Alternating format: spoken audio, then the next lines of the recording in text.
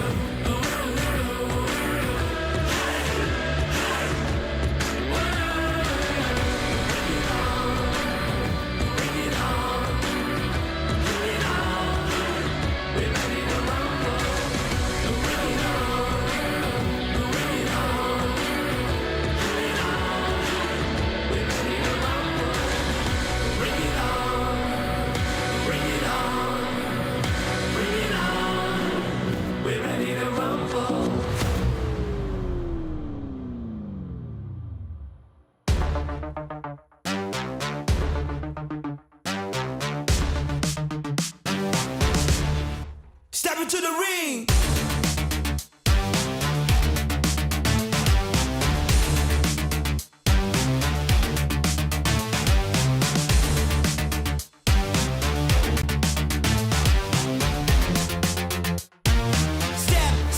Step into the ring.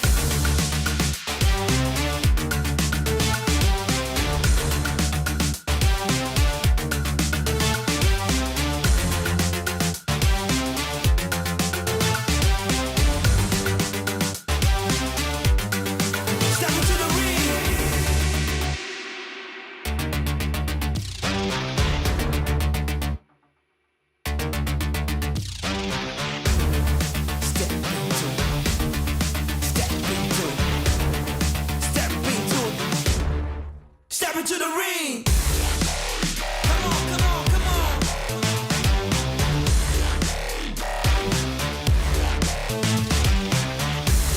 Let's go.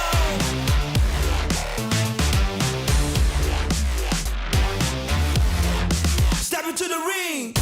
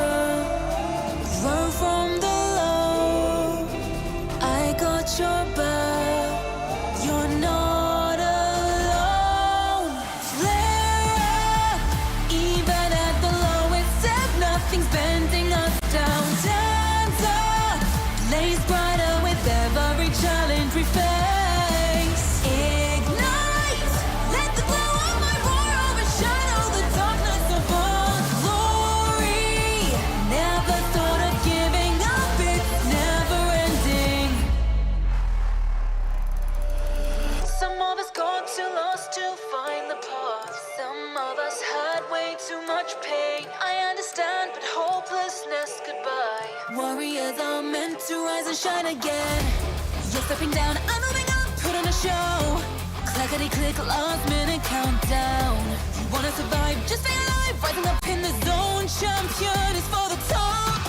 With my crew strong, facing the storm, standing as one, we carry on. Flare up, even at the lowest depth, nothing's bending us down. Stands up, blaze brighter with every challenge we face. Ignite, let the glow of my fire overshadow the darkness of all glory. Never thought of giving up, it's never ending.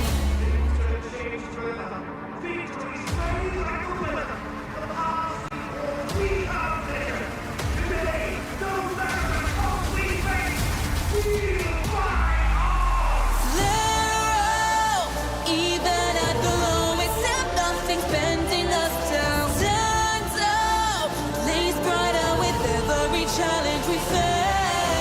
Ignite, let the glow of my fire overshadow the darkness of our glory. Never thought of giving up, it's never ending.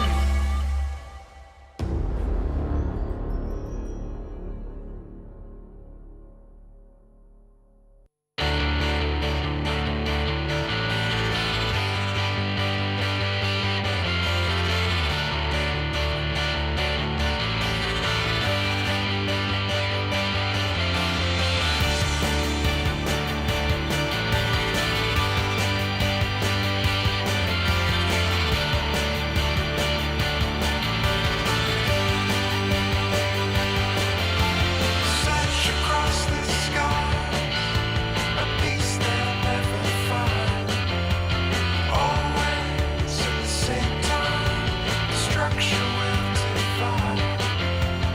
Move the blocks around, any day now. The perfect combination will leap out. Oh, these helicopter rides.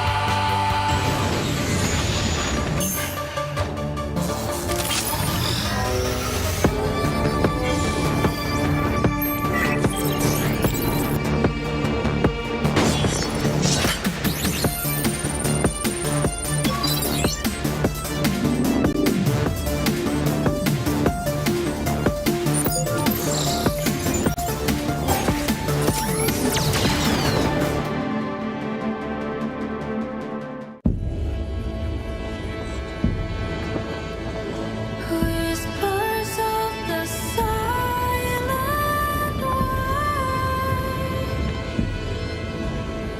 soft as dreams in twilight's storm,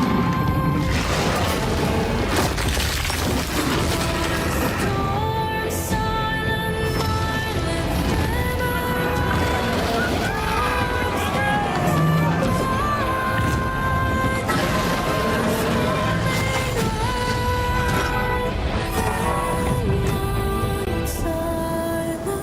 lifted soldiers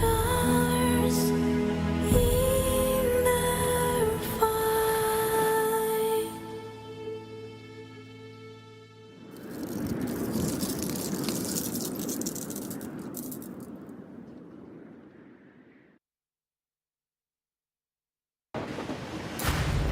Metro Royale Chapter 23 coming soon. We've added new content in this update, as well as improved the controls. Let's check them out.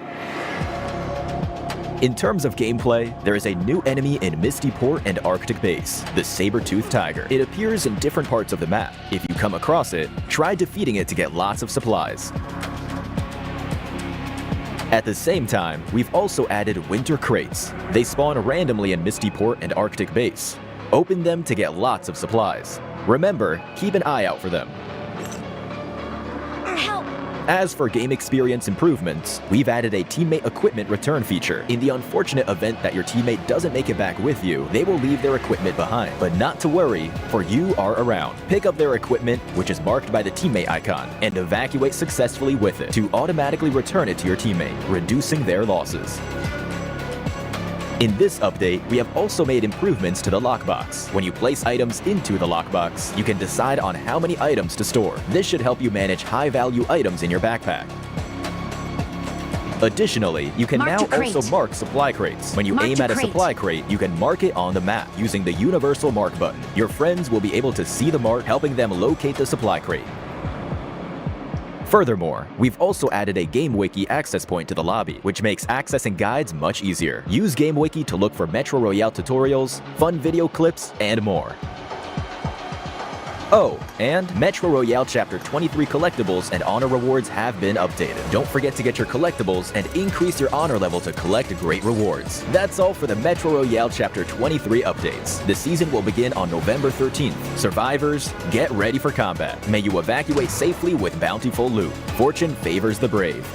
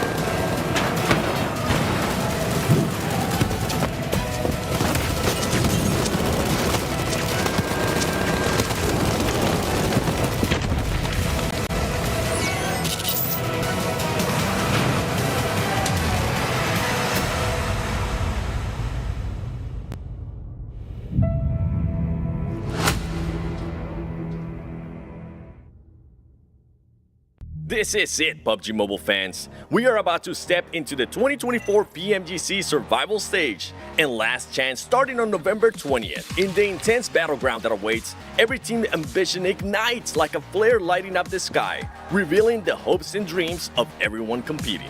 The remaining 8 teams from Group Yellow, Red, and Green will battle in a 3-day survival stage, where each match will test their skill and their resilience. Only the top 16 will rise to the last chance stage, where over 2 fierce days, the 6 strongest teams will secure the ticket to the 2024 PMGC Grand Finals in London. For those who fall short, it's the end of the road, an abrupt descent from the heights they have strived to reach.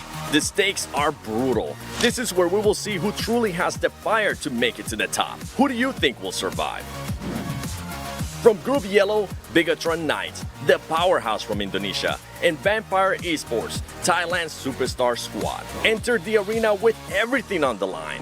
Both teams demonstrated resilience in the group stage. Bigatron Knights, aiming to reclaim past glory, last appeared at the PMGC Grand Finals in 2020. Known for their technical skills, they barely scraped through this time, facing potential elimination in the first 3 days before a clutch chicken dinner on day 4 helped them secure that 11th place and a spot in the survival stage. For them, the journey has been a spark, a flicker now primed to flare into something more. Meanwhile, Vampire Esports ignited fans with 4 chicken dinners and a consistent top 4 finishes, leading Group Yellow in chicken dinners outside of the top 3 teams. Known for disciplined rotations, effective entry strategies, and expert use of throwballs, they're one of Thailand's most respected squads.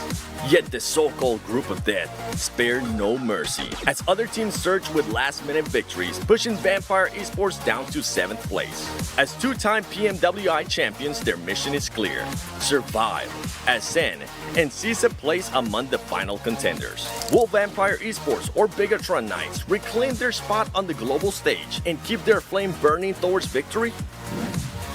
In Group Red, teams fought tooth and nail for a place in survival stage. Pakistan's ASIA began the group stage strong, leading with top 3 placements in the first few days. Known for their powerful attacks, ASIA boasted the highest elimination count in their group, with 117 eliminations, marking them as one of the most aggressive teams to watch. Yet despite their firepower, they were narrowly pushed to 4th place by Enigma Galaxy on the final day, forcing them into survival stage to keep their London dreams alive. ASIA has never advanced to the Grand Finals, so this stage could be history in the making for them. And just ahead of them, IWNRX, the Turkish beast, finished Group Red with only 1 point shy of top 3, claiming 4th place with 171 points against 3rd place finishers Enigma Galaxy with 172. With star player Seawolf dealing over 10,000 damage and achieving 41 eliminations, IWNRX displayed a resilient spirit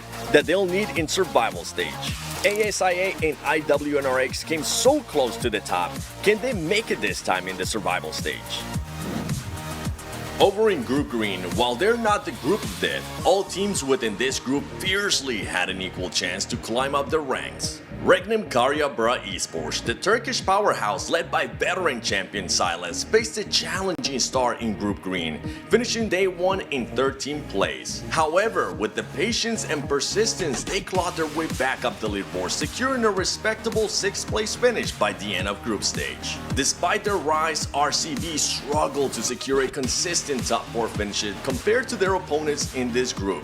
To advance through the survival stage, they will need to bring something extraordinary to the battleground, especially against other teams just as determined to earn their place in the Grand Finals. 4 Miracle Vibes burst into the scene in Group Green with a jaw-dropping performance, setting a record-breaking 22 eliminations in a single match, followed up by a chicken dinner on day 1.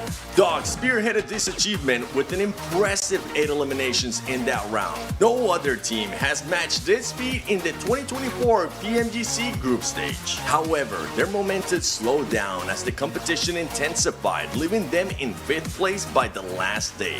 If they hope to conquer the survival stage, 4 Miracle Vibes will need to rediscover their early brilliance and deliver another miracle performance. The pressure is intense. Can RCB and 4MB make it out of the survival stage? The journey to the top is perilous, and as these teams take on survival stage, their ambition, skill, and drive will flare brighter than ever, visible to fans around the world. Tune in to witness every intense moment as each squad fights to make their dreams a reality on November 20th, 10:45 UTC.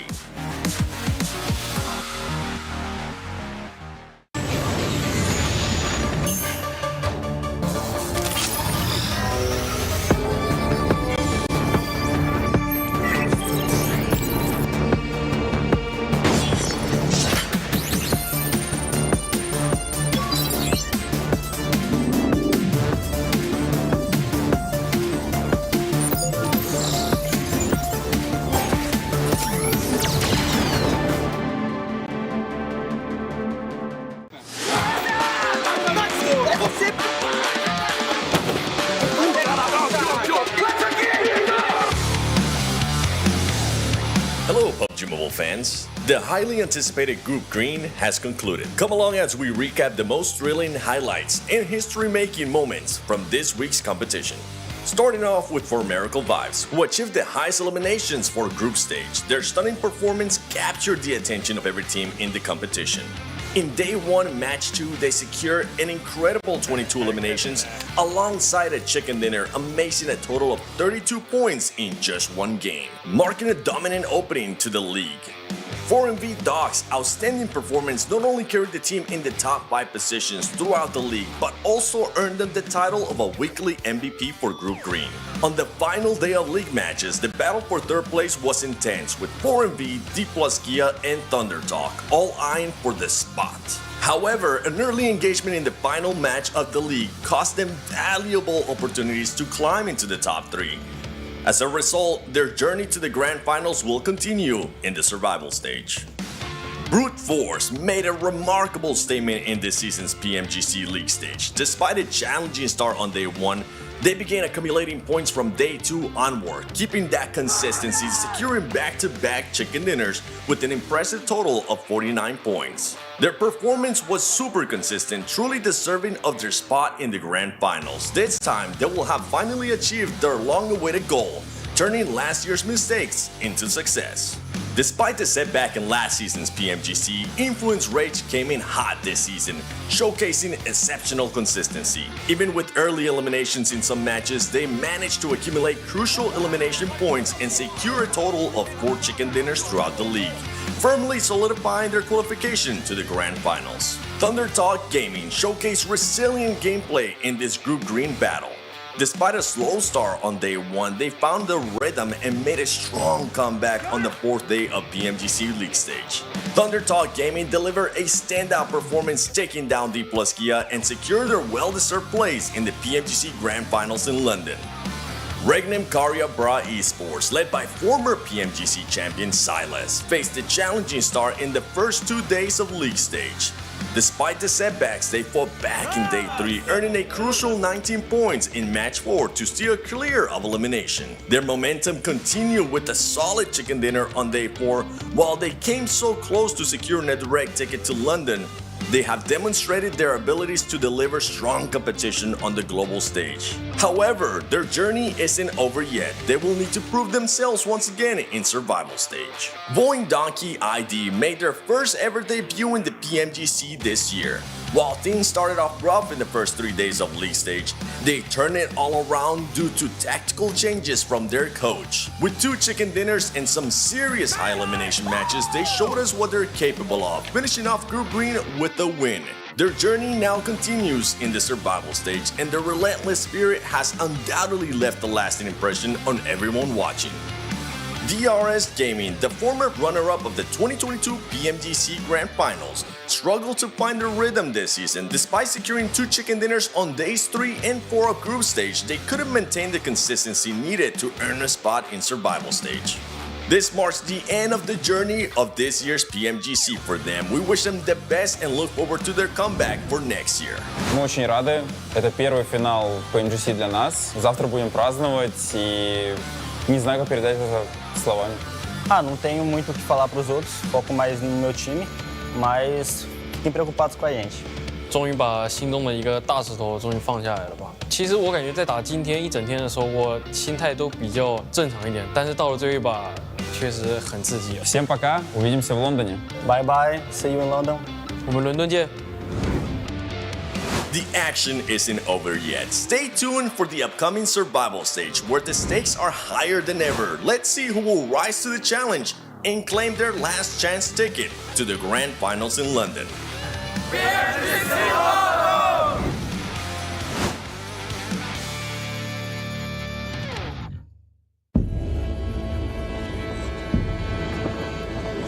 Whispers of the silent night, softest dreams in twilight sky.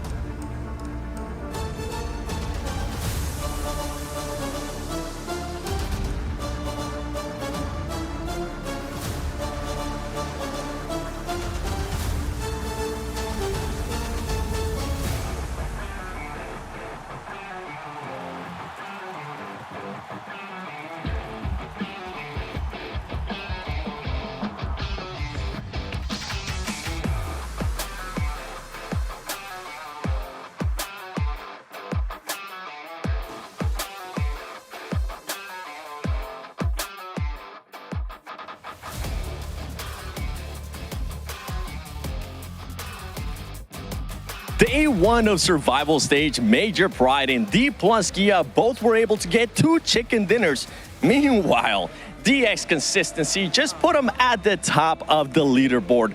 Ladies and gentlemen, welcome back to the 2024 PUBG Mobile Global Championship League stage, live from Kuala Lumpur, Malaysia. Yesterday matches showed us just how fierce the fight can be in survival stage. Today, we'll have teams from Group Green and Group Red battling amongst each other. Will IWNRX and Team Falcons show us why Group Red had such a nail-biting finish? Or will we have some other teams, like Team Kesso and ASI8, possibly surprising us? Let's get started with Day 2 of Survival Stage.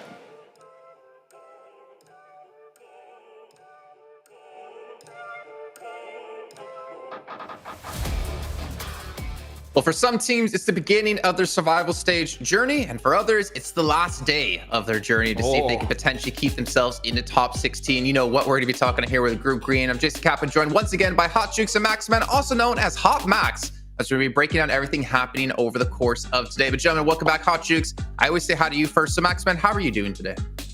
Hello. Oh my, what's going on? No, I'm doing fantastic, Jason. Really excited for the clash of Group Red and Group Green, and see if some teams at the bottom will be able to maybe escape that bad position, because at the bottom it's bad. It's real bad, Jason, for some squads. I'm scared, Hot Jukes, because Max is all about Falcons. I'm all about 4MV, and we're kind of in agreement that if neither of these two teams qualify into the Grand Finals, we might be looking for a new favorite team.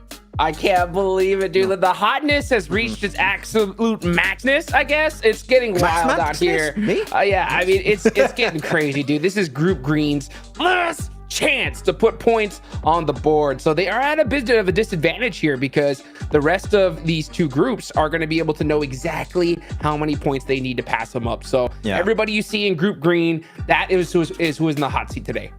I'm telling you, there's one team that's going to come in swinging even more here is going to be IWNRX. And my boys, after not qualifying by what, 1-2 points, they're going to come in swinging, Hot Juke. So you know that Z-Wolf, he's going to take matters in his own hands. Your boy, the man, Z-Wolf, the legend. Man, I'm looking towards some teams like I8 in particular, right? I feel like we've seen a good I8 this year. It's been such a breath of fresh air having Falcon be a standout player. I want to see what they're going to be able to pull off in the course of today, because obviously I think they are going to be potentially one of the weaker teams. But IWNRX, as you mentioned, I mean, Falcons, Max.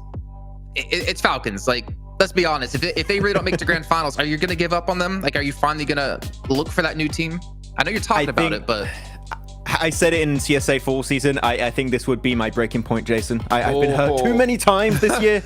I mean, the thing is, I would have jumped onto 4MV, but even 4MV are like, you know, maybe they're not making it. So I don't know, Jason. I'm confused. 2024 is a weird year. It's like Stockholm really syndrome, Hot Jukes. It's like, you know, that you're just being held hostage by this team that you're just such a fan of. You know? But who are you looking at, Hot Jukes, here? I mean, obviously we did mention IWNRX a little bit. Is there any teams in particular that you're really focused on? I'm imagining you're going to be leaning towards those Group Green teams, because this is their last day of play. Yeah, 100%. I mean, that's going to be who I'm keeping my eyes on for sure. I mean, 4MV, they are freaking me out here, because I just don't know what to say about him. I mean, Doc is the star player. I mean, he is, I think, the reason why this team has had so much success, but also a reason why the team's holding back. I mean, it's wild. I think Blank said it during the cast. He said just like, this man is a liability. And that's how I feel about him. I mean, because it's just like so hit or miss. I hope he's able to get things going here. But, you know, obviously another team that I'm honestly looking at, it's going to be Team Liquid. They're right there in that 6th place position. It's not enough for them to be comfortable. 35 points. They need a lot more than that. So I'm really looking to see them kind of go guns blazing. Look, if there's anything that could be happening that's cool today, I've heard rumors going in the background that maybe I8 will not be competing versus 4MV on Military Island. They might be going Saverni on Erangel, Jason, and that's a big double thumbs up from me. I love that. Good job. More of that, please. You know, it's also more of that. I'm curious about who you have on your wallpaper today with the Infinix GT20 Pro with 120 FPS and 144 Hz AMOLED screen. Let's see who's going to be on that screen today, as Maxman forgets his security code. It's my X suit. Oh, nice. The new skin. It's the past X suit, but yeah. And that's the one I play in game, and I'm looking extra cool. I feel like I'm judged by Jason right now, but a little bit. It's a cool skin. You know, I love my skin. Have you had a picture of John yet? No. I am looking for a good one. It's taking me a while. I'm going in the dark web, Jason, to find it. He's photogenic. Come on. You guys at home, make sure you check out PUBG Mobile Esports across all of our social media platforms, Instagram, YouTube, TikTok, Facebook, everything in there. I know John's not happy about this, but John, you got to follow all those channels if you want Max to put his picture or your picture on his phone. And make sure you guys check out a ticket here at PMGC into the Grand Finals, 6th, 8th of December over in London. You can experience the joys of the city, not to mention the joys of seeing your favorite players going head-to-head here to see who can be crowned King of the Year and who'll be able to lift that trophy. Also, you can check out the new update here, Maxman 3.5. You said you got the Dragon down. You had your MG3. The Ice Mayor Frontier is available now, and the Ice Age is calling you. You guys can go and command the frozen battleground with ancient creatures like the Mammoth and Saber-Tooth Tiger. The flames of Icefield rekindle right here, right now. We got to get some games in on this, guys. Yes. I played it yesterday, and we were so close, Jason, to beating it, but Niptura got knocked and got sent out of the cave, and we couldn't beat it for like 5 seconons. So blame Niptura. It's her fault. Hey, well, first of all, I'm surprised she showed up to play. But second of all, I'm surprised you didn't pick her up and slam her down to the ground to finish her off. If hopefully she's here watching. The dragon got there first. And then I imagine like DK's like, you guys are fighting a dragon? He was not even in the cave. He was not there, Jason. Exactly. So was he in the squad or not? I don't know. That seems to be typical style. But let's kind of focus in on what's coming today. All right, some teams to focus. I'll start up with mine. I went with Falcons I8 just because there are 2 teams coming into this. It's kind of like the CSA Hope, though it seems like Major Pride might be the CSA Hope going forward. And then of course 4MV, their last day of play. They did make a roster swap. Arrow has come into the roster here for this day. It's a risky time to do it, but I kind of respect the choice to make it happen here. Jinx.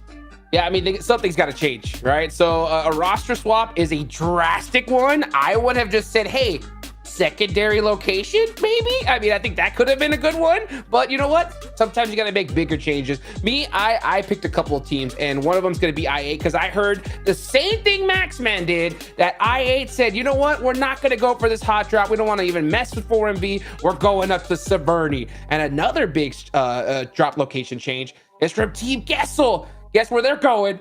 They're headed to Pachiki, baby. That's right. It is wide open for them here. So it's going to be really interesting to see. And Max, you had IWNRX, Regnum Karya, bruh, and I8 as well. Yeah, that's how we call them. Regnum Karya, bruh. Esports. Regnum Karya, bruh, I mentioned it multiple times. I still believe they're one of the most improved team that have shown the most potential as time went forward here in PMGC, currently standing in 4th position very comfortably. And as we said, right, Group Green, this is going to be their last day, Jason. With the 2 wins they got yesterday, I think they can maintain that kind of momentum. I think they're going to be very comfortable going into the last chance. But after that, top 6, it's going to be a rough one. This is going to be a rough day for any team out there, any fan as well. Not to mention rough for 7, who's got to find a player to interview that is about his same height, which is no easy feat. Let's head down to him on the stage. I had to get a quick interview, and I have none other than Top from Team Falcons and Doc from 4MV. Let's start off with you, Top.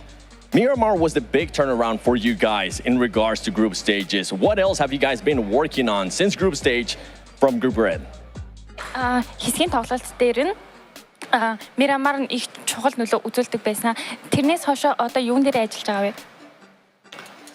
За онлайн группийн тоглолтод ерөнхийдөө яг Miramar дээр оноо авч чадахгүйсэн.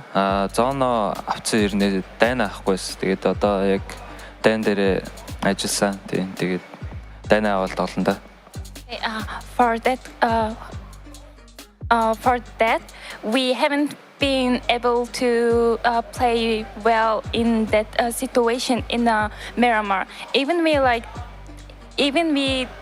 took care of the zone fighting, we now still need to focus on the fighting more like that.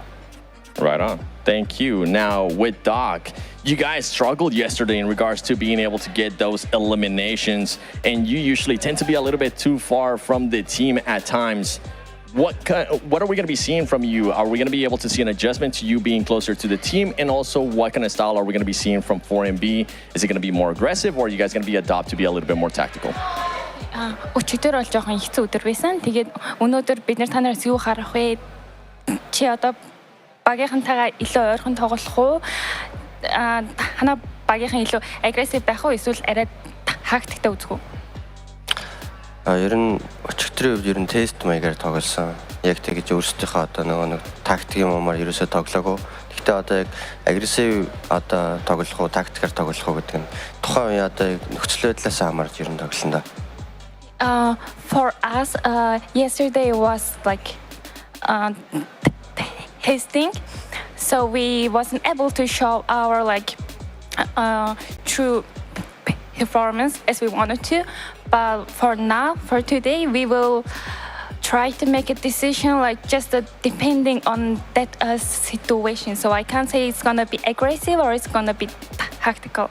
Okay, so a bit more of an adult approach. Thank you so much, Doc. Thanks so much, Top. Back to you guys. Man, it is crazy seeing Top and Doc next to each other. Like it is like the two legends of CSA standing side by side. I would love to see them on a team one day if that's ever possible. But I mean, hearing them, looking at Doc and just the body language, he looks locked in. He looks like ready to pull off another 22 elimination game, to be honest. Like he is ready to put his team on his back and be like, guys, I'm going to drag us into last chance or I'm going to die trying. I mean, my man's been MVP of PMGCs before. Like, we know what this guy can bring to the table, Jason. And I think that you got so many players that have had some team changes to some extent, like Silas too, right, that have achieved greatness in the past and want to get back to those glory days here this time around in PMGC 2024. They want to go to London, win the trophy, go the entire way. But again, we said it right, survival stage, last chance is the group of death. So even teams like maybe 4MV and Falcons, if they falter, if they struggle, they might not be able to make it. So they need to go extra hard today to get those points on board, Jason. Jukes, not to like heavily focus on 4MV, but I think for me in particular, it's kind of, I'm not trying to throw this out into the ether to potentially make it happen, but in my head, if they don't make it to the Grand Finals, this could be the last time we see this iteration of 4MV together. Now, this isn't based off any rumors, but in my head, I'm like, there's got to be some changes. Like, to not make it to PMGC when you've won both seasons of CSA, that's, I think it'd be unacceptable in their eyes. I mean, I would normally like be contrarian to that opinion, but especially considering that they're doing a roster swap mid like major part of this tournament, then absolutely, yeah, like I could totally see that happening. So I mean, 4MV, they need to make some magic happen, and it's going to be so difficult considering that they're going up against a different lobby, so they're having basically no warm-up in this. Every single zone is going to shooting range, but who cares, dude? Why did that player from Voin Donkey have nails on his thumbs? That's the only question I have. What was that? Wait, you don't have nails on your thumbs? No. You have no nails on your thumbs? I've only seen one other pro player do that at a tournament, and that was like a long time ago. I need answers. It's just to highlight how anti-scratching the screen is of the Infinix GT20 Pro. No, cannot be scratched. It is too powerful. Okay, like diamonds. Yes. I just wonder if he's using it like an anchor or something to kind of help him control recoil. I want answers. If Seven, if you're listening, give us answers, please. I must know. Just gonna say, Max, diamonds are like the new meta sharpest object in existence on Earth. Yeah. So if the Infinix GT20 Pro can sustain that, that's impressive. I'm just saying. Yeah. I mean, like the screen is made of diamond, but yeah, sure. Yeah. Oh, got shine bright like a diamond. We know what pressure can do. It turns you into diamonds. But you know what? We have Sanhok coming up. GT20 Pro. Yeah, we do have Sanhok coming up here. D+, they won it yesterday. They got themselves 12 eliminations as well. Part of the reason they ended up getting up to second place in our overall leaderboards, which I don't believe we checked in on at the top of the show. So right now, D Xavier sitting in first, going to be sitting out. D+ going to be the current leader at the moment, with RCB currently hot on their heels at 50 points with a 7-point difference. But it's time to head into the first match for Group Red and the start to the end here for Group Green as we drop in onto Sanhok with John, Allen, and Blake. Only 6 more matches to play for Group Green, and now we will take them around for Sanhok for the last time that they will see over the course of their 2 days of gameplay. Match 7, it's all starting to kick off. The plane path actually cutting quite north here on our first Sanhok of the day, our only Sanhok of the day, in fact. The beginning of the end for Group Green. Goodness me. They get a little bit dicey. Some of these teams do need to put up a bit more of a performance today to get themselves in towards that top 16. Always difficult being in Group Green, considering that you do have to kind of eyeball it. Let's put it that way. You gotta eyeball your scorings.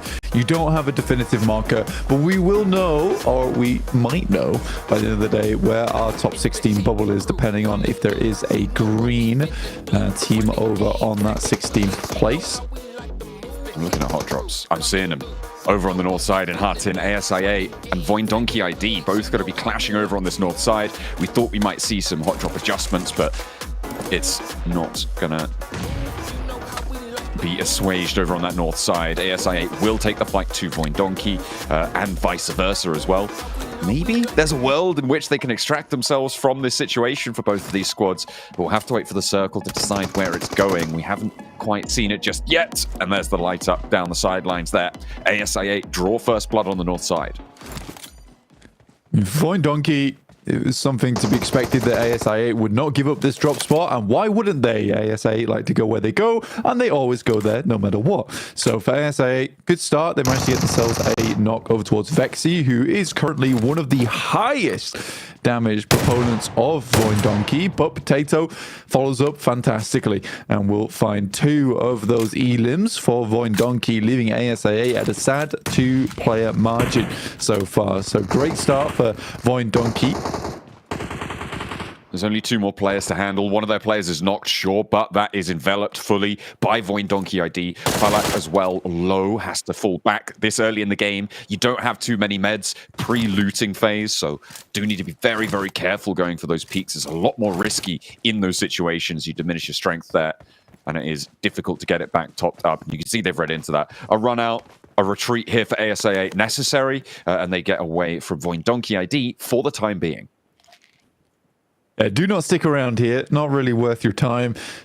Settle themselves all the way over towards the eastern side of Hatin. This is a very nice building to play. It actually has a lot of sight lines looking out towards the rest of Hatin here, so Uzum will be able to hold that angle nicely. Falak will be heading out, potentially looking for a vehicle here to regroup with his buddy SIA, but already I think this game is somewhat done by SIA off the back of that hot drop. I honestly...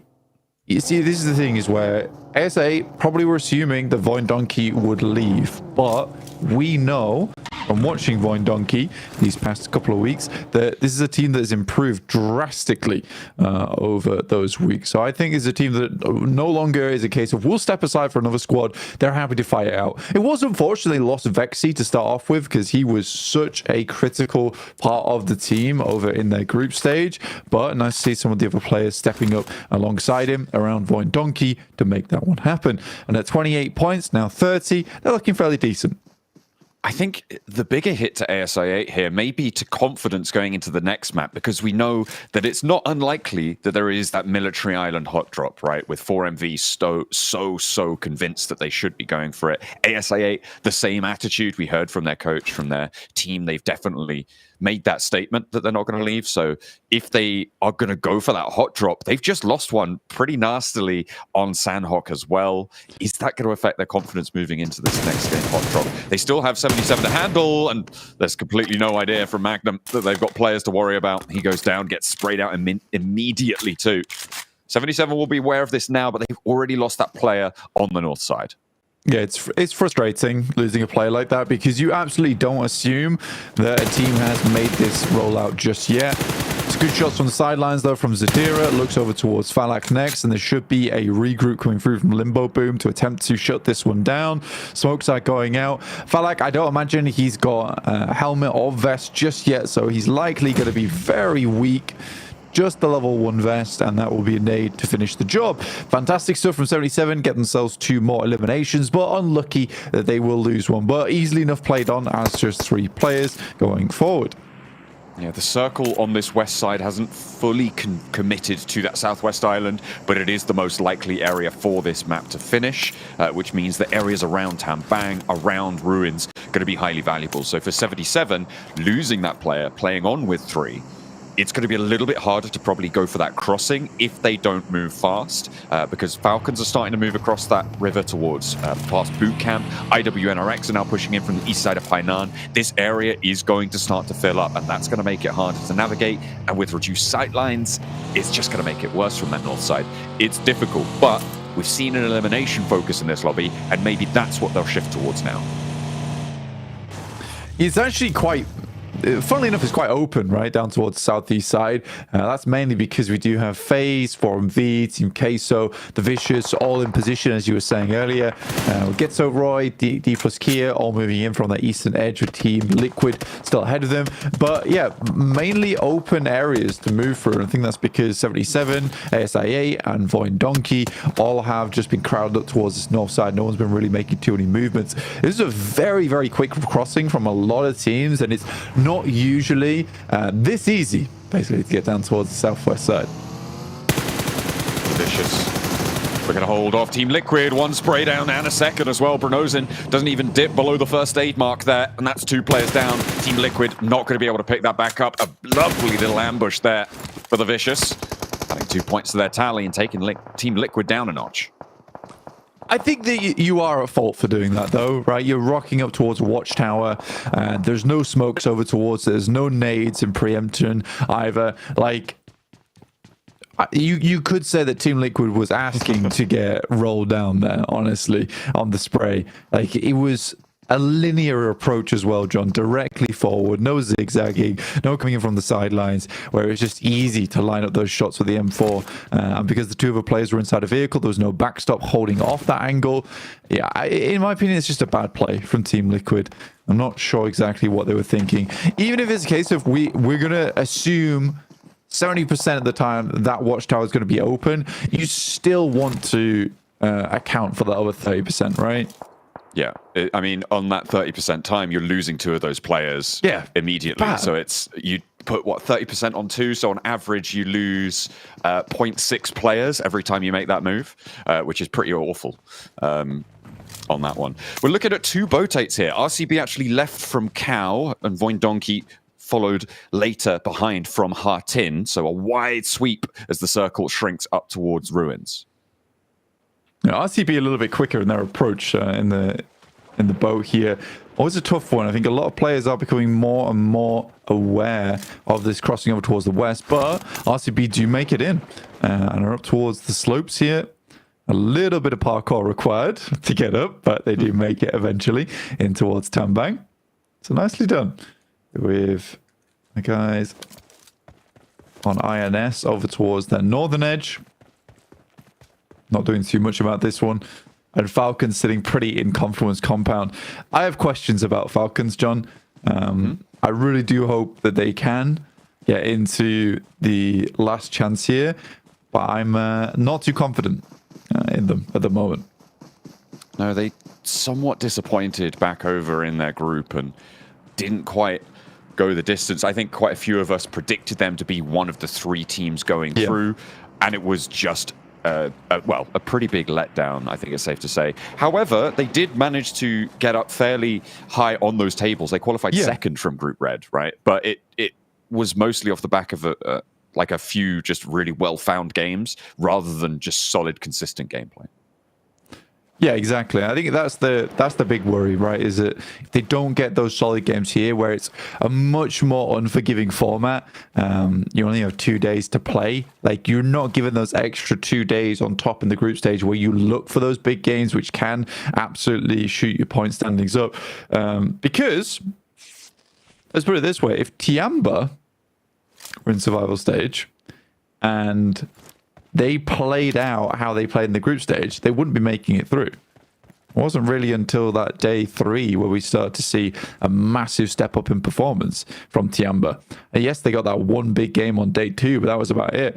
So it's always a struggle. When you look at it that way, a team that did so damn well in their group, being at survival stage, getting completely knocked out because of just the amount of days you have to play. Yeah, it's not a great position to be in. Void Donkey, down. I think 77 had eyes onto this very early on. It was a really good scout out coming through from Limbo Boom on the north side of the Northwest Island. They took shots over towards the boat. They all had to jump out. They started swimming.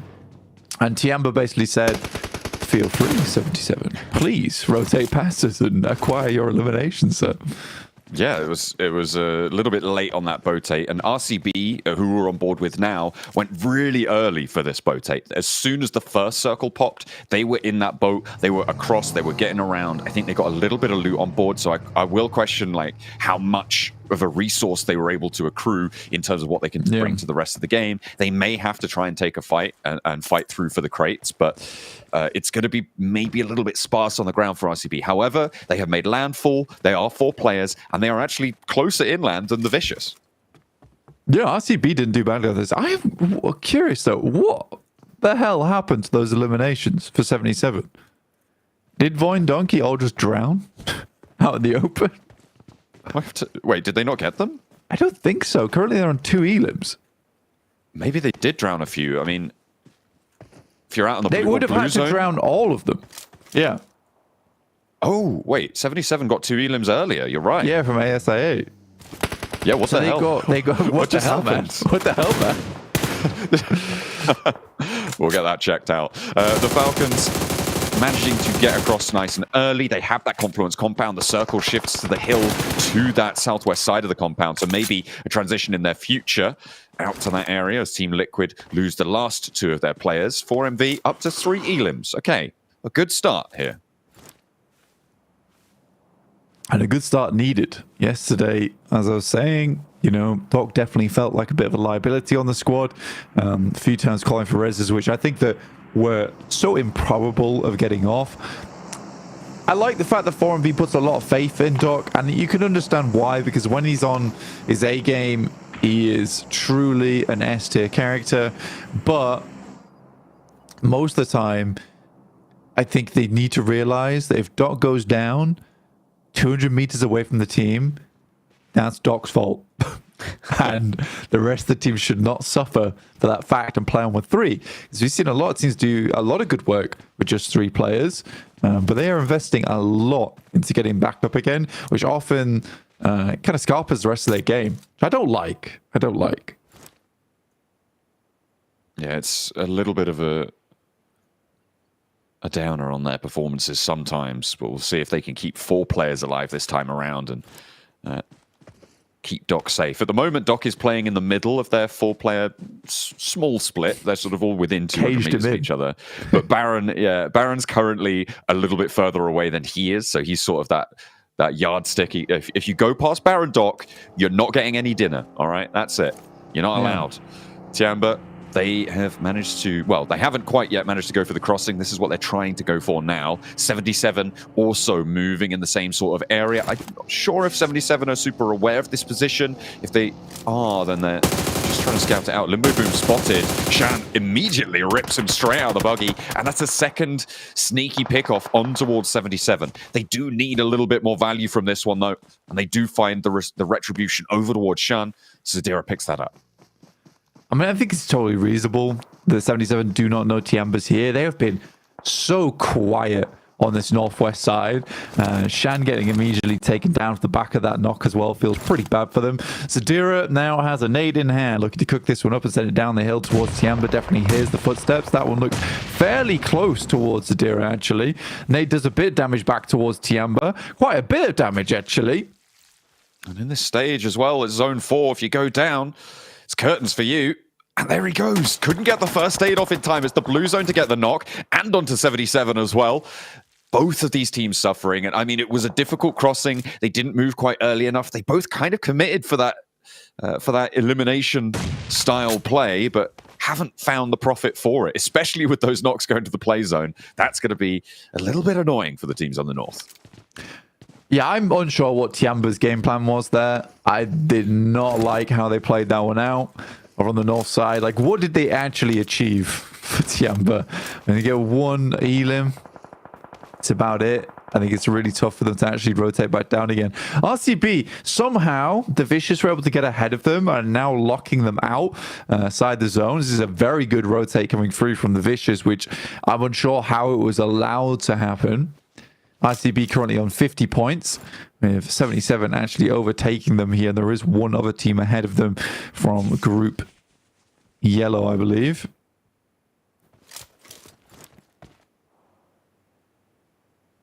Trying to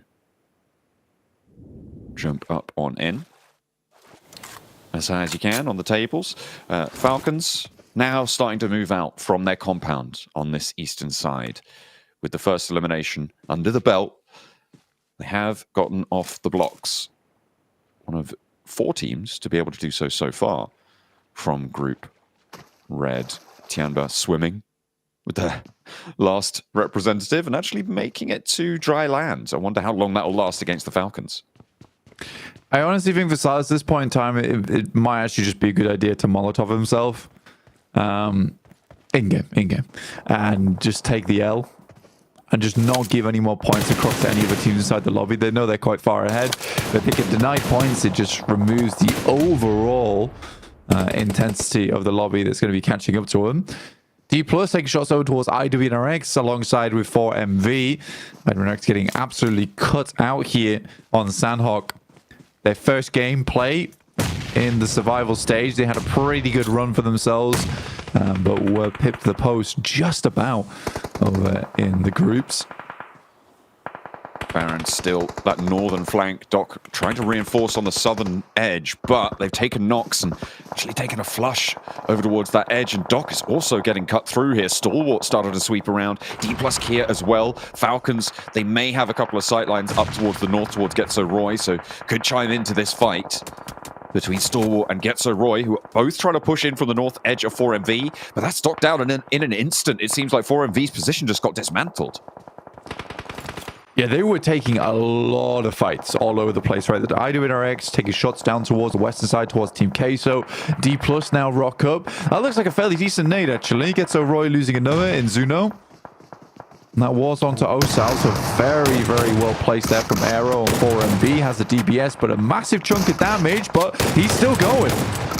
Nolbu with the shotgun around the edge, can't quite connect, has to go for the weapon swap a second. Hop out for MV. Have they got the warrior they need? They're going to lose him on the inside, but there is an off angle. Baron is still in action, not in position to try and help out just now, though. Needs to keep his head down. Doc is down on the off angle, and D plus Kia now on a rescue mission. Stalwart in the meantime, popping over towards Getso Roy, who have managed to stay up as 4 this entire time blank. They've had a knock on the off angle, but Stalwart get out their way. The blue zone's putting pressure on, and they may not be able to get back up to 4, but keeping 3 players alive on this southeast edge may be the best result that any team is going to be able to find. Oh, very, very nice nades coming over the top from Falcons. They know that if they even get just a knock here, it doesn't matter if they don't confirm it. The blue zone will do that for them. Incilio taking a knock there from Action. Seems pretty crazy to me, considering Incilio is right now just in ruins, just chilling. The Vicious, though, likely the best position right now to pick themselves up a chicken dinner. They're down towards that southwest side. They've got so much open space. So many teams opted to come in through from the east that it has just become a bit of a bloodbath on that side of things. Falcons rock over towards Incilio's position after getting that initial knock and might be able to work ruins off the back of this. Fabian in the blue zone. Doesn't look like he wants to move. Just waiting for someone to peek him.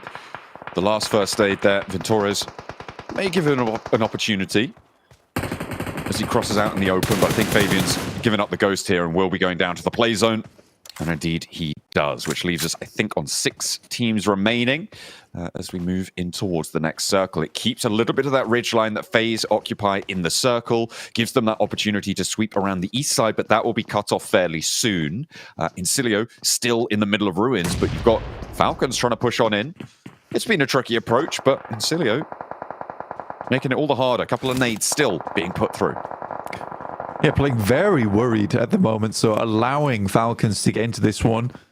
Information passed back from the knocked member of Falcons, and at least East is able to get back up on his feet. Fash, and she looking for something. Nade goes through, doesn't find any sort of damage. And Westron will finish off. At least one of the players there. It's mainly just information gained here coming through from the nades on the Falcons. Action with the nades from the low ground there. Only 2 players, but the Falcons in, and Incilio looking a bit reluctant to take that fight. They may just be able to outlast a lot of the rest of the lobby here. Team Queso looking to flex out. They were on that south side for a while, Blank, and they pinpointed FaZe as a weak point, they think, on the circle. Push them back behind the ridge, but a lovely nade from Mela on the off angle opens up towards Team Queso's approach, and a crossfire established. Mela pivotal in this hold for FaZe, and there is nothing that Team Queso seemingly can do. Immediately turning around, sending their last player away as far as they can get. FaZe keep going with 3. Yeah, we know how good Mela is. He is a real pub stomper of a player, and right now doing exactly that. versus Team K. So good jump up from the Vicious, up to 6 eliminations now as David looks to see himself over towards the top side. If he was on the other side of the rock there, that would have been curtains for him. Well, a decent nade over the top there coming through from FaZe, but it is now a 3v4 for them. And Sidio's down to 1. Being trimmed down to 1. Yeah, absolutely. And the Falcons as 2 have handled the 3 of Incilio on the inside. So Falcons, 9 elims, 2 players alive. Blank, this is the game that they needed to revitalize themselves, their reputation, and maybe once more, the desk can be their fans. Yeah, really, really good play there. Not easy to make that rotate, by the way, into Ruins from where they were placed. The fact they get 1 knockoff and just like, look, we have to send it. We're most likely going to go down here. We've got to do something. FaZe, you find a shot over towards Action, but it's instantly passed back there. They attempted to cross. What a dangerous crossing from the FaZe. I'm not sure how I felt about that one. And Mela is also similarly curious to how that one panned out. The Vicious, whilst they have the numbers advantage, Blank, they're in a pretty tricky spot. Yeah. It's going to push them off this high ground. It goes over towards open ground. It's just that pillar that sits in the middle of it, a little bit of rock to hide behind. There's really not much to try and work with. The Falcons have the inside angle. If they spot this roll down, if they get some value out of it, that would be huge. But not getting that knock there could be crucial. It's because they don't have enough angles to work with right now. That's the real difficulty. No nades either. East knows he needs to find a little bit more. Maybe get a nade over towards the top here. Ooh, Bruno's in. Love it. I don't like this angle from Bruno's in. It's so easily found as well. Now they can start to work the problem up front. Nade being primed here from Falcons.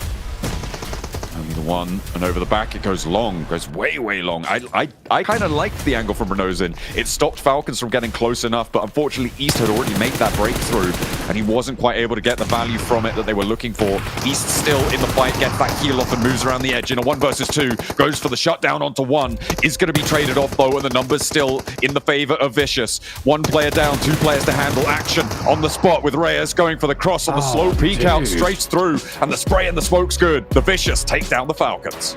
Oh man, that felt like such a free spray from Action. Whoever threw that initial smoke to cut off Action's position though was a real genius on the squad of the Vicious. That made it so problematic, and Action was unsure whether to hold back or move up with East. And I think if he played it with East, it might have been a very different story, but a really good game from Falcons nonetheless. The Vicious have a very calm game, and I don't think the Falcons are too unhappy with that one, considering how much they were able to get done and from where they were playing. All right, Max, calm down, calm down, calm down. I don't need to hear any screams about Falcons pulling off a massive match here. Not to mention already surpassing teams like Vampire. The Vicious close things out here, excuse me, in the first match of the day. But honestly, even though they won that game, my eyes were just glued on Falcons with that Ruins play they pulled off. Yeah, I was really surprised at some point this game, Jason, because they sent it wide east after leaving Trifecta, and there was what, like 4, 5 teams fighting to the east, Jason? It was an insane amount of teams, and they're like, you know what? Let's just go for the easier route and push into Ruins, which can be risky at times to go for Ruins objects. I mean, playing Ruins as many times as we have, it is tough to move into it. But they cleared all of Ruins versus Incilio 2v3 East and Action together. DBS, S12K all day, every day. And it's just what they needed to make sure they could get at least to that podium finish. Dude, you can just tell Falcons are just ready to go here. They're firing on all cylinders. Duo versus squad. Action and East were destroying everybody. I think I saw them with, what was it, 10 eliminations between the 2 of them? Just beautifully, beautifully done. Of course, you gotta give some love to the Vicious, though. For the Vicious to be able to win this game to start things off, that's definitely gonna be a lot of weight off their shoulders. You can see the hype the second they won that one. And still, I will be honest, it was a little close for comfort there. I mean, we could have possibly definitely seen Falcons win that. Oh, 100%. I mean, Action, he had I believe it was a smoke he threw down that he could kind of cover off one angle towards the left-hand side so he could focus on the direction that East was actually pushing. I could be wrong, but that was my assumption from that.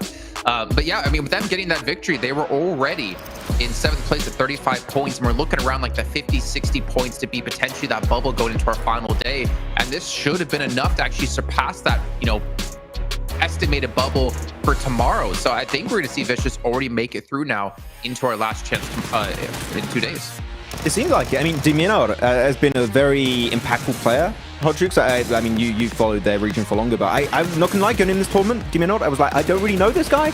I'm really excited to see how he's going to potentially perform. He's exceeded my expectations by a significant margin. Like, he is popping off in these matches, and especially the way they sweep some of the remaining Eastern teams was the correct approach in this game. You're going to see some of the highlights. A lot of the teams are fighting. They're down to a solo, down to a duo. They know pushing in Ruins when teams still have the high ground advantage is going to be a bit of a tough call. We just got to go clearing all those Eastern teams to then have that high ground possible position and then get the intel. That was the best play they could ever pull off in that match in that kind of scenario. Yeah, I mean, they were just chilling on that west side for such a hot minute towards the end, and they just had full sight lines on everybody. Great game for them. And, you know, they've always been that team that's just like that sneaky squad in my eyes, right? Because it's just like a team that not a ton of people are really paying attention to. They're not studying inside and out. And then all of a sudden you just look and they're in third place, you know, like just like that. So Vicious, definitely a team to contend with. And it's a squad that people got to keep a closer eye on here, because if you're not paying attention to these guys, they might just take your trophy away from you. Yeah, and I think Vicious kind of need to be careful, because when we saw them playing in Group Green, this was a team who was like sitting top 4 for quite a long time, like at least 4th place. And then they slowly started to slip, and eventually they became the bubble for their group. So for them, having a strong start is good, but closing out being strong is the most important part in my eyes. As we do see 20 points added to their tallies, that should put them around the 55-point mark. But Falcons, I mean, 17 points. If you're a Falcons fanboy out there, that's a good sign of life in the team. And, you know, Papa Top, he obviously has been posting about that he's about to have a kid very soon. This is one way to make your kid proud, and one way to, you know, help financially with the kids if you can get yourself into the Grand Finals. I'm good to school because my dad won PMGC. That's why. But I'm getting them name brand diapers. That's how you do it. But looking at the bottom of the rankings here, a clash that we have to talk about here, Haldruk, it has to be, you know, the Voin i8 clash. We knew that was a possible drop, and yet, even though they had scrims and they were testing it out, they both committed to still dropping in Hattin, Haldruk. Like, I don't see the worth in that, but yet they committed to it. It's very odd to me. Yeah, and it's tougher. I think it's because i8 had so much success in Sanhok dropping there. You know, they won 2 of the Sanhoks when they were doing their group stage, and I understand it, but at the same time, like, we just talked about it so many times, just how bad hot drops are, especially at this kind of stage when you only have 2 days to go.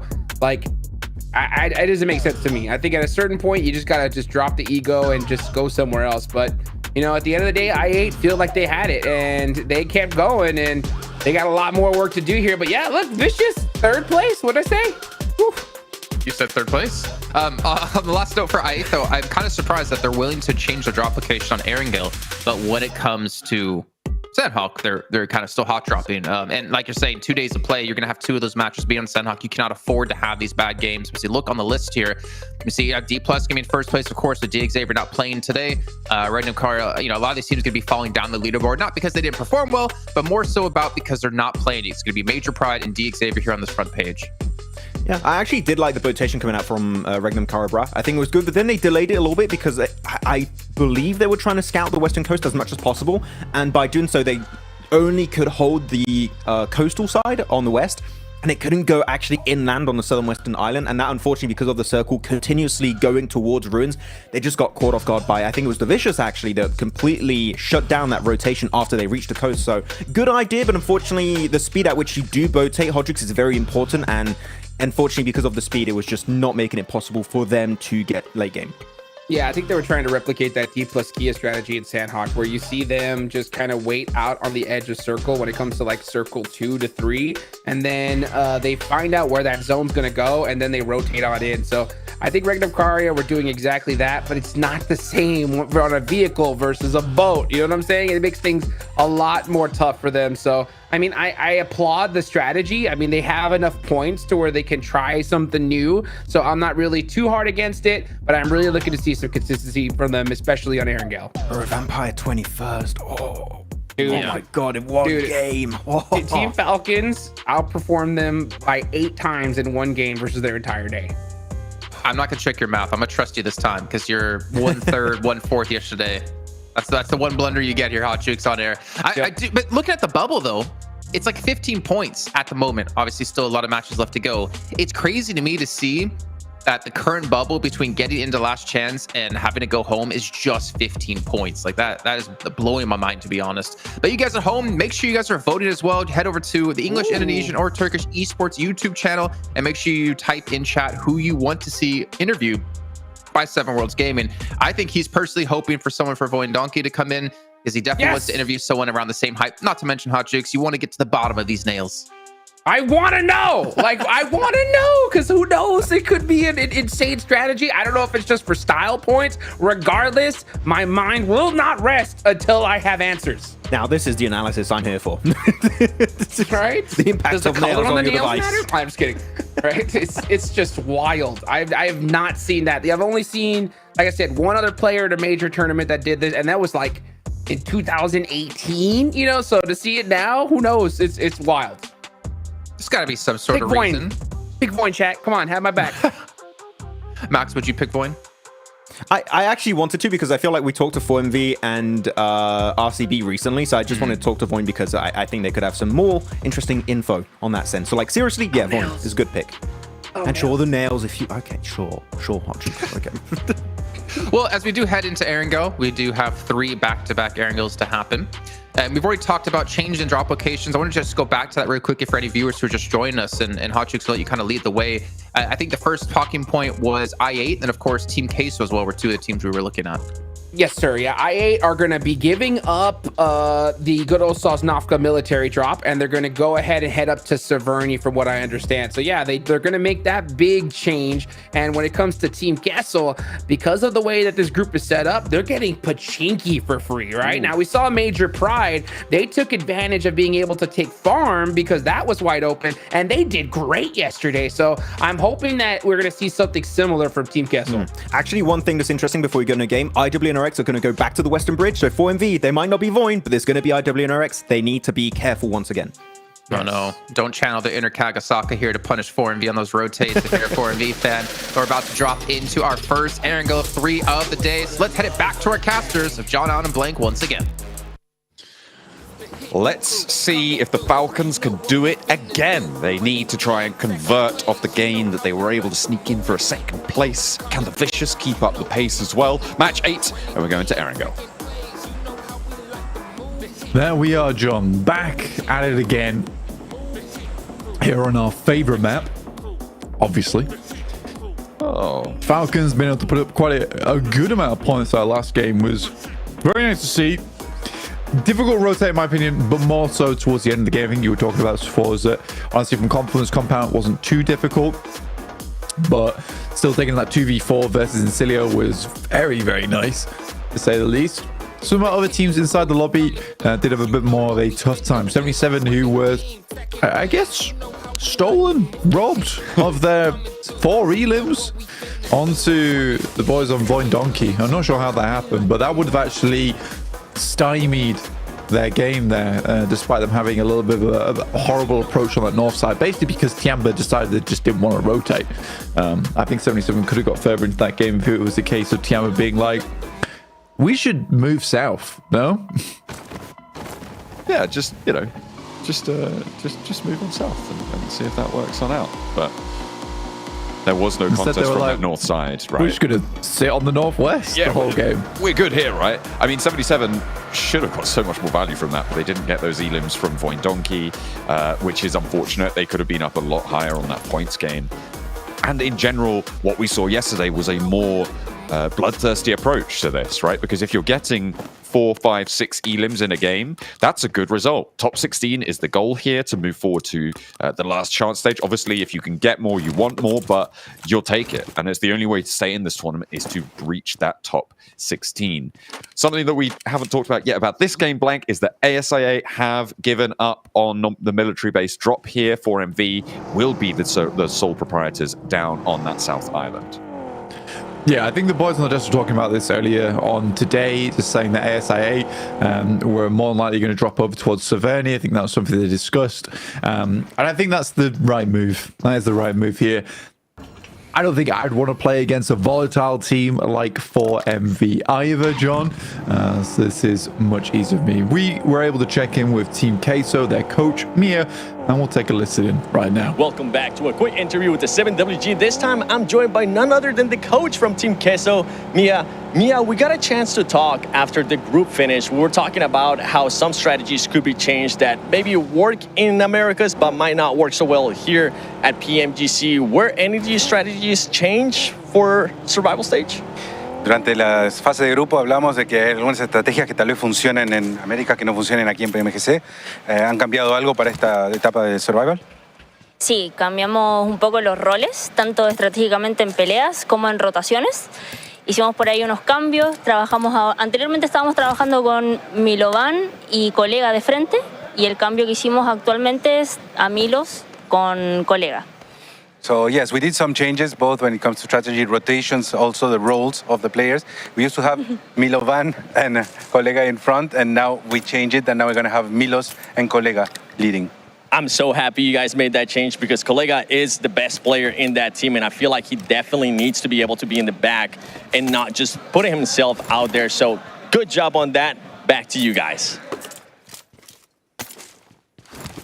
Changing up a little bit of their positioning, rotating players on out. It's good to see that they are at least certainly trying to adapt to this lobby. They got 4 points out of that last match blank, and that's what I was saying before as well. If you can get 4, 5, 6 elims on a game, that's a good result. Joe, can we just... Have we been saying Colgo? Yeah, it's Colego. Oh, no. Or Goat, you know. A little bit of a... I'm going to call him Collega.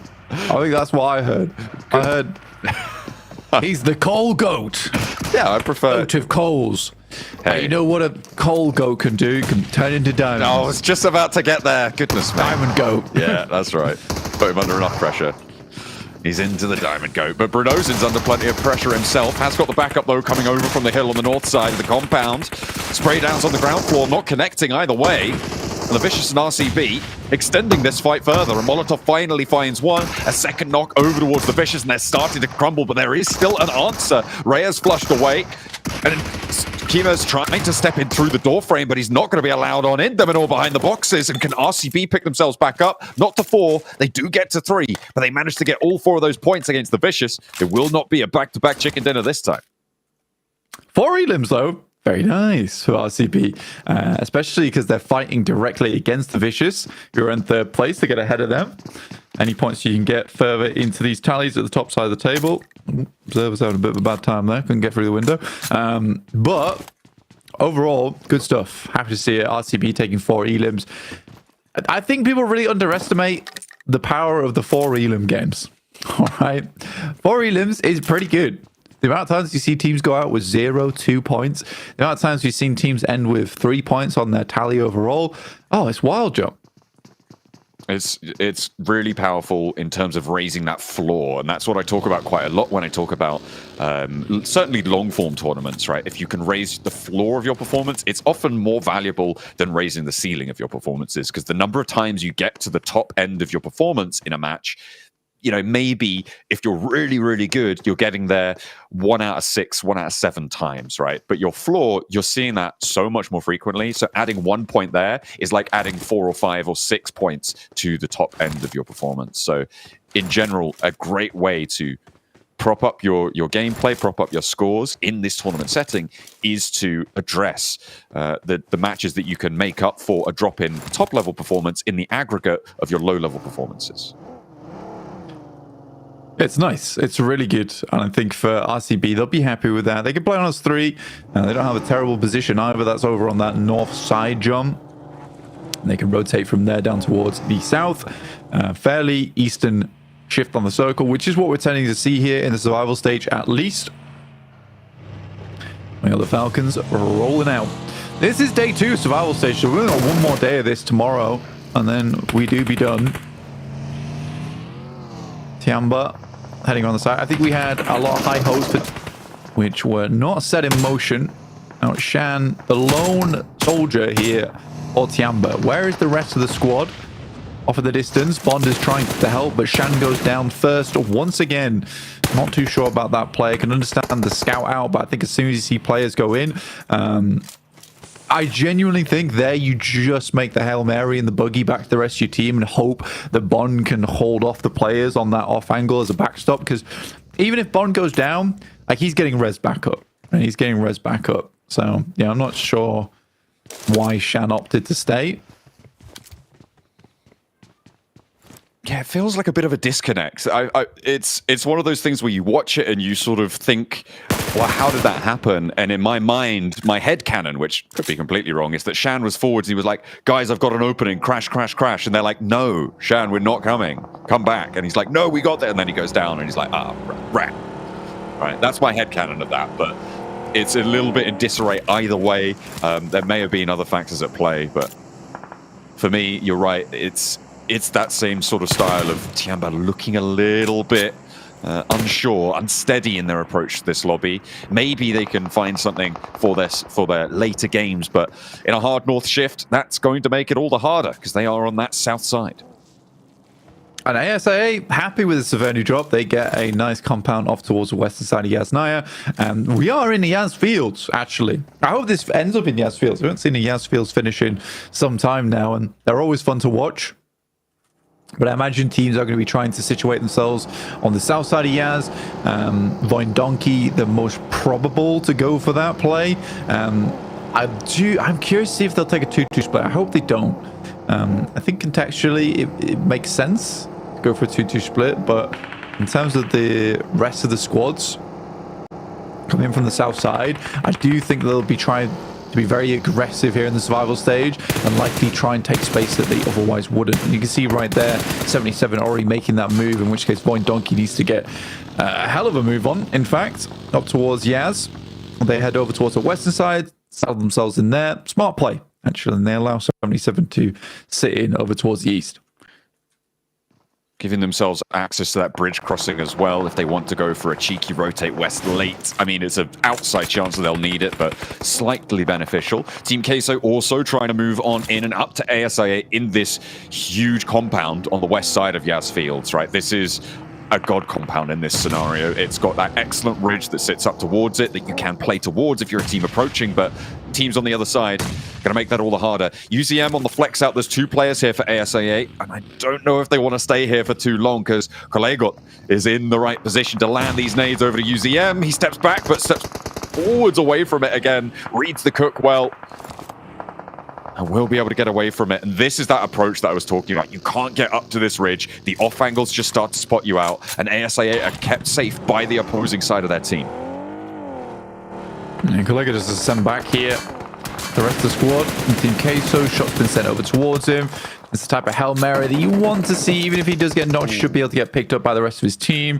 That's what you need to see happen. But some great shots from Vexy on the Mini 14 there over towards him. We'll finish him off. ASA find nothing off the back of that one. Great shots from Vexy. That's all the way in the north side of Yaz, actually. Nice spray down on the cross there, Vexy. Still going. All right. Okay, I see you there, Vexy. How? Landing those shots, plinking away here at Team Queso. ASIA also seem to have read the playbook from Shifu from yesterday's match. They are going for the aura hold, the roll around the outside, making sure that your presence is felt in every single compound nearby, not just in the spot that you hold as well. Can ASIA bring that same threatening presence to the Yas Fields as we saw over on that mansion area? Puppy Potro in a bad position right now.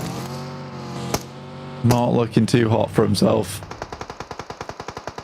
They do have Vex. He actually did a huge amount of work from South Yaz, though.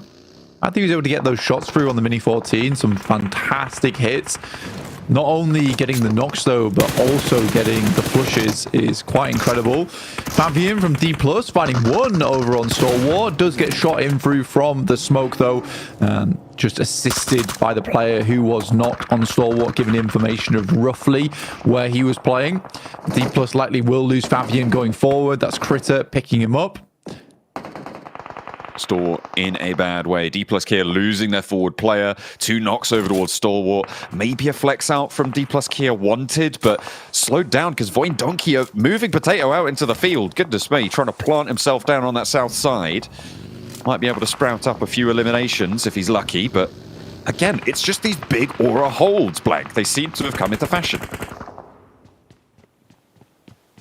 Stalwart.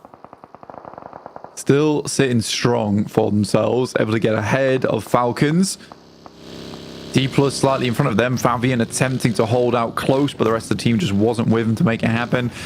I don't think they're leaving Sanchia behind. I think they have just left one player to try and pick him up. Again, Vexy with that Mini 14 doing absolute work. PID have transitioned out with the south side of the field. Octoguri looking to try and keep Stalwart going on this one. A fearsome competitor so far over the course of yesterday's games, able to do a lot of damage. Critter under threat here, the nade pouring on into the door. Magnum trying to find a heal and a nade cook as well. Octoguri does take a little bit of a damage, and Shifu tries to approach, but there's that off angle coming on through. Fearless keeping his teammate safe, but unfortunately there's one on the inside, and the nade from Magnum sneaks in through the window. Shifu finds the flush, and now it's up to Fearless. A 1v1 on the corner, and Magnum wins it out. No bother. I mean, for the circle going over towards that western side, I somewhat understand why they sent out. They wanted a better position, but I think you need to have a little bit more presence there. And Shifu, instead of heading in towards the building immediately alongside with Magnum and just trying to clear out that single player or to sit on the outside, I think in those situations, you just take the 2v1. You don't want to be sat out on the outer edges where you can get shots taken at you. It's far more dangerous there with the amount of sight lines that are still in play. I think it would have been way safer to take a 2v1. Ooh, yeah. Nice. Can't go back. First, actually. Can't go back. Try to crash back up to South Yaz and gets clipped out by the drop down from Reefer. So nice little maneuver there. Fancy feat for 4MV. Yeah, they're looking a lot better today. I'll tell you that right now. The circle does move away from the Yaz fields, and Voin Donkey ID very happy with the fact that they made this rotation down towards the south side. It's a little bit out the way, but better than being in South Yaz at this point. Smart rotate, had a good time. Cilio, Fash will take down Onzens, but I do believe that FaZe is fairly safe here, although RCB have the high ground in front of them. Nade on in, not going to connect, but they just keep that suppression going. These two teams next door neighbors right now, and not unlikely that you see a crash from a team like ASI8, like Getso Roy, maybe even 4MV on towards this RCB position if they try and find their way on through there. Likely that both of these two teams will have to move, that they're quite close to the edge of this stage 4 circle. So we'll have to conclude this engagement at some point or other. But for now, they can stay at arm's distance. Falcons dropping down towards the southeast. He's taking a lot of shot, actually. I'll have to back it off a little bit. This is the most ideal of positions, but I think they're just trying to get some kind of knot going through and be able to push a little bit further in. But Tiamba right now have good control over their position, off of the distance. Tempo on the long-range trade back into Action's favor there and forces the high ground angle to be bumped back a little bit for Tianba. Icy flexing out to that southwest side of their current position towards IWNRX, who for now have been fairly quiet, Blank, but the compound that they hold on that south edge, a really strong spot for them. We'll see if they can start to move off the starting blocks, because they weren't able to get any points out of the last match that we saw in Sanhok. A difficult rotation from the southeast side stopped them dead in their tracks. This time around, they want to try and put 2 games up on the board in 1. There we go, Sal. To hold off versus 4MV. In comes the rest of the squad. They are lacking Fabian. Nobu rolls through, tries to get a knock with the vehicle itself. Long nade, but really not much found. Nobu just trying to pass this information back through for the rest of the squad. That one would have been on target towards Aero if he'd not moved in that small amount of time between the nades. Just trading back and forth. How many nades do you want to invest here? Seems a couple more. Nolbu moving forwards, pinging it out as the nades cook, and over the top they go. D+ Kier will be able to target these fairly well. They'll have that idea, but the off angle 4MV have sidled on over to the sidelines for D+ Kier. The flex out comes through for the last player of Team K, so Papi Potro gets close and up in towards Team Liquid's grill, but that might not go the way he expects. Does go down out in the open. A bad time for Team K, so that readjustment not working out this game. Yeah, another one where it just goes poorly. Nades are flying over the top, a little bit short though, and this res should come through. That one's a little bit longer. There's a fair amount of damage, and they have the information on now though. But the real question is, how many more nades do the boys on 4MV have in the back pocket?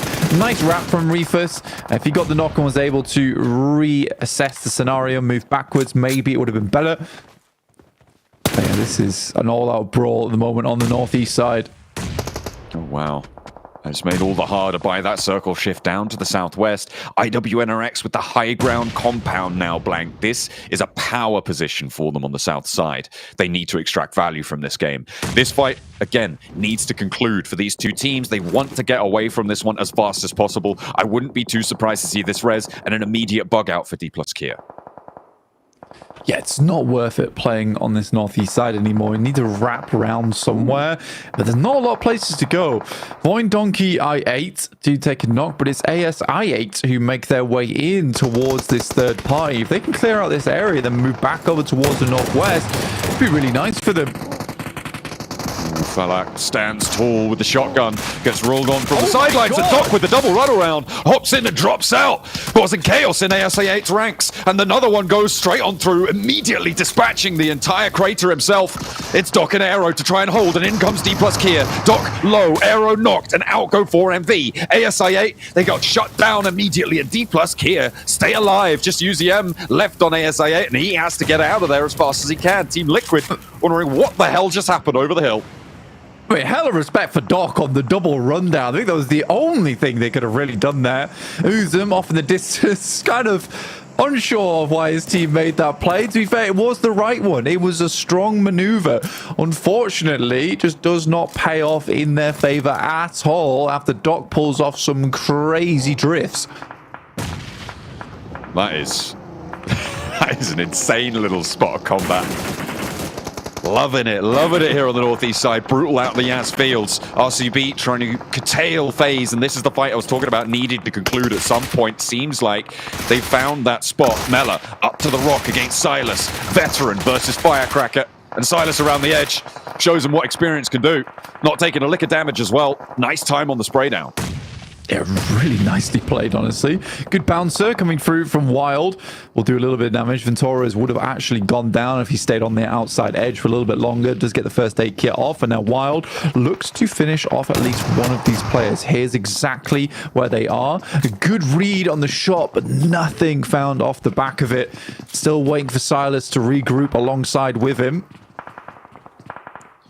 Two players left for RCB. Silas, I mean, he's somewhat further forwards than Wild is, and I think he's saying, you know what, Wild, you just try and win that 1v2. Good luck, Godspeed. We'll see you later in the circle if you make it. Blue zone pushed in. There's the nade up to the top. Silas more concerned about Team Liquid's maneuvers now. Hits the deck, 7 nades in pocket. Has to drop to the ground, keep that low profile. Maybe nades over to the compound going to be more threatening, but Silas steps up with a Bison. Looks for Cardozin and clips him down. Team Liquid, though, find the Molotov on the burn. Silas needs to be careful. The roll-up from FaZe happens, finally keeping RCB down. But they get 6 elims, and it is a good game for them to put them safer and safer towards that last chance stage. Ventoras with the nades over towards Team Liquid. They've been in the way for so long, but finally, maybe shunted aside. Yeah, honestly, Silas is so resilient and scary even as a solo player. It's so funny. Voin Donkey ID. What a game from them so far. Very good control, good rotates, get themselves in a central position considering they were in South Yaz. They really took advantage of this game and weren't happy just to sit around and do nothing off the back of it. In comes Incilio over towards FaZe. Big ol' swing around, and Mormon goes down first. Ventura second, and Cilio here to play. 3 eliminations and a sweep out from that northwest side compound. They've left their backstop there as well in Redlick, which means they have the avenue to retreat back over there should they deem it necessary. Access that west side of the road. Could potentially be very, very valuable, but it's Voin Donkey ID to look for a late game here in a central position. Either way, for FaZe, off the back of 2 games, getting 18 points, this is a really good result so far for them. I think they should be very proud of themselves off the back of these two. Tiamba QZ looking for those shots out off into the distance. IWNRX though starting to pop off a little bit over tokens. They've been very quiet on the south side, but they have a lot of control still to work with. Shifting over towards that northwest side, they can even take down Getso Roy and claim a little bit of space for themselves on the map. Getso Roy under a lot of pressure here. The smoke's really the only thing that's keeping them safe, but IWNRX are going to have to move in under 2 minutes now. The spray downs from the off angle might clip Getso Roy just a little bit, and it's actually Incilio to find Porsche. On the off angle there, Zedwolf. Gonna try and take some oversight, but you can hear the motors running. IWNRX know they have to go for the rollout sooner rather than later. Duque trying to hold the angle, doesn't find Kine, and they step up for it. Frozen finds that final shot, and that is Getso Roy's forward position done for. There's only one more player left for them to stand, and Kai is off in the distance over towards Incilio. You can see him just in the background there. Swain gets the roll forwards, and IWNRX once more have a foothold here, looking to pick up both of these 2 points. Yeah, one of these points is not their own in Porsche, but the double roll down coming through from Swain will pick up some more of those points for them. That should sit them on 6, but only up to 5 now. Gets always still off in the distance. That's Tiamba taking a lot of shots as Voindonki continue to seek out more numbers on the tally of the game. They know they've got a strong position. Now to start to extract some value from this one. Some resources they can start to work forward with. 33 points yesterday wasn't amazing, but this is their last day to put up those points. So they need several good games. Donkey ID trying to hold off Tiamba. And only one player to handle. It's going to be more than enough firepower to do it. 5 teams now remain blank. 6 elims up for Voin Donkey ID. IWNRX with 5. I think these 2 teams right now counterposed on either side of the road. The Incilio position, I really like that flex out, right? They had so much info on the west side. They knew they could leave one player, flex out third party, and fold back without losing control of this western side. They've read this circle very, very well. And I was looking at them as a team that was one of my most improved from their group. I'm happy to see that they are still playing smart here into the survival stage. Yeah, they definitely haven't done badly. And I think that when you look at Incilio, it is some of those rotations, some of their positioning on the map that did assist them a lot of times. The team fight still wasn't fantastic, but in terms of positioning, in terms of those off angles they're able to pull through, that certainly does keep them in the running. Swain, incredibly low there. Gets very close to at least one of them. But there's a shot from the side coming through from Razor. Able to find an off angle against Incilio. That's a really big opening. Voin Donkey ID able to confirm on that elim as well. Put themselves now at 7 as 4 teams remain. The last player from Getso Roy does go down. That actually... Oh, wait. Hang on a minute. No, they're still in. Who went down there? That was Magnum from 77. The rollout. Carr steps up. Looks for the spray down. They know his position now. Swain under pressure. Zedwolf on the backline's not taking shots just yet. Carr hits the deck once more.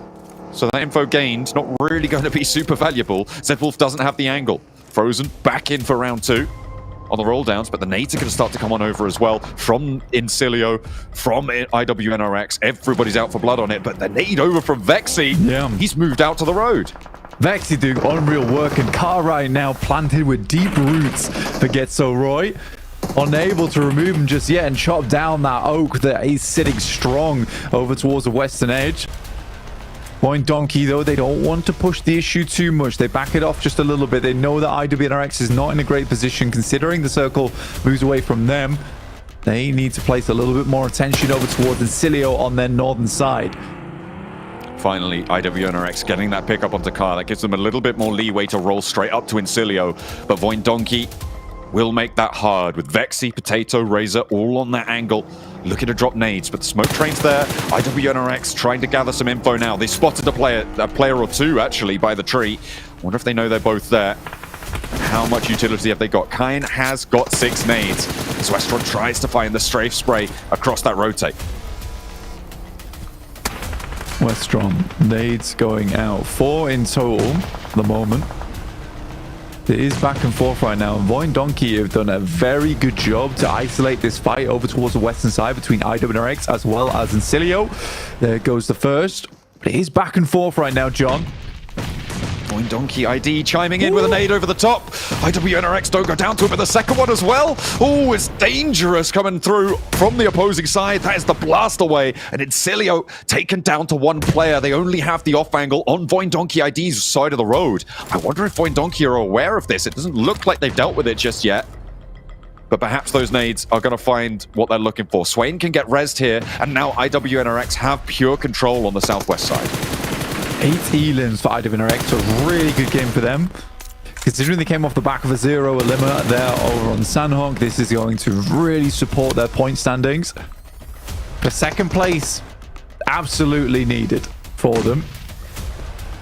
They'd be very unhappy with a third if Incilio lives out longer than them. That's why they're sending nades over towards his way so much. They know his position. He has to be behind this tree. I think there's only one nade on the side of IWNRX, so it better be a good one. Oh, they send it over, go short of the tree. I mean, Donkey ID have a vested interest in keeping that position alive. It suppresses IWNRX so much. It stops them from getting up to the roadside and taking shots, being more concerned about their side of the road. They can just wait this one out a little bit longer. They are slightly closer to the middle, and IWNRX have to go up that long hillside towards them. Swain looking to push out now. There is a nade in the hand of STM. With a side swipe should do the trick, I imagine, from Swain as he zigzags up towards the hovercraft. Oh, okay. There's a pick, a knock. Donkey ID, an opening now for them to move over the top of the road. Swain goes down again. Frozen looking to move forward to protect, but I don't think they're going to look for this res. I think they're just going to try and play against as 3. But they have got that little crate, that little bit of cover to try and play around. No more nades. The smokes are running dry. Donkey ID, they let the opportunity pass and allow Swain to get rezzed. It's not great. Kine's been holding a really good angle for them over on the eastern edge, preventing Donkey from making a wild rotate. They are playing very passive. Both teams fairly equal in eliminations, 8 to 9 here, but a chicken dinner either side would sit themselves very happy. It would push Donkey ID up towards a 50-point margin off the back of this game, John. That would definitely feel good to put that up in an early game. A roll across the road from Zeta. I've got to call that completely wild and maybe a misplay. Maybe they didn't have too many more opportunities. They're trying to bait those peaks out and get the trades from the far side of the road, but the damage is just not there for Donkey ID and IWNRX, all too happy to put 4 more on the tally. Take that chicken dinner down. That's 13 elims, 10 points, a 23-pointer. They come out the gate swinging off a 0-point Sanhok into the top spot. Yeah, you got to get a comeback coming off the back of that one. I mean, for IWNRX, they are a very, very good team. Sometimes it takes them a little while to get rolling, but it's nice to see them do it here on game 2. So important for both them as well as Donkey ID. Oh man, Hot Jukes, if they won, maybe we'd get the answer to the nails that you were searching for this entire time. But the answer we got was IWNRX. Turkey is still here to play as Frozen, Swain, and Co. able to get themselves a much-needed victory to give them a little bit of buffer here to stay out of that bottom 8. Yeah, maybe the nail is the reason why he couldn't let off the gas pedal on that one with that buggy push. That was pretty wild to see there. But IWNRX getting a chicken dinner off the rip. I mean, this is a team that we all expected to perform like really, really well. I was shocked to even see them, relegated down to this stage. But look at the way that they held this terrain, Max. I mean, we were kind of talking in the back line. I think Voin played this way too passive. I think they were trying to let the blue zone do all the work for them. But once they got those knocks earlier on, they should have just sent it, at least in my opinion. I would say IWNRX understood the main issue for them was 3TN, but the moment 3TN knocked one of the players of IWNRX, Hodges, I think that's the moment you're referring to, we should have seen Voin like, oh, we're crossing, we're sending it right now, we are taking this 4v3 fight, Zeta getting the car, 2 players push over the road. That would have been, I think, their one best opportunity to snatch away that chicken dinner from the claws of IWNRX, because we were seeing the ridge line, right, Hodges? The way it was centering on top of the road, purely in terms of terrain advantage, it was going in favor of IWNRX with that ridge. They could abuse it with third-person perspective, but unfortunately, as you said, Voin a little bit too slow, and that did cost them the win at the end. Yeah. Well, I mean, Glad cost they got them some the points, win, though. but at the end of the day, they're still looking pretty healthy to get them through into last chance. But I think the main focus is on we need to see teams. But yeah, getting into last chance is great and all, but it goes from 16 down to 6 from there on if you want to get to the grand finals. So we need to see teams just really get every single point they possibly can, and really, I'd say, kind of figure out and fix up some play. But one team I did want to talk about that you kind of mentioned, we were watching Max Falcons. You were talking about like the push. You were saying, in your opinion, was a little bit too late onto IWNRX.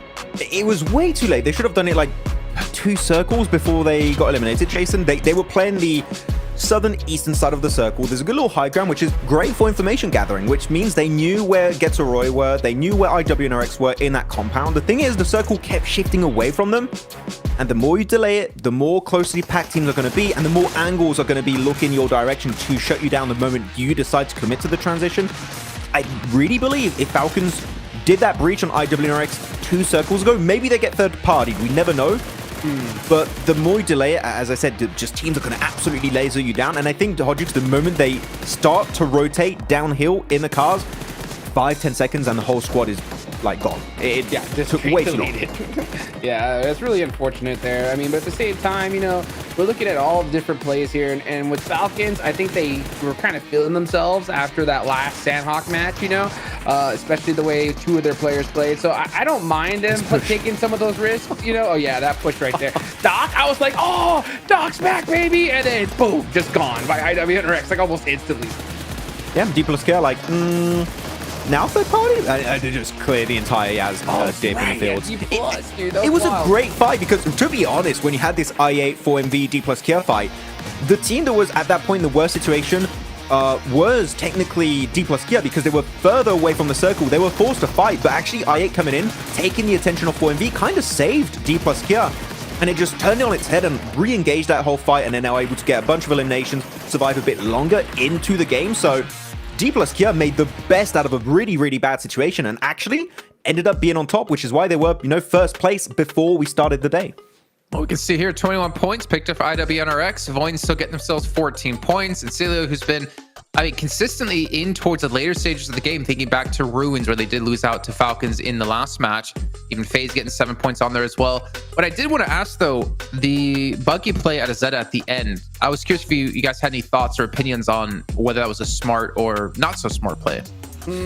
I mean, I think it was okay when one of the players was knocked from IWNRX, you know, because then at that point you just overwhelm them with your numbers advantage. But I mean, the fact that he decided to do it when they were completely like all set up and ready, I mean, it was such a coin toss play, right? I mean, you're hoping you kind of get that run over and open things up for your team, but I mean, there's so many better ways I think you could do that, Max, especially considering, you know, like the stakes of this. So, I mean, I appreciate it, but it was pretty wild. I don't know if I appreciate it because I think the idea maybe behind the buggy play was a good idea. My intention behind it, I thought, was that they were going to send the buggy like over, try and take some of the attention away from the rest of the team on Voin, and then they would cross, but they all stayed on their side of the road while Zeta just sent it with the buggy, and that confused me a bit. I thought they would really capitalize on the attention shifting away from the rest of the team to make that cross, but they just stayed idle. And as we saw, the fact that they also eliminated 3TN and still had so many nades made that hold for IWNRX just so much easier.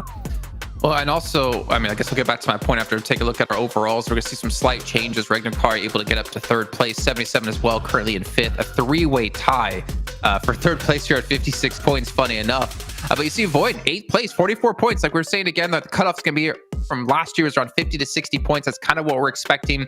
With the pace that they're currently going at, it looks like they're going to be relatively safe. Not to mention D Xavier, Major Pride. I mean, they're not even participating today because they'll be coming up tomorrow for Group Yellow. We're starting to be able to lock in some teams here, gentlemen, and I'm not sure, you know, where you'd put the kind of cutoff of teams at the moment. I put it around that mark. I think about 55 points, you should be feeling pretty chill at this point, because I mean, we're going to look at the next page, and that's where all of our attentions are going to be at, guys, because again, it is bottom 8 that are going to be out of here, right? So FaZe are just right there on that cusp, but they just started today, so that's not too bad, right? The real eyes are going to be on that group green right now. I'm trying to look at the leaderboards here. There are some names from Group Green that I am a little bit worried about. I'm not worried about Void Donkey after that last game. That's pretty good. But my question is, 4MV stalwart? Yeah, 4MV, dude. I think 4MV is a team that really need to get it going here, especially on Erangel today. Yep, stalwart too. Like they are all kind of in a really, really tough spot right now. They need to make sure they can wrap up the day properly because, I mean, yeah, otherwise reaching that 50-point barrier to make it to the last chances is not 100% secured. But as we head on even lower in the rankings, of course, a lot of the teams here are going to be teams that started today for their group for the very first time in survival stage. But Vampire are tied for last place. And man, if they're watching, I'm sure they're watching the broadcast right now, Jason, their moral must be at like rock bottom. They knew this was going to happen though, right? Like after that day, they were like, we need to go we're toast. Nuts tomorrow. Yeah. I mean, I know, was it Sertani? He, posted on Instagram yesterday, just with the text basically saying shattered after their performance. And I wanted to say what the song name was, but I won't do that actually. And I told him like bounce back tomorrow. And all he gave me was like, ha ha ha, such a really bad day. And I feel like they've been in situations like this before. It's obviously, I think, a big hit to the morale, as you're saying, Max, of like having only 3 points on a day where you need to just be top 16 to get into last chance. It's going to be tough, but I think for Vampire, we'll see the true grit of the team. We'll see what they're really about if they come back tomorrow and really bounce back and show, no, we're here, we're deserving to be, and we're going to get into last chance and potentially the grand finals.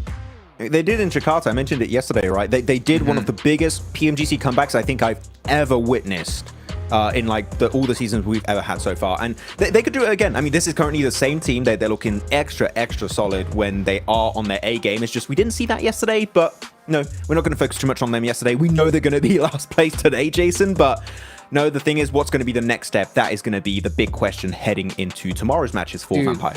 I'm actually kind of excited because, like, let's be real. Like, if they were to make it, like, even just past that 8th place, I don't care if they're just, like, right there at that cutoff. If they make it, it will be, like, probably one of the biggest comebacks we've ever seen in PUBG Mobile Esports. Am I wrong?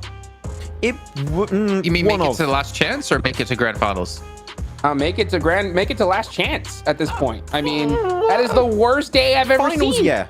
But last chance, I would say no. But if they make it to finals after their performance yesterday, yeah, definitely one of the biggest like comebacks to qualify for the grand finals itself, for sure. It's just, just really trying to put it into the Vampire arc here, really trying to like build us up like, oh, we're down, oh, we're looking horrible. And then boom, tomorrow they show up, massive play, they get to grand finals, they win PMGC, the first ever title by a Thailand team. No, that'd be cool to see, to be honest, because there's obviously been a lot of criticisms around Vampire, and if they can do well or win events that are outside invitationals, which obviously PMGC, this is the most stacked global championship that we've had ever. But I feel like that's something we're going to be repeating quite often. But if I can quickly bounce it back to the game, Max, man, I wanted to bring this topic up before, and you were talking about when we head into, I think it was around stage 7, we had Voin push themselves in towards the zone where they inevitably did play from, up against IWNRX. But Vexy, you were talking about being in a really pivotal position for preventing any team from rotating and kind of like backstabbing them. He was very important to make sure the team at least got to second place, Jason. So he was very important because he was playing a bit more southern compared to the rest of the team, even being willing to not play in the circle, just to make 100% sure IWNRX did not have the option to cross the road and snatch away the position of Voin before fighting versus Incilio. Like, Vexy, I think, locked in the opportunity for them to go for second place, even maybe get the win if the circle was a little bit nicer to them. So Vexy, great plays, and because of that, it actually forced all of IWNRX to seek another option, and that option was to fight Incilio, which gave them an easy second place to Voin because they didn't have to fight for that engagement. They didn't have to fight for that position. So yeah, Vexy, I think, or whoever was calling the shots for Vexy to be there, had a great understanding of their weakness in that kind of terrain and make sure they had it 100% locked down.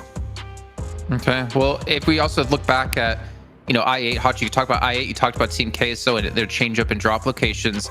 How do you feel like those kind of netted the play overall? And obviously those two teams didn't make it later into the game. I feel like maybe for I8, that's probably one of the biggest moves. Then again, playing for the extremities isn't too unfamiliar for a team like them who normally would drop in military. Yeah, I mean, I think the unfortunate thing for both these squads is they played so early in the group stage that they've had a lot of time off. You know what I'm saying? And they're coming into this pretty dang cold. So they got to start heating things up pretty quickly because, I mean, we're already 2 matches down here. Team Castle, only a handful of points so far. So they're definitely not performing the way they are. I mean, as far as rotations go, they're not too out of the ordinary. I'm not seeing, like, Team Castle really drag when it comes to, like, their Pachinki drop. but right now they're just losing pretty easy fights. So I think once they kind of get those fingers warmed up, I'll give them a pass for these first 2 games. But going forward, I mean, it's got to be pedal to the metal. Okay. Yeah. I mean, actually, they kind of did that this game. Looking at Team Kesso, not only their drop in Pachinki, but also the way they're rotated.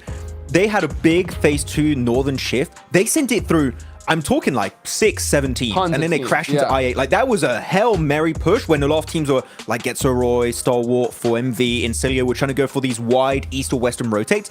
They were like, screw that, dead center through like 6, 7 teams all at once, and those are desperate plays, Jason. It's very surprising to see, like, in the second match of the day. That's very desperate. It's almost like you're trying to make it barely into last chance, and it's the last game of the survival stage. It's very surprising, but I mean, as we've seen, unfortunately for them, it did not work out. So maybe just spend a bit more time to think about what rotate you want to pull off, because that was not the play. Okay, I mean, obviously still have 2 more Erangels left to go, and I kind of feel bad for I8. I mean, it's only been 2 matches, so, you know, obviously I won't judge them too harshly, but I feel like we've been talking about Falak and being this like star player for I8, the star player in Pakistan. In my opinion, I mean, he's hands down better than Crypto, at least from what we've seen in just the fall season alone. We haven't really seen them unlock Falak too much yet in the survival stage, but thinking back to group, we definitely saw I8, you know, performing extremely well. I'm hoping for I8 and obviously for all the Pakistani fans out there that they do find their groove here, because I feel like it would be a shame to not have them make it to last chance. When it comes to getting to Grand Finals, I think that's going to be a different point of discussion, because there's only 6 slots left and there's so many teams deserving to get there. But we know I8 to be an extremely strong team. But to pop off in a lobby that's, I would say, more difficult than in group stage for them, I don't know if they're going to be able to do so with such limited kind of experience. That's going to be so difficult, man. I mean, I don't know what to say here, because it's like there's so many monster squads that I want to see make it on over to the next stage. I mean, I8's definitely one of them.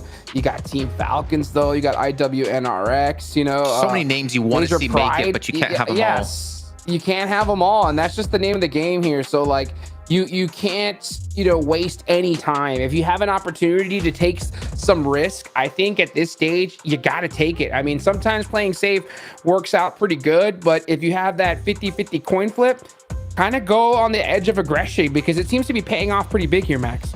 Yeah, it's working out to some extent. I feel like you're going to have some teams be very desperate. I don't think IA has to be, because against their like first 8 currently, but it's going to be a tough one, man, and we're going to have some big upsets as we get deeper into survival stage and then the last chance. Oh man, yeah, at the end of the day, I think we can almost start to count out some teams as well, as we're going to find out what will happen here in our second Erangel of the day. Obviously still one more to come after this as we head back to Johnny A and Blanky B. Thank you very much once again, JCK. We're going to head on into Erangel for our second go over the grassy pastures, match 8 of our 18-match set. Each of our teams only playing 12 of them each, so a very short stint for everybody in the survival stages. Playing path from Sanhok military base. Are we going to see ASI at return? Try and contest 4MV, or are they going to stick to that Severny drop as we probably expect them to be going for here? 4MV will be out early. ASI 8, no, they're not going to be there. It's northwest lean on the plane path. They'll end up in George Pole. Yeah, I think ASIA at this point in time, especially with the games they've had, sticking to a more safe drop over towards Severny is the right call at this point. 4MV will be hitting up Sosnovka military base, but Falcons over towards Nova Amnoya, back to the past. This really is a blast from the past. Haven't seen Falcons drop over towards this location in quite some time, but they know exactly how to play it. They've played it multiple times over past years. And IWNRX are going to try head over towards Ferry Pier off the back of this one. Voin Donkey, very close by though, likely going to head towards Primorsk. Great game from them last time around, but IWNRX do sneak away that pick off over towards them, picking up the chicken dinner, and Voin Donkey will have to play a little bit harder to get towards the top side of the lobby. They have already, though, put up quite a few points blank, and that may have been enough already to just give them that low point scoring necessity over the next 4 matches that they've got left to play. We may just see a couple of early scraps, them trying to get an early Elim point or 2. Get the value out of it. D+ Kier taking shots into the sky as RCB sail overhead. Not going to be able to connect, though. With the Iron Sight AKM, Osel hops in. Pickups arrived, and Osel will move away with Nolbu as the driver. yeah, I don't think they'll be hunting them down. I can't imagine they would. They'll probably want to head over towards that eastern side. Pick up apartments. Not be a bad place to start things off. Chips is a little bit further down towards that south side. So we'll need to regroup with the rest of the team because this was leaning a little bit over towards the western edge, but we do get a northwest circle. Undefined whether it's going to be over towards the northern edge or the south side. So we'll have to wait and see on that one. 77 in Sunken. I have always been a little bit worried for 77 when they play this position in Sunken, especially in lobbies like this where it's always rotating. I think that they don't do extremely well predicting a lot of the rotates around this area, but they have been getting far into these games. So 56 points across the board, apparently, between the Vicious, RCB, and 77 right now, all tied up. Yeah, and all of them looking fairly safe to be in towards the top 16, right? And it is just about those floor-type games. How many points can you get on a bad result? RCB, I think, what did they get? 6 on the last match? A couple on the match before. So they are just slowly moving along and making sure that they are going to maintain that position. D plus Kia still out in the lead, which is quite an interesting result. I mean, those 2 chicken dinners they were able to find yesterday, a massive benefit to them. Team Queso have not been so lucky today. I mean, we spoke to their coach earlier, right? And that, in general, seemed like they were trying to change up their playstyle. And I'm wondering if after these first 2 matches, how quickly do you readjust to a previous playstyle? Because at the moment, it doesn't seem like it's going too well. They are bleeding players. They have had a couple of difficult rotates, those Yazfield finishes and the cross rotate on Sanhok, both not going super great for them. So maybe you give it 1 more game's breathing room before you try and revert to that old style. I mean, you don't have long left, really. Exactly. You only got tomorrow to make up the points, and the Team Queso, I think almost when you have a 2-day stint, you somewhat have to stick to your guns, really. I don't think that there's a chance to revert to the old ways at this point. You just have to trust the process a little bit and try and push on from there. I mean, only second match. I mean, I don't want to say it. But it's better than Vampires so far. It's true.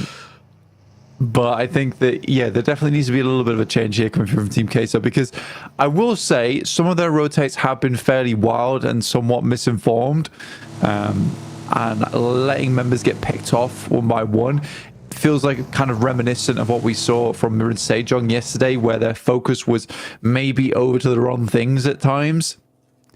Whereas they were making decent rotates to the start. It's like some of those rotates, yes, they were towards ideal locations. You've got to assume the team's going to be there, or at least have done some homework into what's going to be happening in terms of those rotates going towards the future. And that is always the difficulty going into survival stages, that you're not reading into 15 other squads, you're reading into 23.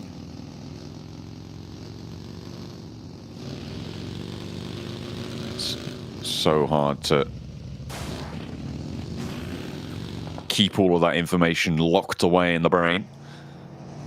So far, there's a couple of teams who are struggling, moving up towards the circle. No one taking casualties just yet. 4MV have left that military island. Uncontested, actually. IWNRX didn't go for the outpost position that we saw CAG Osaka cause so much trouble on for them on that south side. IWNRX not going to bridge camp. I think in IWNRX's group, they did have ASIA, who were that same team, and they were doing the same sort of thing, right? And just allowing them to get across that bridge uncontested because they were prioritizing more getting a central position. I do wonder, though, if given the more elimination-focused style that's needed to get into top 16, if it would be more profitable in the long run to go for that bridge camp. Try and pick up 2-3 eliminations early and give yourself that platform to play for a low score needing game, especially off of a chicken dinner. Yeah, especially off a chicken dinner, 100%. I will see if they're able to do that.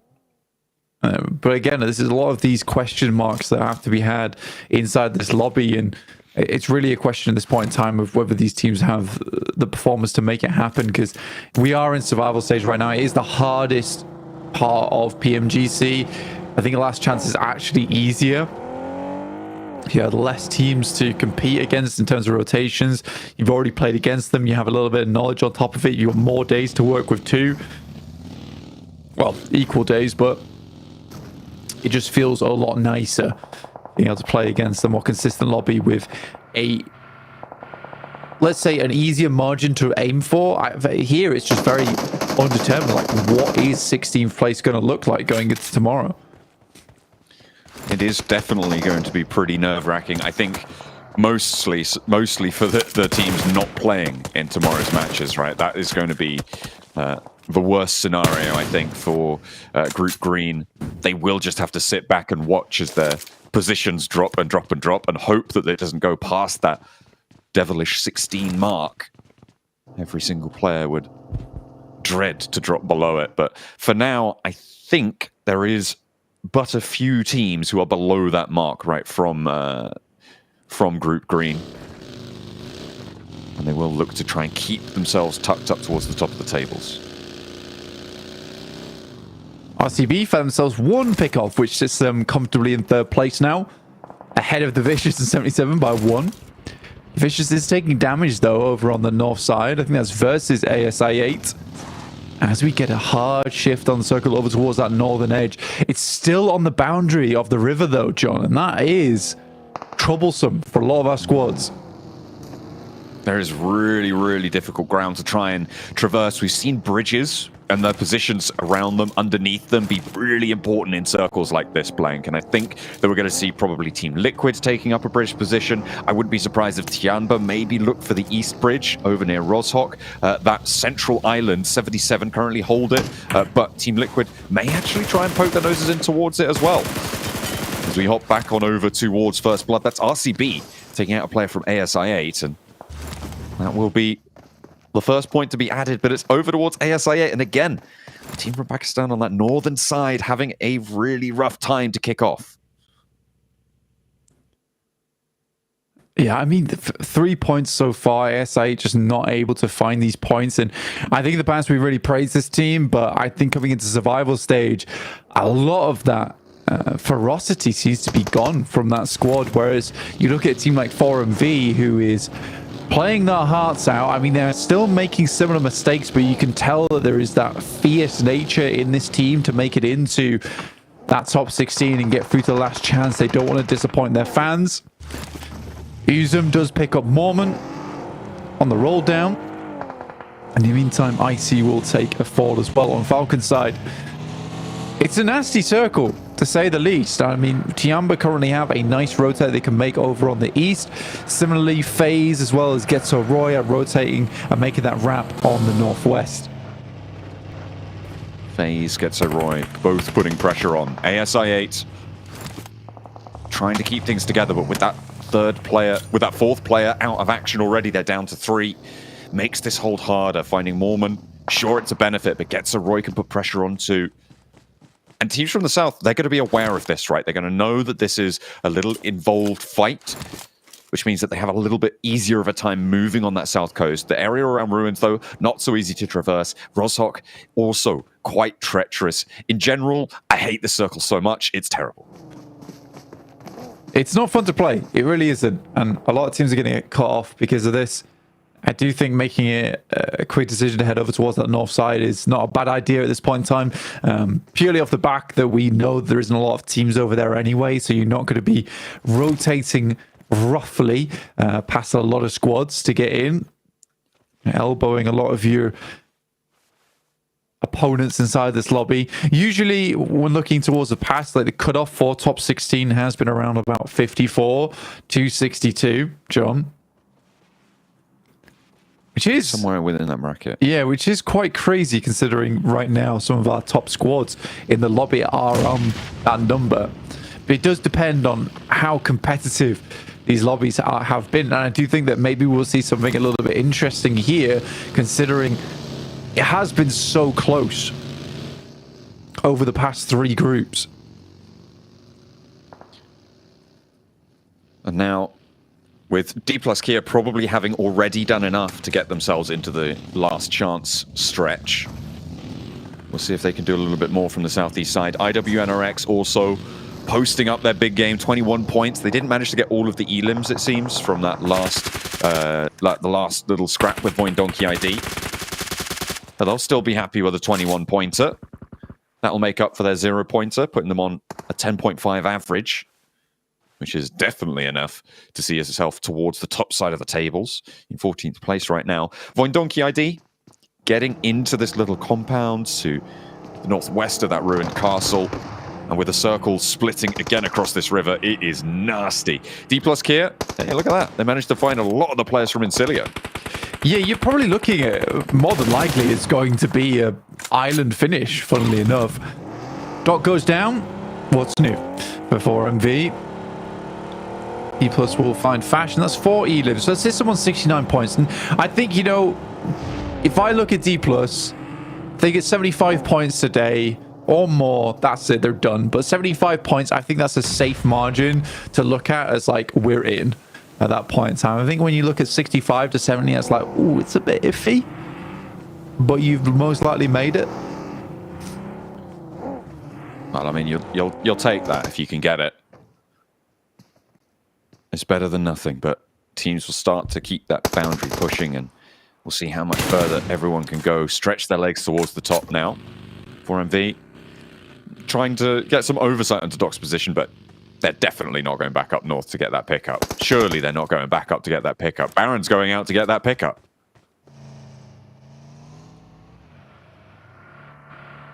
He's going. I mean, go for it, I guess.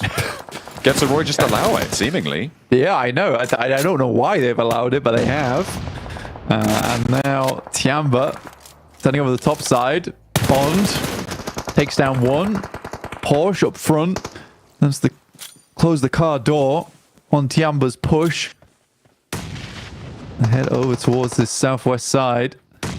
Goodness me, I mean, QZ going down is not great, and Bond being extremely low. This is an opportunity for Getzeroy to get back into the mix. There's the flank out from Getzeroy. The shot down from the back rope towards Tiamba. A 4MV going to go further in and try and third party. This one, Baron sends further forwards after the pickup with Doc. Out goes Tiamba, but Getzeroy in danger still. No, 4MV do fold back and don't go completely balls to walls, and that is still such a crazy flex out. I guess Getzeroy had bigger fish to fry over on that northern side, as ASI8 may just be into the fire themselves. FaZe Clan on the northeast side able to sweep them aside. Mela is knocked but can get rezzed. Unfortunately, the Vicious are here to play too. Yeah, only Noki remaining, and Voindonkey ID with a wonderful spot right now in Ruins. Incredibly happy they held on to this one.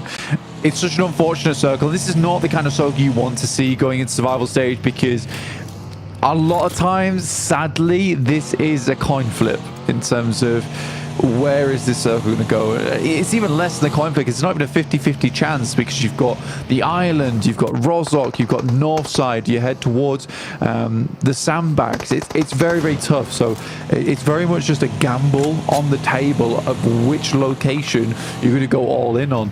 And Voindonkey, they get somewhat lucky, but they did make a pretty big rotate over this way in the first place. But I'd be excited to see Voindonkey get another good game here, because if they do, then yeah, I think we can pretty much call them safe. Ooh, Silas stands his ground as FaZe rock up to play. Has the backup from his team as well. Was caught on a broadside, but opened fire back. FaZe pushed aside Venturis, trying to shelter underneath the archers here. Stage 4, this is where the bridge plays start to become a lot stronger. And you can see RCB, they've got control of probably the most prominent bridge position in this circle, counterposing Voindonkey's compound position and Stalwart's high ground castle area that they have under control. This southeast approach is so tough now. It's completely compacted full of teams. There's not many locations you can get in from, which is why you see RCB here opting for a bit more of a passive. What did I just look at? A bit more of a passive, like a seal underwater spinning. But yeah, RCB, it's really caught me off guard. It's okay. He's just rotating, you know? Okay. It happened for such a split second that I don't even know. If I'm going crazy, am I going crazy? Yeah, probably. But why not? It's getting into the survival stage. Plenty of players going crazy here because Limbo Boom goes down next at 77 to try and keep things going against Falcons, who had a big pop-off game to start things off. They were able to get a decent conversion as well, and Top wants even more. Will be able to pick up 1-2 eliminations, but will go down to Magnum finally. That is so unfortunate. The timing for Magnum, if he'd gotten Top out earlier, would have been able to get the full reset of the Southeast. But as it stands, it's only the two of them to carry on going. RCB in a similar situation, with the Vicious bearing down upon them. The knock across the river, and Loxy goes down next. It's one player now for RCB. The Vicious heads in. RCB, potential at a full reset here, but the way things are looking, it's not looking great for them. And you get more spinning underneath this water, that potentially propel themselves towards a better location inside the lobby. Good pickoff though from Silas.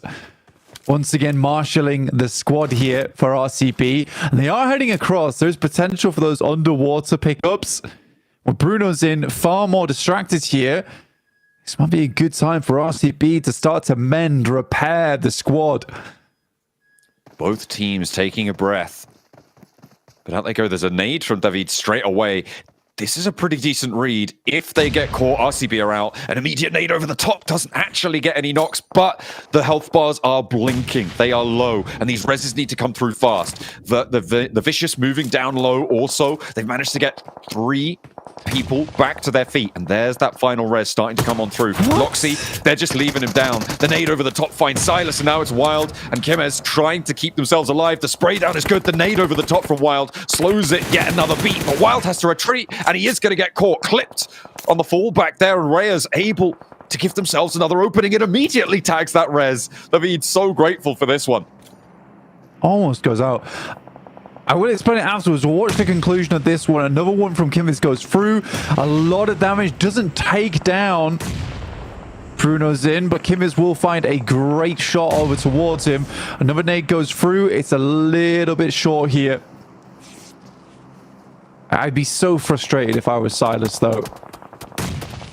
A couple of things that goes into it. Nice nade, a lot of damage done. I think RCB, it might just be curtains. Loxy realizes he's done for, just needs to send this nade in. Hopefully gets a bit of damage. Hits Bruno's in, gets Reyes as well. Only one player remaining now for the Vicious. One more nade would do the trick. It's a little bit long there from Loxy. Loxy's just on such a tiny bit of cover. That bridge brace just about keeping him safe from the off angles. Finally jumps down into the river there. ASA 8, they're already out and into the water. Trying to hold on out there.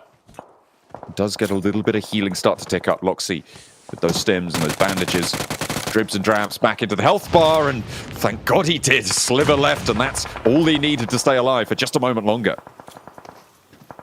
So IWRX taking a fight with D+. The reason it's so annoying for Silas is because the Vicious sends 4 nades over the top towards a long shot location. They know they're underneath the bridge. All 4 nades miss, yet they send a 5th. Silas takes the opportunity to move out that way because he's like, surely they won't nade this position again. They've got absolutely no value off the past 4. But yeah, he goes down to it.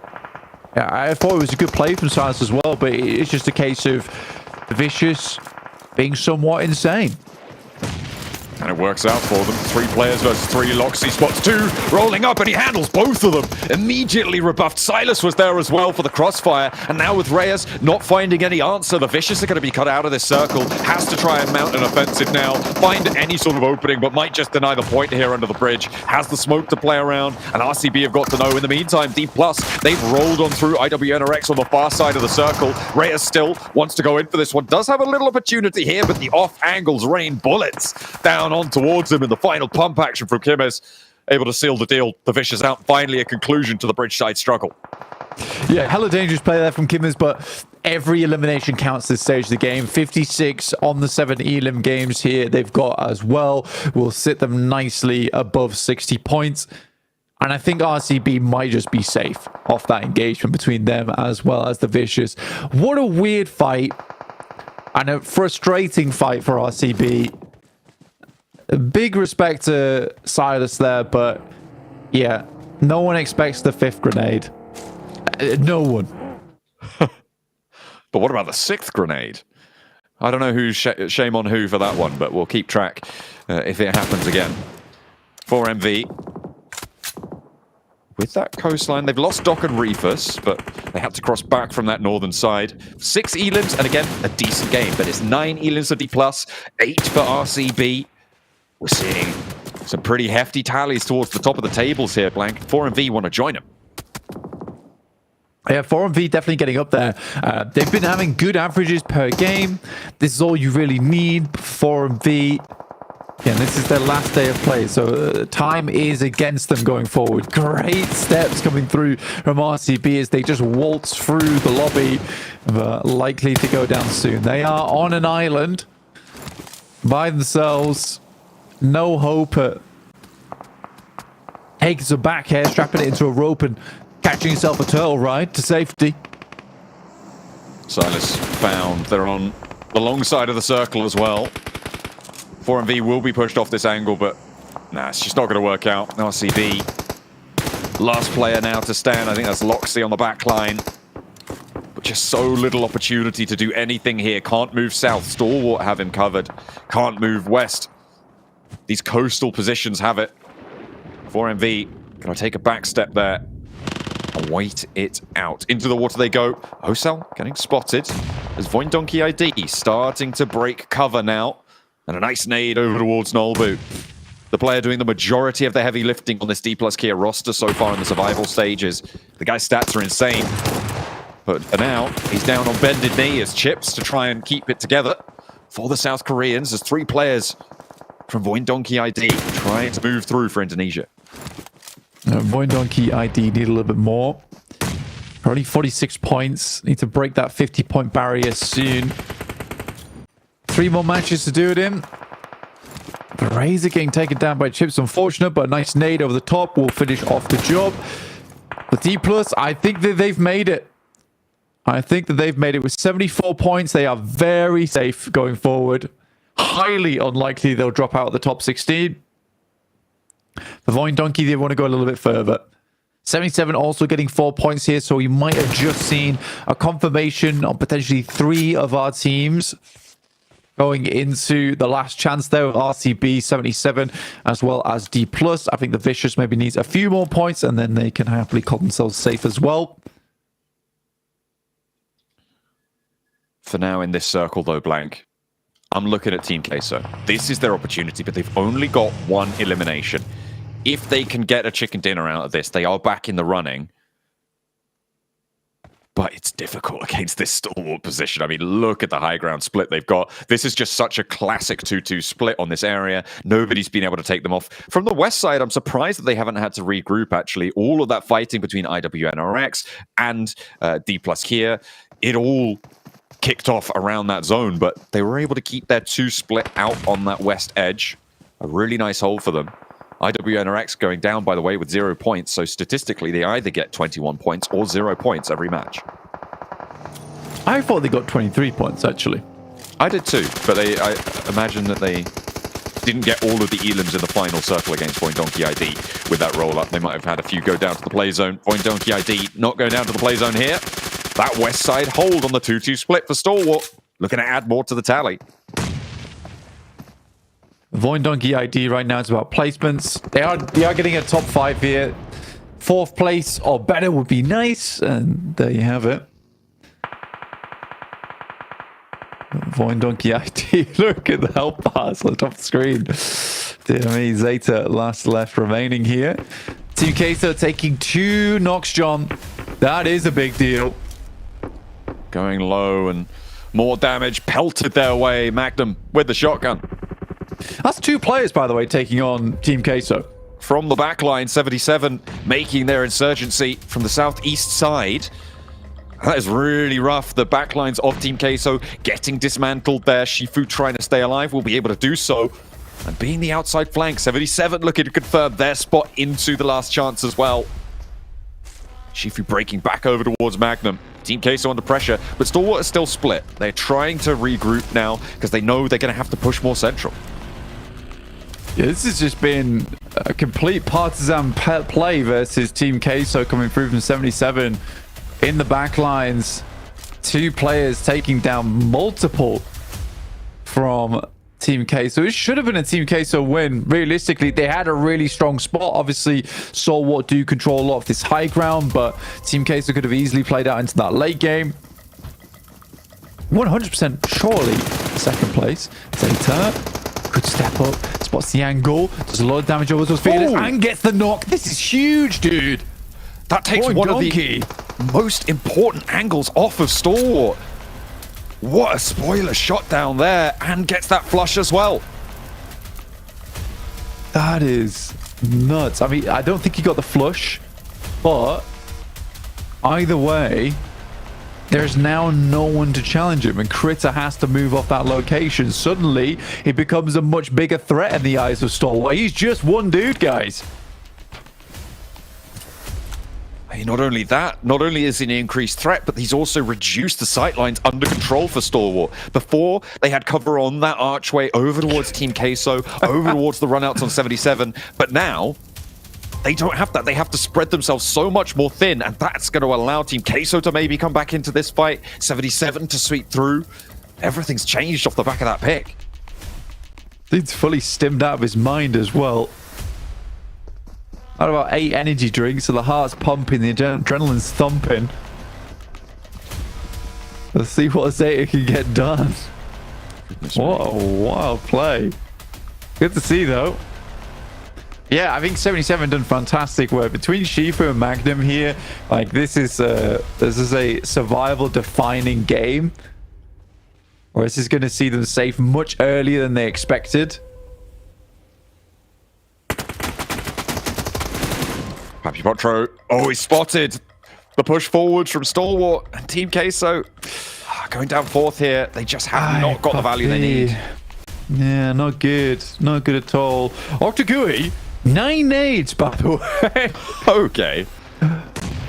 It's got a whole ordnance behind him, and that's Team Queso out.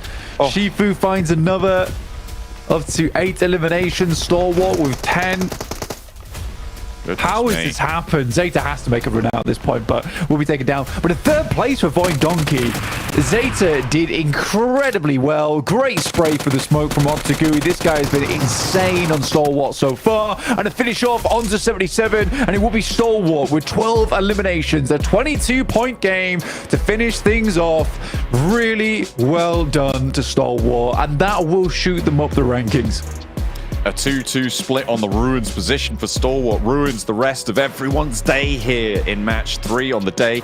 Match 9 on the survival stages. That is such an important match for them as well, to keep themselves up towards the top side of the tables, to put themselves in towards the top bracket along with some of the strongest teams. I think they came into today one of the lowest scoring teams from their group, but now they should sit nice and happy towards a potential last chance qual spot.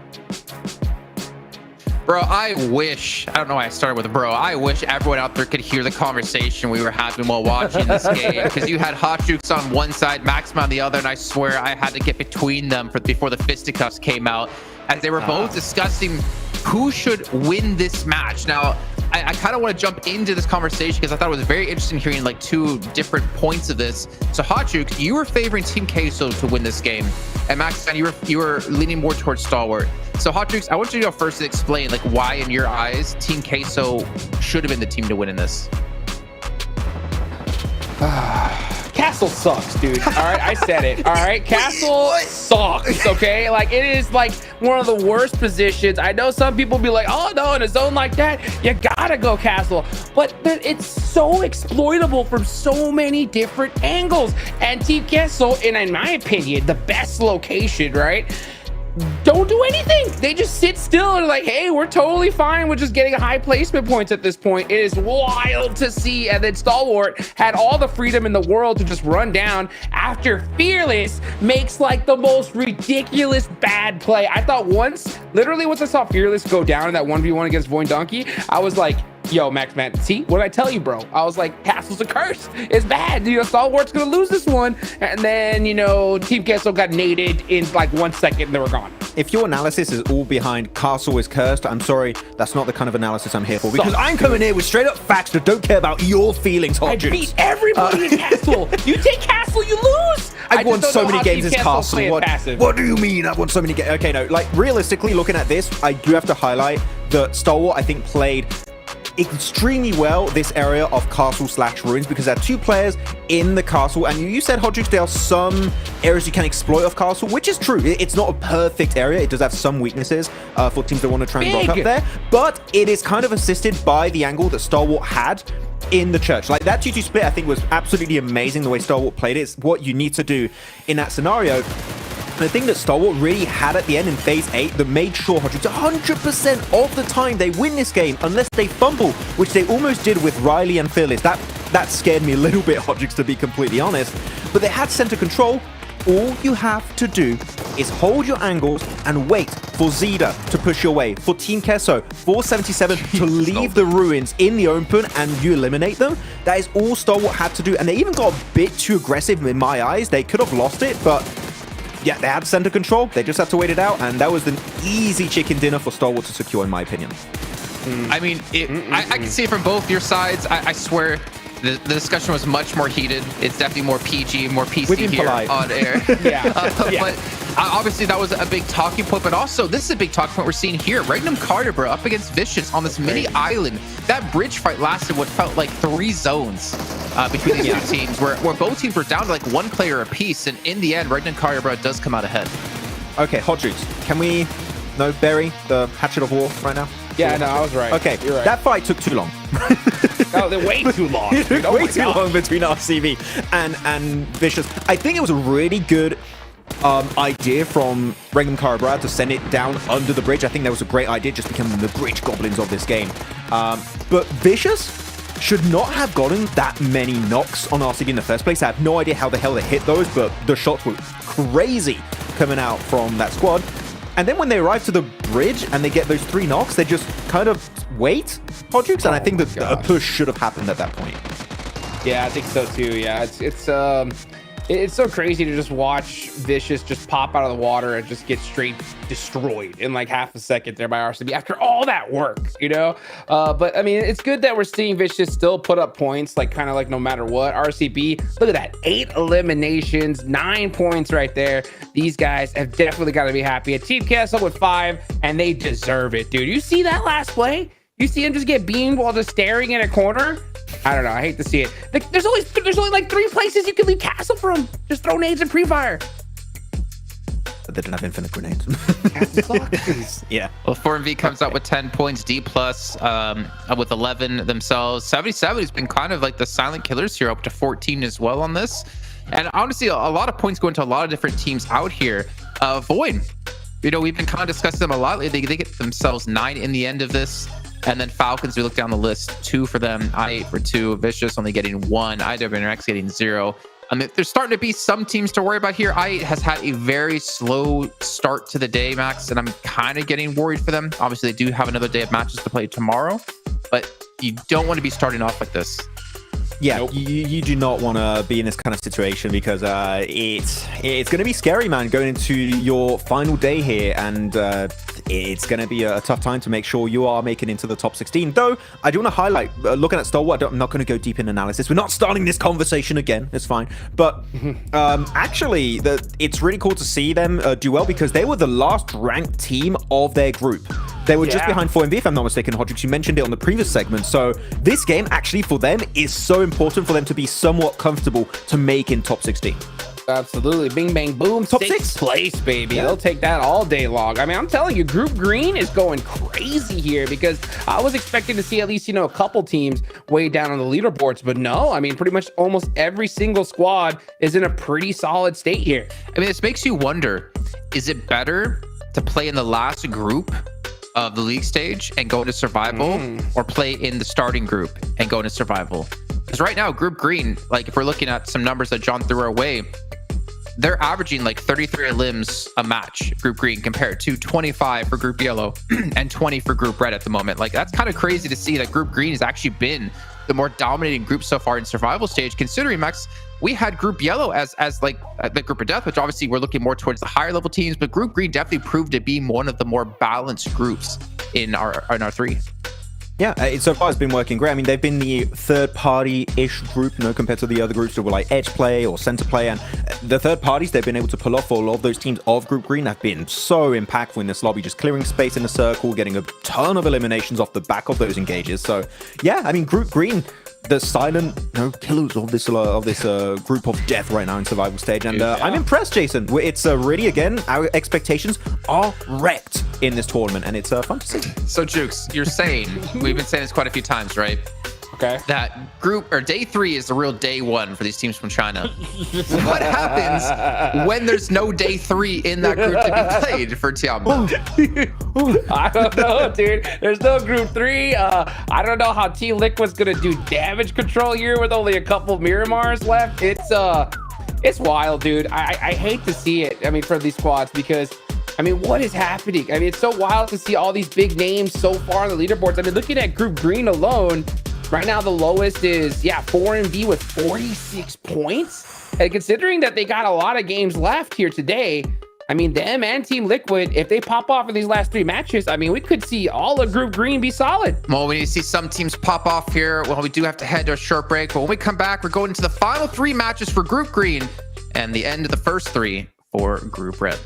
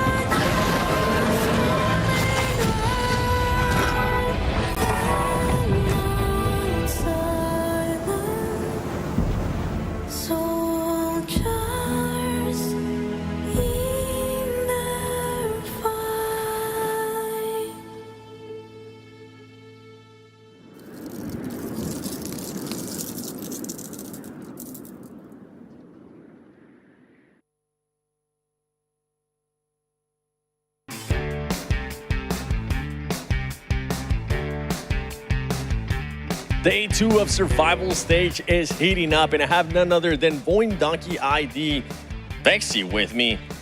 You guys have definitely improved today with the performances that you guys were able to put up. Let's talk about a little bit more in regards to the Erangel, the first match. You guys had an opportunity to be able to third party between the fight of IWNRX and also Incilio. Why did you guys decide to play that so passive? Oke, di map pertama Erangel kalian punya kesempatan untuk terpati NRX sama INS. Apa yang membuatkan kalian untuk tidak mengambil chances tersebut? Kita memikirkannya zonanya bakal ke tengah-tengah kan akhirnya, tapi juga minim smoke juga buat terparty itu tim dua lagi perang di low ground depan kan. Terus ya udah kita berharap aja dia perang juga dan kita kurang baca kill feed sih di akhir-akhir. Dikira di low ground depan tuh masih 2 tim, ternyata cuma 1 tim berempat.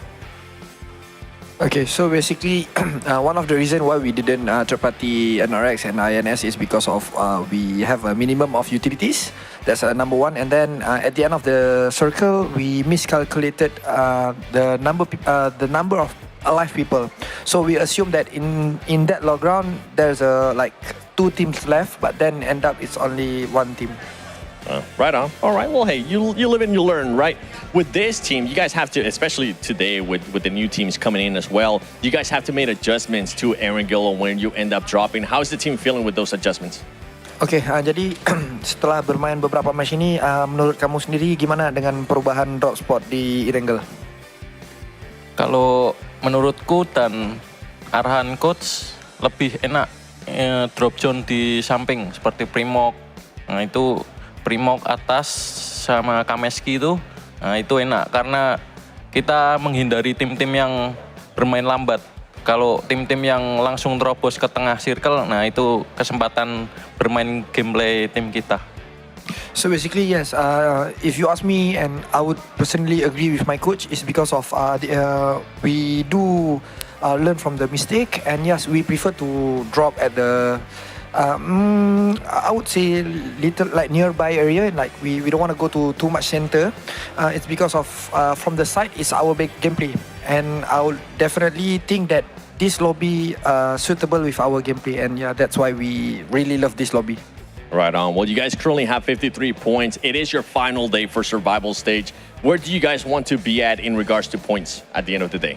Oke, ini hari terakhir kamu bermain dan sekarang poin kamu 53. Jadi menurut kamu sendiri lah kira-kira berapa minimal poin ataupun maksimal poin yang kalian harus dapatkan di ujung hari ini supaya kalian bisa lolos ke peringkat seterusnya? Kalau dari aku sendiri tidak menargetkan berapa poin, tapi kita komit untuk bermain maju. Dan nanti kalau hasilnya match bagus, poinnya akan tetap bagus.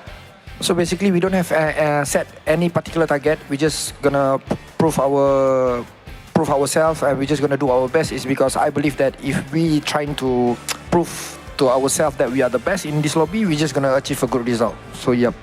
All right. Well, it's currently working out. No analysts in Desgard talking about maybe 55 to 65 points. They're at 53. They're doing good. Let's see what they're gonna be able to do for the next 3 matches. Back to you guys.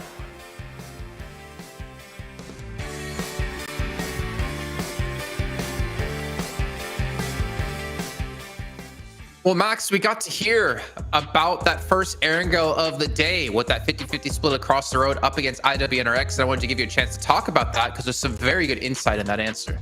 Yeah, Noah already, 7. Great question. And Vexy, great answer. Oh my God, what's going on? But realistically, I love to see their perspective on that first Erangel today, Jason, because we were answering, like we were talking about it earlier, thinking, why did they not third party IWNRX after they lose a player 2-3 TN of Incilio?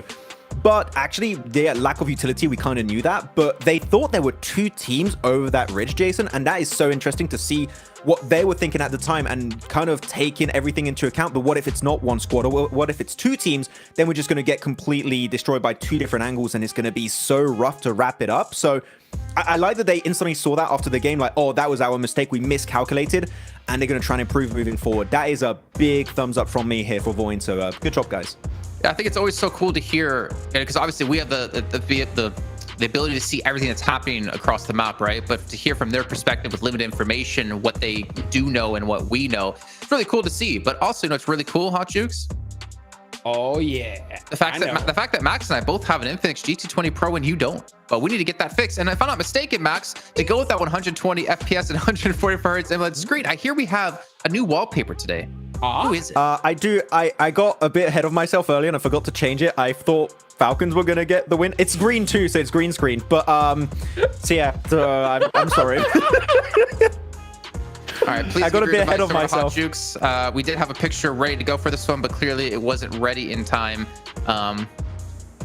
If if only it was that simple. If that was that simple, I would ask, give me some croissants from Paris. Hotchukes, give me some of that Texas barbecue, and I'll give you some great Italian pizza. We can kind of all share between each other. But taking a look at our teams to focus, I think this is where it gets really interesting. I think this is where we have a lot to say. And Hotchukes, we'll start off with you. You got i8, Tianba, and Team Queso as your 3. Yeah, I'm picking the bottom teams from Group Red at this point. These guys are not doing too hot considering that we're already 3 matches in. I mean, they still have, these next 3 and tomorrow to go, but we don't want to wait till the last day and the last matches. So I want to see them start turning things up, especially since there's only one Erangel left today. Okay, Max, who did you have chosen? I had as one of my teams for MV because now after this win from Stalwart, Jason, they're the last place team of their group, of Group Green. Did we expect that for this team, Jason? No, after what happened in CSA, winning back-to-back PMSLs. We thought, especially after the defeat they suffered in PMWC, they would come back swinging, but right now we really have to ask ourselves the question, are they maybe not even going to reach last chance? Like, it's a realistic future that could be happening maybe like this week. It's insane to really have that on the tables at all. So yeah, for MV, I'm going to say I need to see a win in these 3 matches because I'm so far very disappointed, unfortunately. A realistic future, just no future I want to live in. Seeing the 4MV not be in the Grand Finals would be a massive upset. But at the same time, I feel like it fits perfectly into the storyline we've been talking about ever since PMWC, as Claris brought up, the year of uncertainty in PUBG Mobile Esports, where really any top team you had predicted to go through or to be dominating isn't necessarily guaranteed, with a lot of new stars coming through and a lot of new teams hungry to take home a title for themselves.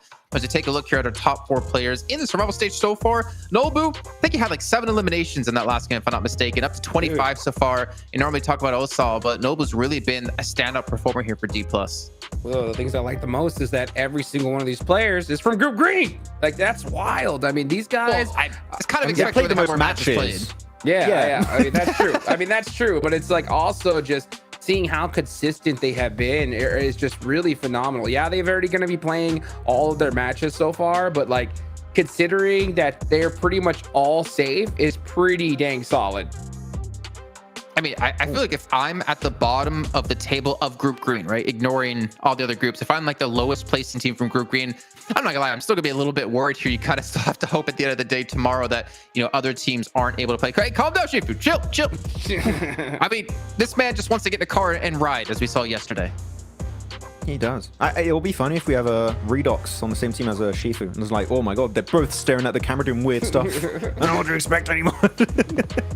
But here we go. Actually, D+ also looking back at their previous game, really good split to the west to get information. So D+, they're in. I think they're just having fun right now. For the memes, Jason. They're playing for the memes. I mean, I've always wondered if you're a team that you're already guaranteed through and the prize pool isn't too big different between where you are and where you could fall. Why not start to mess with some teams? Why not hot drop some of these teams that you potentially don't want to see in last chance to make your life a little bit easier? But speaking of making our lives easier, gentlemen, it's time to throw to our casters. We're going to sit back, put our feet up, and watch the match as John Allen and Blank take us in. Hey, you've got to pay attention too, and hopefully you guys at home are going to be paying attention because it is going to get harder and harder for our teams in Group Green to get the points they need. But at the moment, it looks like they're all pretty decently placed right now. If we extrapolate averages, if we looked at just what the teams have scored so far and multiplied it over the 12 matches total that they would be playing, right now, every single team in Group Green would be qualifying. 4MV, on average, are 13th place, and that is the lower bound of Group Green, which is pretty insane. There is a reason we called it the Group of Death. Yeah, I think when you look at Group Green at the moment, it's a case where, look, they're the freshest of these squads right now in terms of playtime, because obviously they just came off of their group being played straight into survival stage, so all of them are very warmed up compared to some of our other groups that come into this one who maybe played maybe 2 weeks ago off the back of this one. But we'll wait and see just how it all pans out. But you're right, now at this stage in time, Group Green is looking hella safe. It's just a question of keeping Doc alive, really, and that will keep all of Group. It would be pretty insane to see all 8 teams in a single group get through to that last chance bracket, and we are on a path to maybe see that very future, even if Maxman doesn't want to live in it, right? We'll have to wait for that one to come to pass. Teams hitting the floor now, a swift rotate in the glider there. Oh, little stumble on the landing, but they'll be all right over in Primals for Voindonkey ID. Looking to try and keep themselves on trucking on the road, making sure that they are staying spick and span. Yeah, for Voindonkey ID though, 53 points, few more points needed. That's really all it is. Right, 4MV, they need a couple more points themselves. Team Liquid, similar situation, but it is very likely in the next 3 games that we see today that pretty much all of these squads do make it through. D+ right now is safe.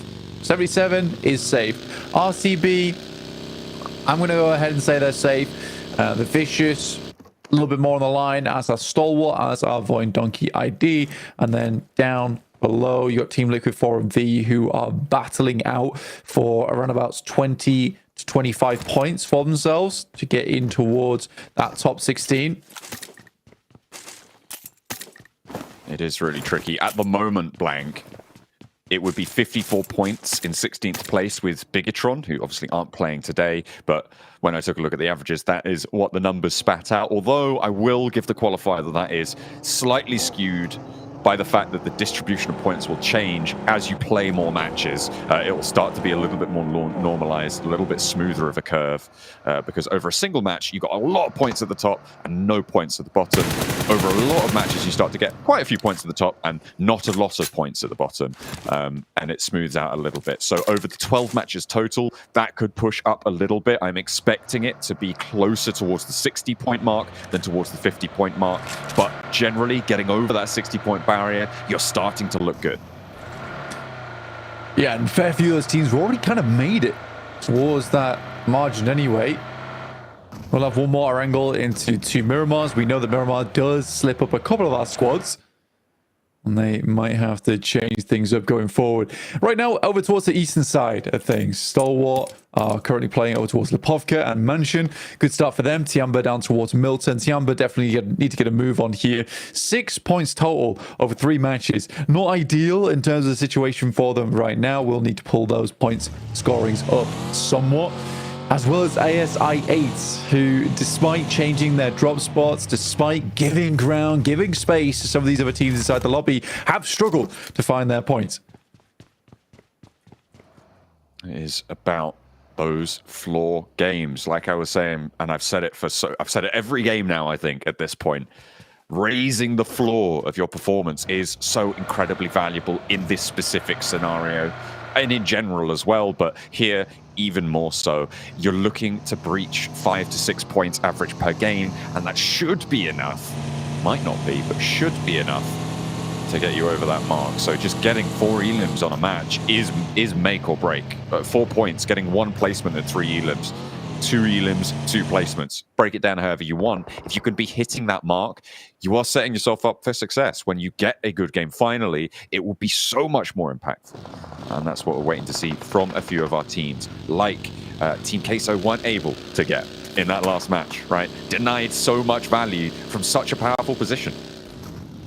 Yeah, I mean, the backstab was always a potential there from 77, but the fact that it goes so poorly, 4 versus 2, is really the kicker, right? They didn't have too much to say for themselves, even in that position where they somewhat crumbled, right? Where we slowly got further into that match. I didn't really like the way that all panned out there for Team K. So in the meantime, we are heading over towards the eastern side once again, around shelter, so a bit more of that 4-pronged approach where you have those 4 areas where you can take cover in. It is a little bit out in the open. Teams more likely to be scouting around Potato Hill off towards that western side, sitting around those junctions on the road, keeping yourself safe. I already like where RCB is planted up over towards the northern side of this circle.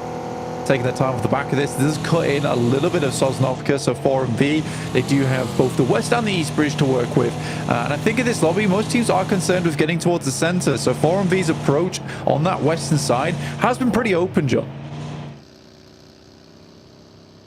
It's a question of finding those openings, though, and making sure that you can capitalize on them. This northwest side is pretty chock-a-block. Gets a Roy trying to get through the middle right now with FaZe and ASI8 with Team Liquid behind them. This is potentially a very, very dangerous setup. Getzeroy actually having their tail player wrap around a little bit. I think that's Porsche, who is in and amongst the FaZe players who hop out, go for that spray down, but the rest of his team is across the bridge, and soon to follow suit. Porsche will find his way in, but under a little bit of pressure. And again, it's all primed to pop off on the northwest side. Team Liquid divert fully, and maybe ASI8 flex out to meet them unless they want to just get across the river first.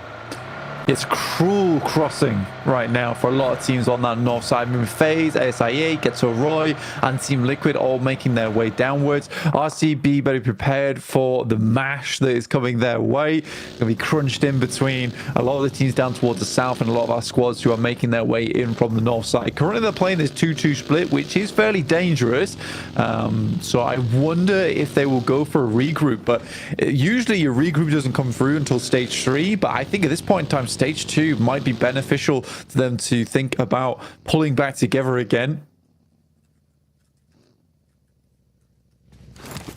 The Falcons moving over the north side of that Potato Hill. And getting back, I mean, getting that regroup on, right? Finding those regroups in general.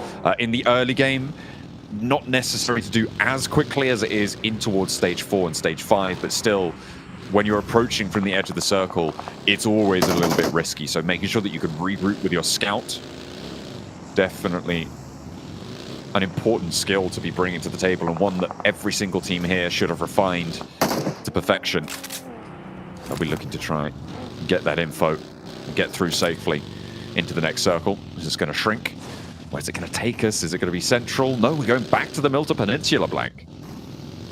It's fantastic news for 4MV. I mean, they're already in vehicles, they're already moving fast.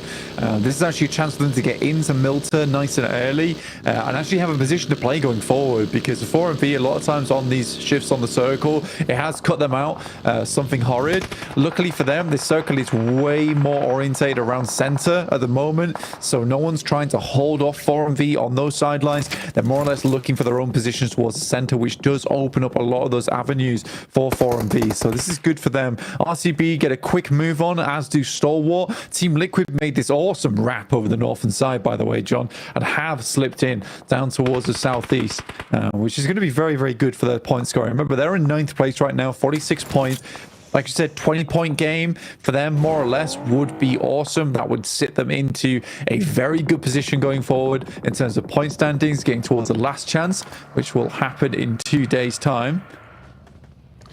Would be a fantastic result for them to see that points margin earned. And Blank, I was just about to bring something up as an adjustment into this lobby, but I think I may have to correct myself. It looked like Voin Donkey ID weren't going to go over the military base rotate, which is what we saw from them yesterday on pretty much this exact same circle, leaving that west bridge out of the blue zone. And then 4MV, they got caught up as they tried to get across. Fortunately, this time 4MV have crossed for them, but I'm expecting to see Voin Donkey ID now. They seem to have committed back over to the western side. They were along that farm coast, pushing in on the west edge, but going down south through that military base, aqua rotation, botation up to the northeast side, make landfall to the southeast point of Milta. That's what we saw from them yesterday. We'll see if there's any adjustments that they can make here as well. It's an interesting one. I'm not sure how I feel about the rotate down towards the south side at this point in time, because it is so centered up and so influential over towards that eastern bridge anyway. You're right, it would require Nova Ebnoya Botate essentially over towards northeast Milta Power, and then rock in from there, maybe play the Dead Woods. That's what they did yesterday. Yeah, there's not a lot of avenues of approach from that location. Stalwart currently doing not badly at all, 56 points. I think you're right in saying having that floor risen for a lot of squads is important. I think Stalwart's done that. They've had some pretty amazing games as well off the back of this one, but other than those amazing games, there has been just steady performance, steady points been put up inside this lobby. And that's what Stalwart has needed. I think they've had 2 pretty big games so far. They had that 15-0 game and then that last match just there. Set themselves nice and comfortably up to 6th place. I'm really keeping an eye on Voin Donkey ID. And again, this might just be that opportunity. You can see the compounds down to the southeast of Milta. They have access along the cliffside there. If they get there fast enough, nobody's really looking out this way. Incilio over on the west edge may be there, but has anybody done their revision? Has anyone seen this rotate from yesterday, spotted the similarities in this circle, and go out for a flex position to hold? Incilio may be looking to readjust. They're now on the south, lining Milta itself, and that may be the team to try and take down Voin Donkey ID, but it remains to be seen. It's such a fortunate timing for Voin Donkey ID. Incilio wraps over towards the east side, completely exposes the eastern bridge. This is free right now.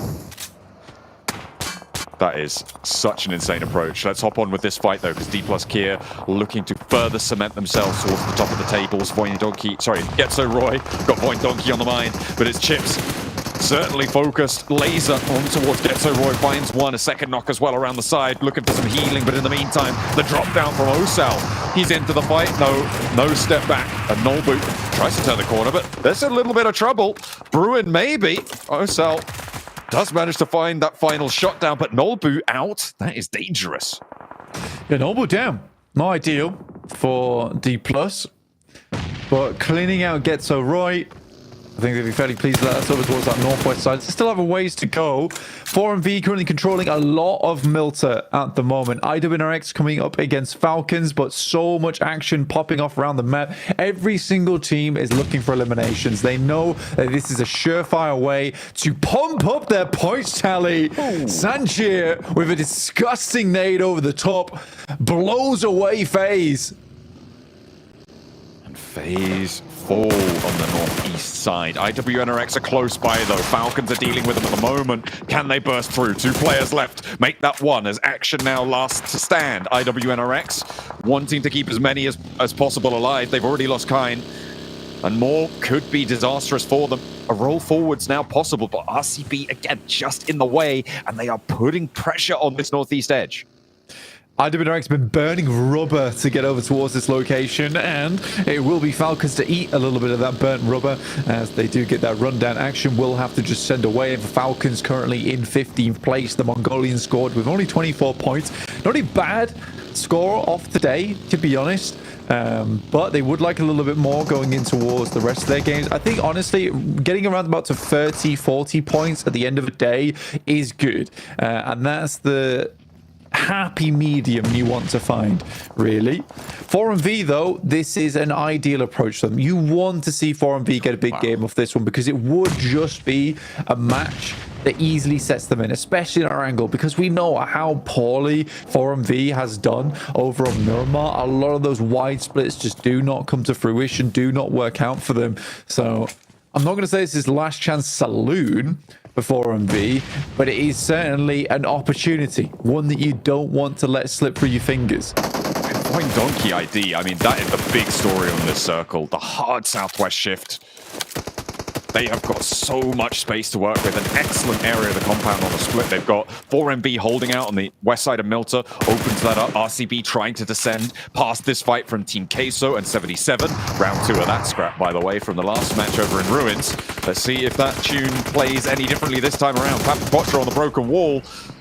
Ruined in Ruins, but the brickwork playing to his advantage here. Magnum, though, with a bouncing nade, able to play into the knock.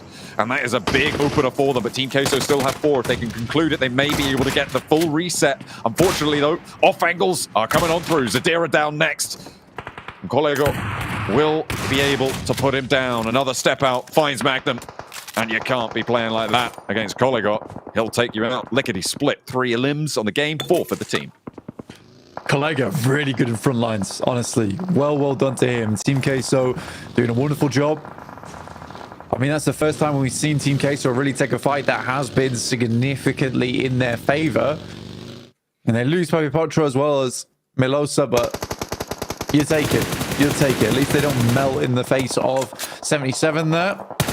In terms of Voin Donkey ID, you're right.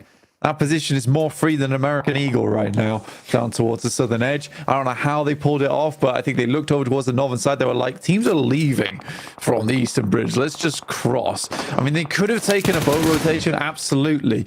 But why go for that when you can sustain all 4 vehicles on that south side?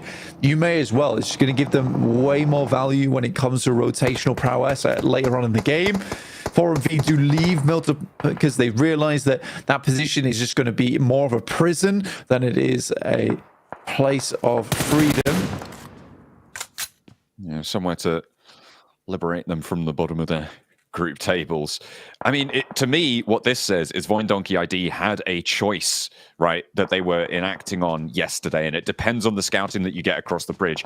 You're looking out over that bridge as you approach it. Are there vehicles in those positions there? Is there gunfire? Are we hearing anything on that far side of the bridge? No? Okay, let's go across the bridge. Yesterday, they did, so they went for that boat rotation. I don't necessarily think that this is an adjustment from Donkey ID. I think this is just a different scenario being laid out before them and then reading both times very, very well. Obviously, this southwest shift does aid this hugely, and they've got a massive amount of control because of it, but it is very smart again, and they've made it work. Yeah, I think for Incilio is a weird one, in my opinion, because you hold out towards the position on the western side. I personally don't think there was a huge reasoning behind Incilio pushing far towards that eastern edge. Like, they held space. It was good space.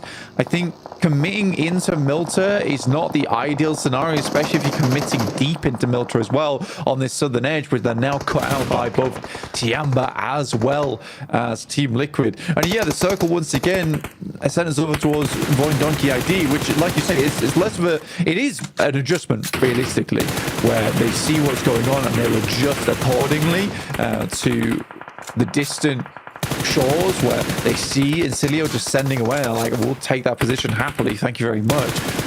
But yeah, I think Incilio could have had a much better game off the back of this if they just stuck to their ground. RCB do take a knock here. This is versus the Vicious. Again, these two teams have been viciously brawling against one another all day today. The Vicious looking to join the 60-point club here with 2 players alive. They may be able to do it. 4MV, though, taking on the fight in the long-range shots over towards the Vicious on the back line. Also proving troublesome, but RCB just stealing those points, slurping them up where they can. Doc is here to play, though. He's the forward position. There is backup on the angle, and RCB fall before his feet, adding up 4 elims to his tally, 7 on the game for 4MV. They move off the bottom of Group Green, pushing Team Liquid down. This is the big game that 4MV was looking for. 7 elims so already is really good for them. Team Liquid losing Chief is a bit of a question mark for me as IQ moves over towards the building. Looks for a nade through.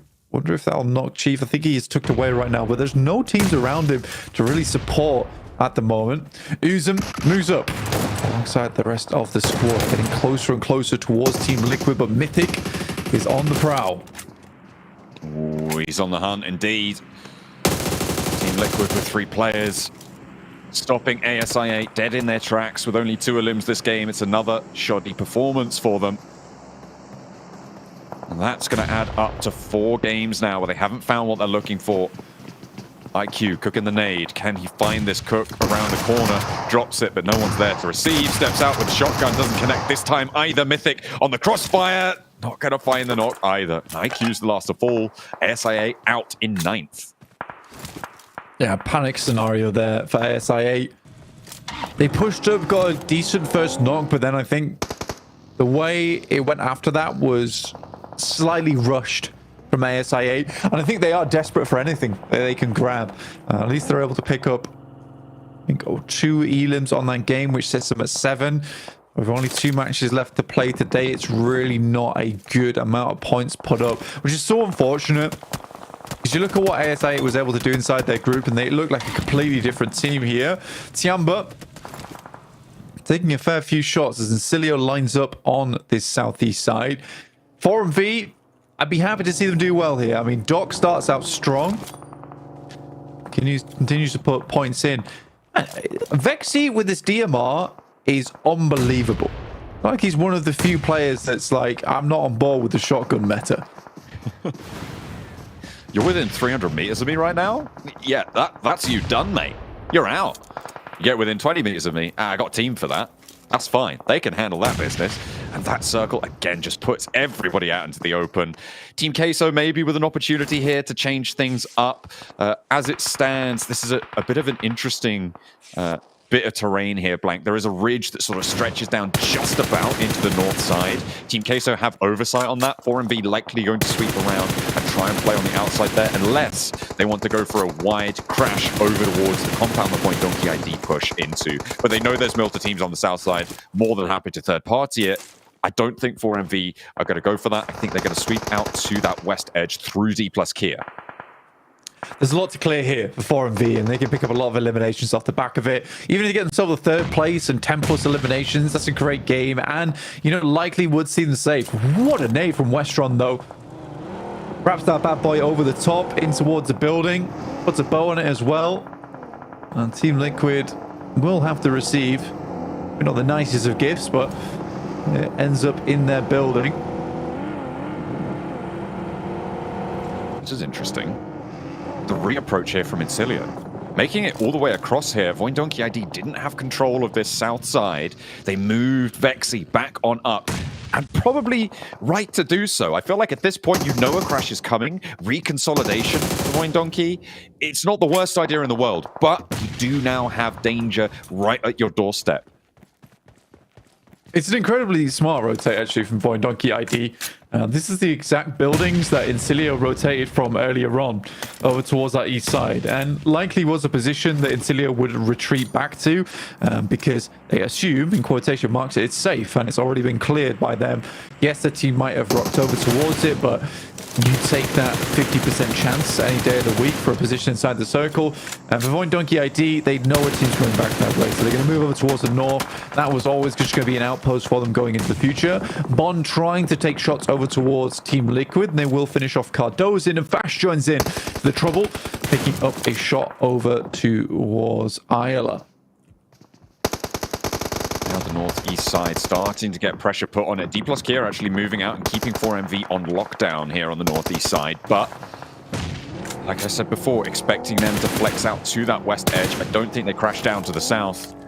Being penned in at the moment, they're going to have to wait for that move as well on that ridge. I think that's what they're waiting for Tiamba to be fully displaced by the blue zone. But in comes that rotate. A wide off angle found now for Doc, as the rest of the team moving over the top of it. And they're not even going to stop to take care of D plus Kia. Maybe a mistake, as Voin Donkey ID do now have angles on them. Because they don't have that high ground that D plus Kia were playing from, they can't quite go for a safe rotate. They lose one. Now they're playing as two on the north edge. Yeah, I think for 4MV, that is a Hail Mary. Sending in towards the ditch is one of the few playable areas. They cleared it earlier as well, so they knew it was free. This is Reyes on Team Queso. Bond goes down from Tiamba. Still more shots pouring out off into the distance. Osal trying to play in from that north side. And this is the big task ahead of 4MV. If you can take down both D+, his players, and Chips and Osal, they have a very good chance, a highly likely chance of getting a second place. And 4MV, they've already got 8 elims on board as well. So a second place would probably be 2 more elims conservatively. Let's put it at that and put 16 points up on their card, which would be enough to see them over that 60-point barrier. But the nades from D plus Kia seem to be landing, seeming to be making a nuisance of themselves. Another one goes long, just moving those vehicles left and right. Not giving them any respite. D plus Kia, they have the safety of this ridge line. This is that ridge I was talking about. I was expecting 4MV to try and sweep through, but that's being given to D plus Kia. Just one more nade left now. Celia wraps over towards Collega. Won't find anything off the back of it, but it will be actually Redlick to pick him up. So he goes down. Team Queso with 4 elims and a 5th place. It's not terrible, not the end of the world for them just yet. Voin Donkey ID, like I said, they don't have angles over towards 4MV, which is why that position is so strong. With the circle moving down towards the south, that cuts them out. At the moment, 4MV is just sending nades over that top side to keep D+ at bay, as they know the circle is going to be pushing them far sooner than it pushes 4MV. Nade from Vexy. The Cook looks decent. Is it going to find the distance? Goes to the vehicles, not onto Westron's position there. The heal goes through, and Cilio have a little bit more strength now forwards. In comes the crash. Reaper's pulled out. It's just Doc on the roll-up here to the off angle. It's Potato to try and face, try and handle it. Doc goes 1-for-1 on the trade. A fast res needed. Incilio have an opening here to try and make their way through. Do they go in for the crash, or do they try and establish themselves out in the open? It seems like they go for the latter and move a player forwards. It's an incredibly ballsy move from 4MV to make that one happen. I think that realistically, more than likely would have tried to just try and take down D+, secure a third place.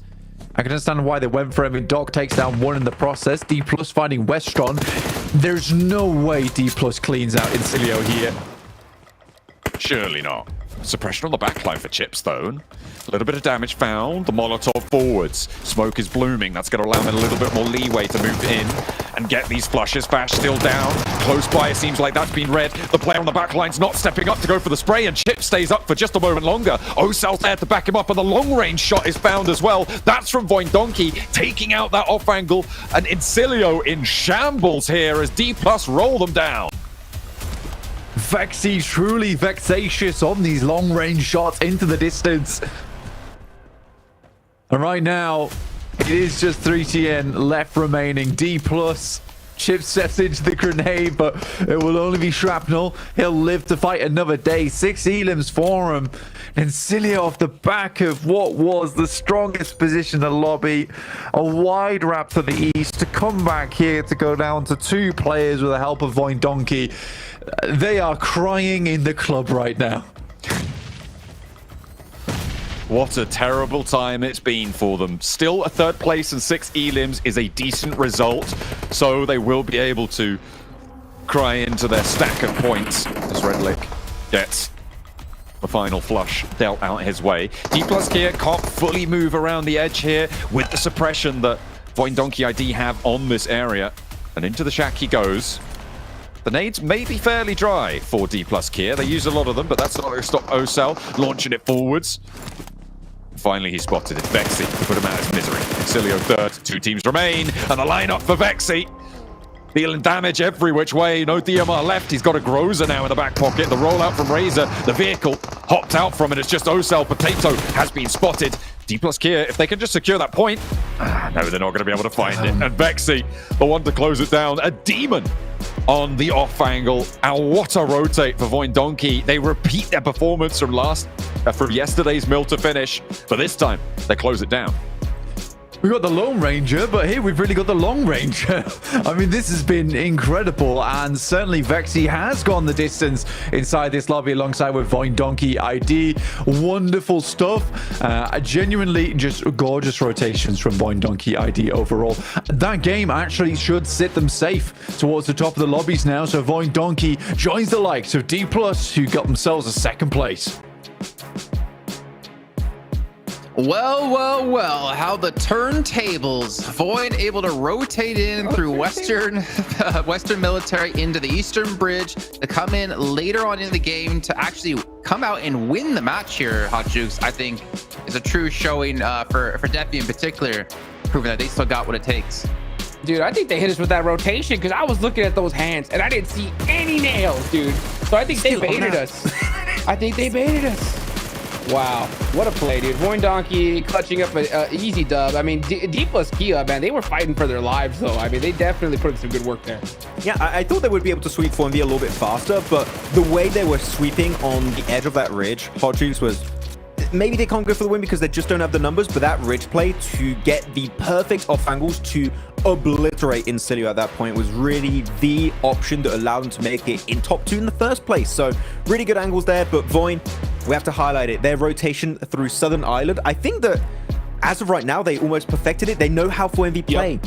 They know at what timing they're going to be sending it away over the bridge, and they know when it's going to be a free. Like, okay, we waited until like 2 minutes, 37.5 seconds. Okay, send it across, we move in. And yeah, I think the reason why Voin get in that position in the first place here, Jukes, is purely off the back of that timing that was perfect this game. Well, you also did notice, Max, I believe it was, that Incilio were in the compound that Voin ended up taking, and Incilio ended up rotating towards like Southern Milta. Or sorry, yeah. Me, not him. Yeah. But no, Incelio, actually, they got a bit lucky on that timing, though, because, yeah, as you said, Incelio initially were holding down that compound. And they left, I think, maybe 15, 20 seconds before Void just like, oh, we don't have to fight for this possibly game-winning compound. Hodrick's like, stonks for me. Oh, yeah. I'm so shocked they left that. I mean, that's a strong position. That compound, you could definitely rotate from so many different directions because there's so much open terrain near it. So nobody even wants to get close to it. So for Incelio, I mean, they got to think a little bit greedy. They were just like, no, we got to find a better position. Maybe we feel like the zone is going to yank it on over to the east side. And Void Donkey are like, oh, we'll take this right here, right now. Thank you very much. Yeah, we'll take it. And like being first place, there's no way that they're gonna drop out into bottom 8. So they're for sure gonna make it through to last chance, right? But to still see like how quick their communication, how efficient their communication seems to be, thinking back when it was Osa left alone and was against Roy crashing on top of him, his teammates were there so fast and they're playing from like the perfect position up that hill to actually deny any sort of chance for against Roy to get on top of the roof to actually combat where Osa was going to be. Osa, especially with his Molotovs, Jason, he was able to buy so much time, and it just allowed them Chips and the rest of the plus K to just come just running down that hill and just completely obliterate Getzeroy. He was just buying as much time as possible, and then Chips came in swinging, I think, with a S12K or DBS and just doing quick work of Getzeroy. So a great reaction time. And sure, they might be in first place, Jason, but the thing is, they're not even stressing it. They're just like, yeah, this is our typical normal PUBG Mobile playstyle, and it's so good we get second place when we're not even trying that hard. It kind of worries me, Jukes, because thinking to like a point sponge, if they're going to keep soaking up points towards the top, means every point is even more impactful down towards the bottom of the leaderboard, where honestly, I wouldn't be surprised if we're going to have a tiebreaker to decide who's going to be going home and who's going to be making it to last chance. I'm not going to be shocked at all. I'm not going to be shocked at all if that happens. I mean, it's so crazy how wild this is starting to get. I mean, another thing that we got to talk about too is, you know, I was really worried for Group Green going into this, right? Because they're not playing tomorrow and they have to kind of just sit back and watch and bite their nails as teams, you know, creep on by their point score. But I mean, so far, Group Green is just rock solid. I mean, I had Void Donkey as one of the teams that I had, you know, to watch a little bit earlier because they were one of the lowest placed teams in Group Green, and then they pop off in this match. So now I think who's it up to? Team Liquid? All right, at this point, but even then, they perform pretty dang solid here. So I think Group Green as a whole is feeling really, really good. I do believe some of the teams in that group are a bit desperate now, for sure. I'm getting worried, guys, because going into this whole event, this whole league stage, you know, most of us were saying Group Yellow were the group of death. But we did have a certain person who's not a talent say to us, oh, I don't know, I feel like Group Green's more of the group of death. And we're all like, no, that's not actually true. I don't know, you know, Vlad, you're out there. I feel like maybe there's some room for you here on the desk to start discussing this stuff because it's starting to be a little bit right. Are you firing me, Jason? I'm firing myself. It's just gonna be a three-man analyst desk. Oh, okay, that's fine. But you're hosting. Oh no, okay, no, stay, please stay. Look at overall, you have 10 matches of play. Of course, D+ still hit on to first place, 77 as well, able to take second place from the prior match, and Void gonna be sitting in third. Kind of ridiculous to see kind of a mix-up here in day 2. Wow. We mentioned it. I think the big storyline for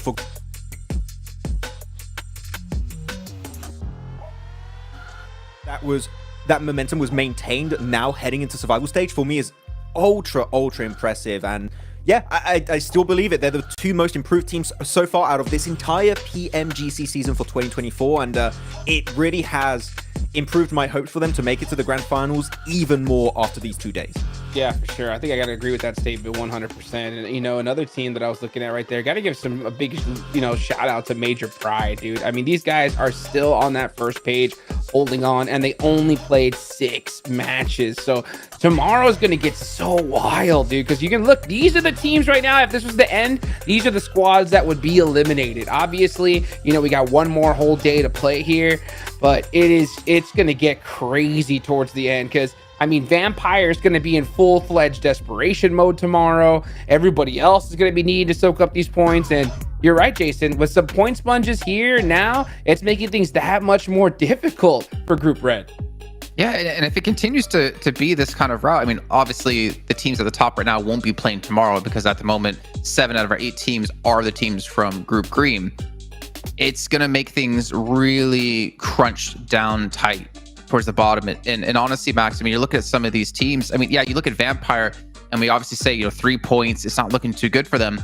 But honestly, right now, if they had one good game, like one chicken dinner with a decent amount of eliminations, they'd be right back up there in talks of breaking out of the bottom 8. But obviously, a lot of the other teams around them only have 4 matches played. I mean, Zeus, Inko, and Vampire are in the bottom 8 with 6 matches played because they did play yesterday. I think it's really going to come down to like just that one pop-off game tomorrow to save yourself to get into Last Chance. But the thing is, you have 0 time off between getting into Last Chance and playing in Last Chance. So whatever Vampire needs to do to improve, or any of these teams at the bottom of the table needs to do to improve, they got to do it quickly. Yeah, one win would cut it, I think is fair to say at this point. One chicken dinner could literally qualify you into Last Chance. But then it sets up the next question, right? That if you just barely make it into Last Chance, then how are your odds looking to be top 6 after that, right? For me, the teams that currently impressed the most at this group, I think are going to maintain that momentum for the Last Chance. The teams at the bottom, making it top 6 right now, it seems a bit unrealistic, Hotjukes, at least.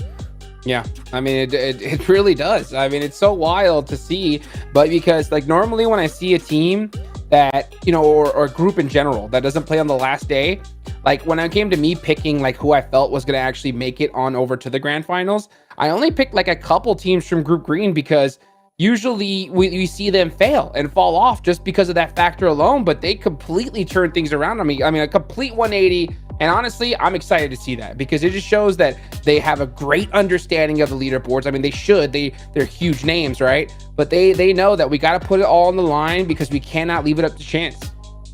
Well, Hotjukes, you did deep dive into drop locations when it comes to the survival stage, and you talked a lot about Erangel. I'm curious, do you have any info for us when it comes to Miramar with any adaptations for teams? As far as adaptations go, I'm not really seeing anything really too out of the ordinary. I mean, you got Tianba that they're going to be dropping near Mir and Sejon's location before, but all the major squads are pretty much in the same spot. The only kind of team that I'm really looking at is going to be the Falcons because they're actually going to be taking major prides drop spot since it's available here. All right, well, gentlemen, it is time to kick off our first of 2 Miramars of the day, our 2 last matches for Group Green. So if you're a team here in Group Green, get as many points as possible because tomorrow it all comes down to fate and how other teams play. Let's throw it back to our casters to jump us in with John Allen and Blake.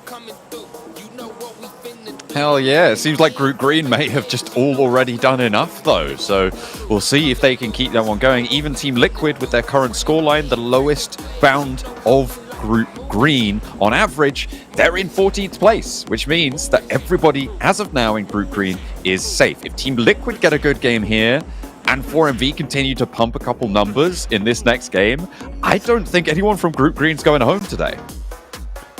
Yeah, honestly, at this point in time, Group Green is doing so fantastically well. It's unbelievable.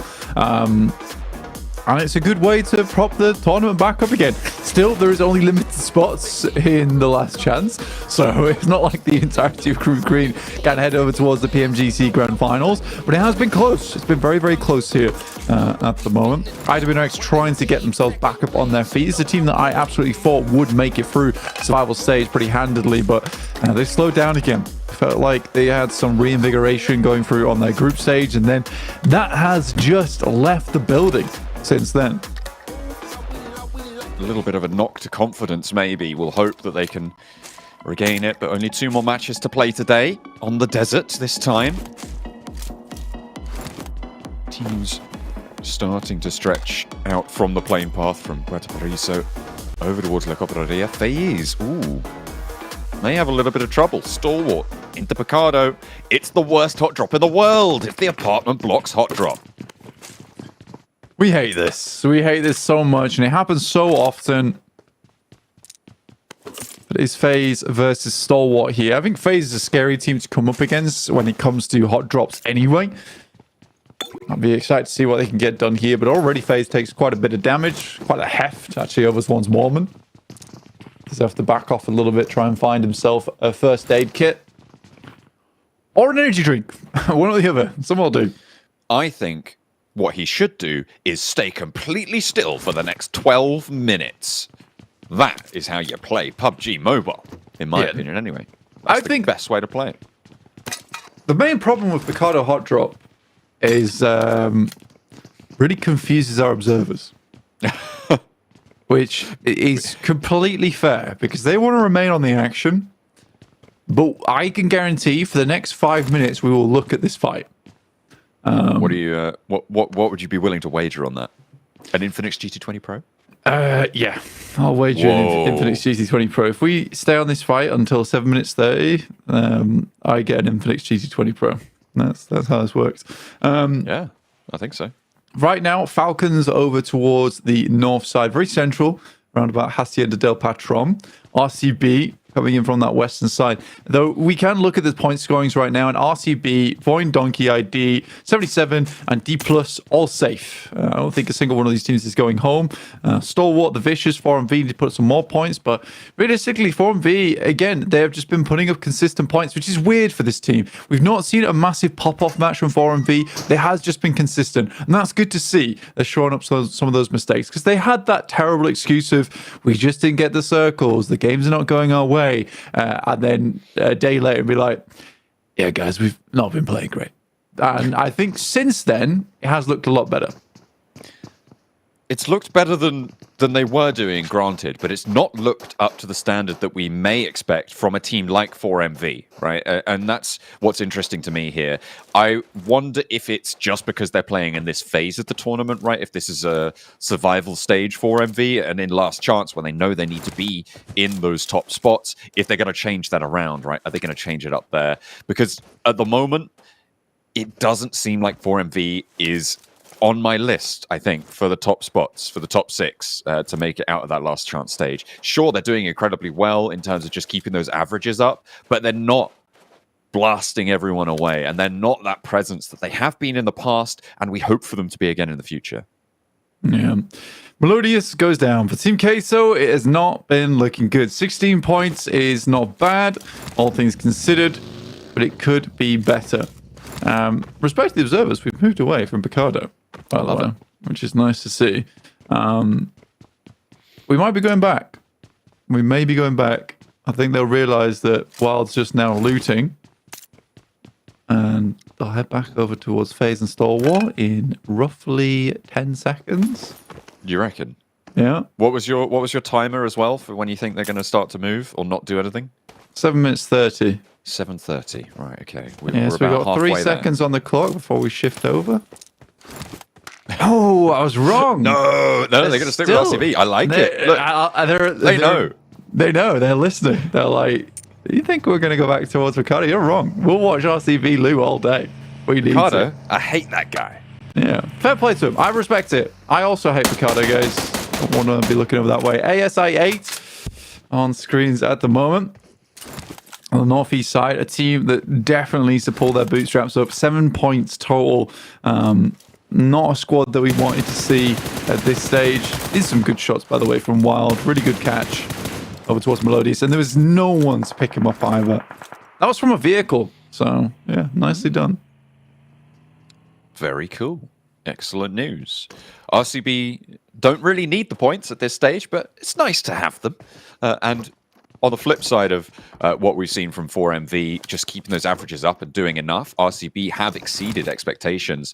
And in a two-day set, right, 12 matches, having pop-offs is really important to get into those top spots. Every single one of our players in the top 6 right now has had a pop-off, right? Have had a massive game in one form or another. I think perhaps well, actually no, D+ Kia as well. They've also had that one. I was gonna say maybe less of them, but no, they've had 2 chicken dinners already. So I don't know what I'm on about. But either way, everybody in the top 6 has had that pop-off. 4MV haven't quite at the moment, and they are in that 7th place.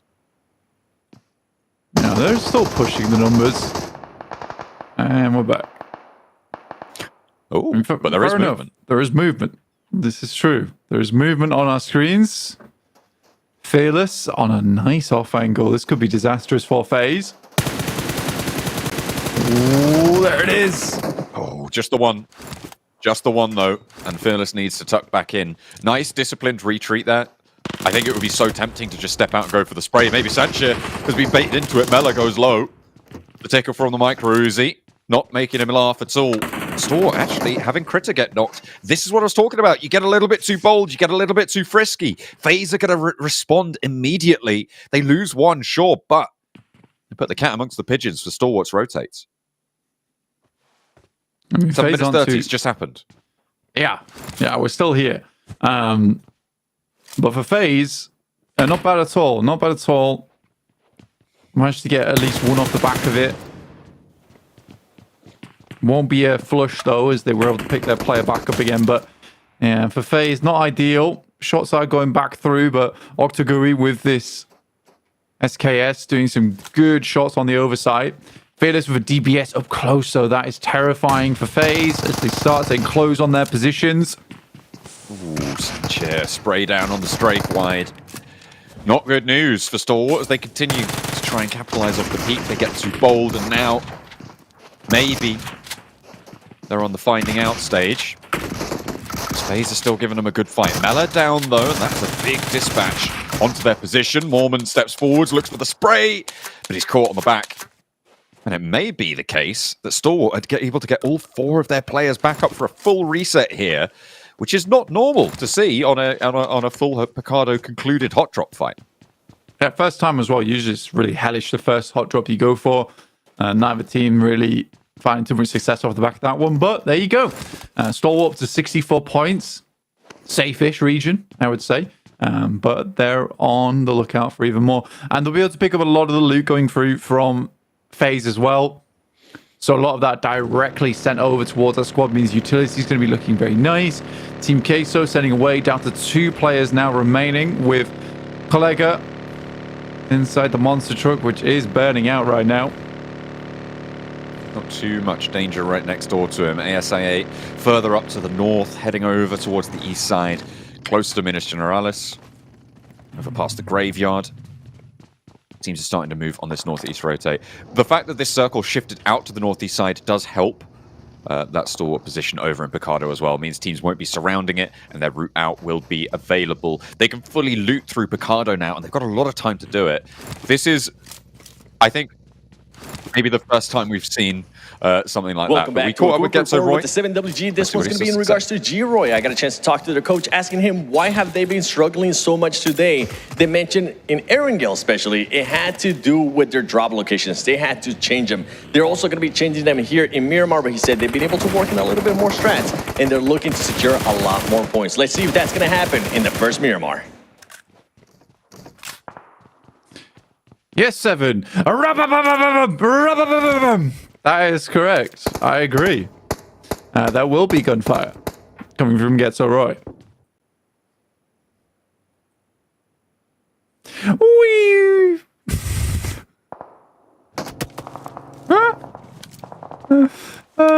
Just gunshots into sirens. Oh dear me. Lovely stuff. Yeah, I don't really know what happened with Getso Roy. I know that something occurred.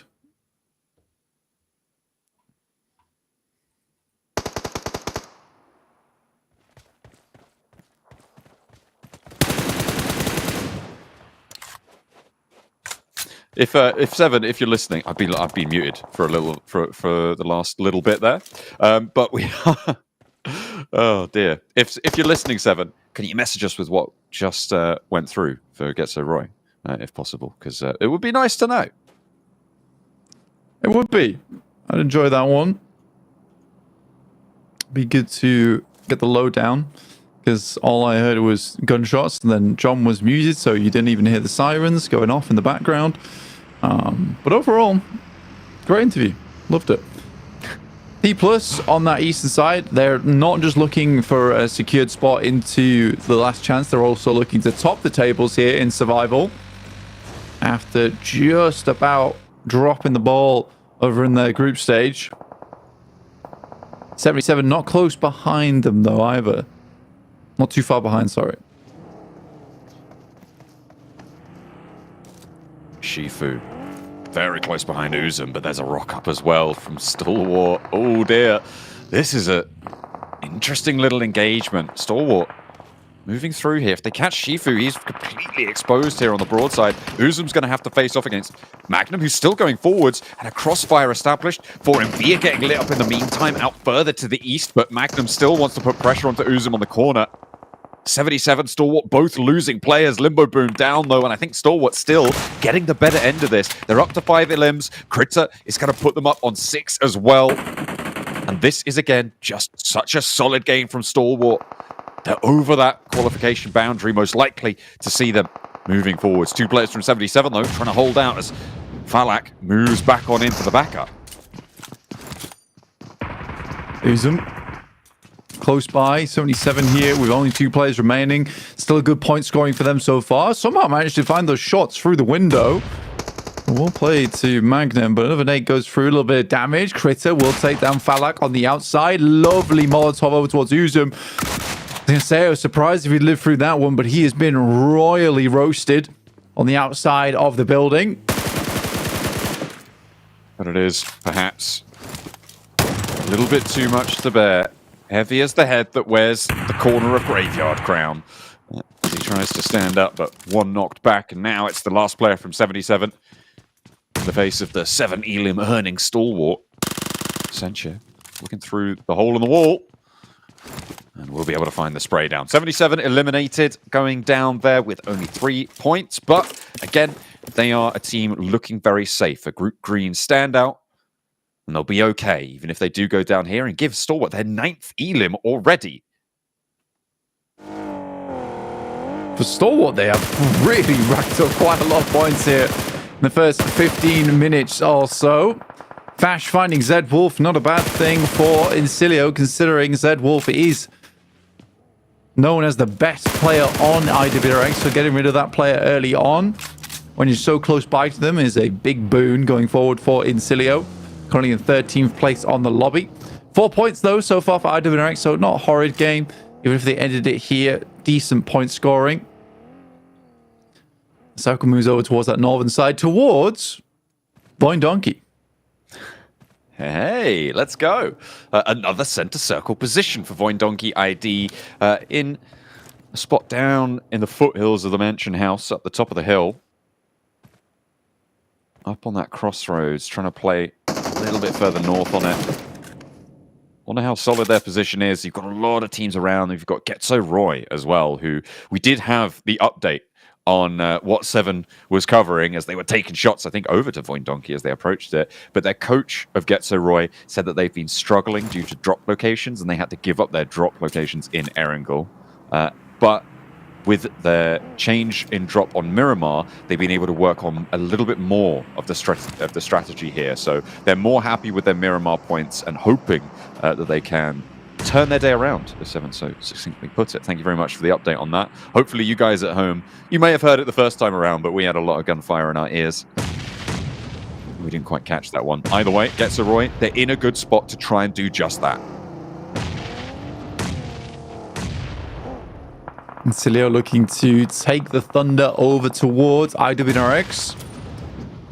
Nades through the window, good amount of damage, but no knock found so far, which is unfortunate. That initial one would have been really good. 3TN down. Nade through will take him out, in fact. So good equalize there coming through from IWNRX, and Incilio might have been backed off.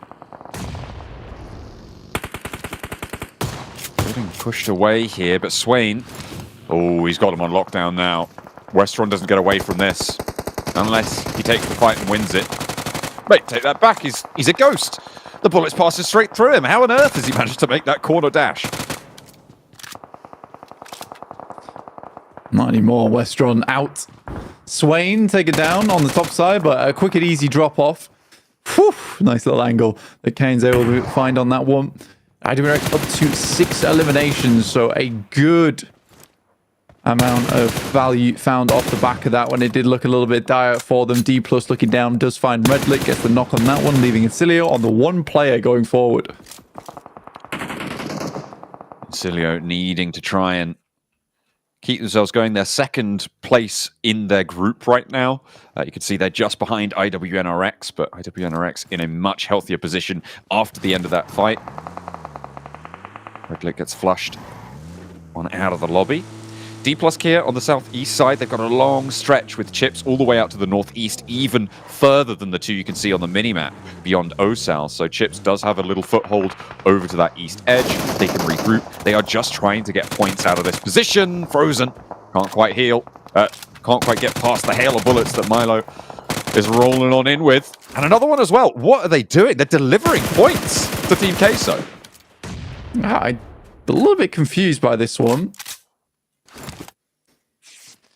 I mean, Team Queso will be happy with the 2 points that they were given. The back of it, just Melosa left alive. Idomerex, though, looking for a 7th elim on the cards. Oh, no! From the back lines, it's Stalwart. I mean, they do pick up that elimination over towards Team Queso and Melosa, but Stalwart will find another to rack their tally up to 10 this game. It's a really early 10 elimination game for them. And that's got to feel good, right? To go into some of your last games of the day, of your tournament potentially, but unlikely that we'll not be seeing them again over in those last chance stages. 10 points sits them up on 70, and they're looking to get placements added to this one as well. They've got a decent approach to the Team Liquid compound from the southwest, so we'll see how much further they can go, if they can rack up even more. I would hate it so much if the Picardo Hot Drop team actually won a game, but I think it may be the first time ever we see that. Yeah, probably. I mean, for Stalwart, it has just been awesome back-to-back performances from Picardo to here. Looking at the circle of Void Donkey ID, maybe not in the most strong position in terms of player count, but they certainly have a lot to work with, especially with a lot of this area towards the north side being a little bit more difficult to rotate through. D+ and Tiamba.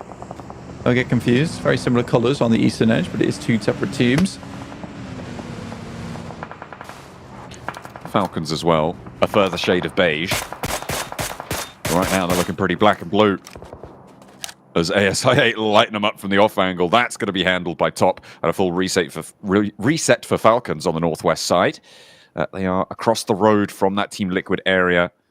Team Liquid actually defending their patch. As Stalwart lose their forward approach. Yeah, Team Liquid slowly putting up those points as well, which is nice to see. 4MV did go out early, so won't really get any more off the back of this one. Up to 58. And that is worrying going into their last match on Miramar coming up soon.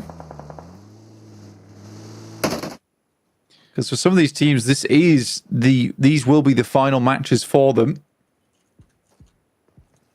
So 4MV definitely don't want to end on 58. Getting more points than that would be very much ideal.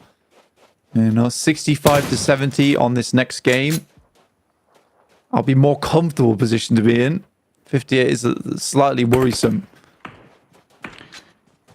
It's really, really difficult to call right now because Group Green has been so dominant. I mean, as it stands, the bubble, if you just look at averages, is BTR still with 54 points that they would get on a 12-match set if you just multiply to 12 matches played. But because Group Green has been so dominant, you remove that point sponge, all of a sudden the teams towards the bottom end of the tables are earning more points, which inflates that back up. And as I said earlier, I'm expecting it to be closer to 60 than that, and maybe even beyond. So 58, you're right, is a really dangerous point to be at for 4MV with one match left to play. Yeah, the margin is real small for error for 4MV. Stalwart, though, really happy with this game. I mean, they were started on 60, but getting 10 points on this one will put them at 70, which is way easier to work with. And one more game to potentially put up a few more points is lovely. Void Donkey ID completely securing their position inside the lobby, though. Absolutely getting at least a top 5 off the back of this map. D+ here looking to cement themselves towards the top and be the goal for teams to stretch for. We don't have DXavier in, but they are a team that is competing on average numbers with D+ here as well. I think at the moment DXavier actually have a higher average points total than them.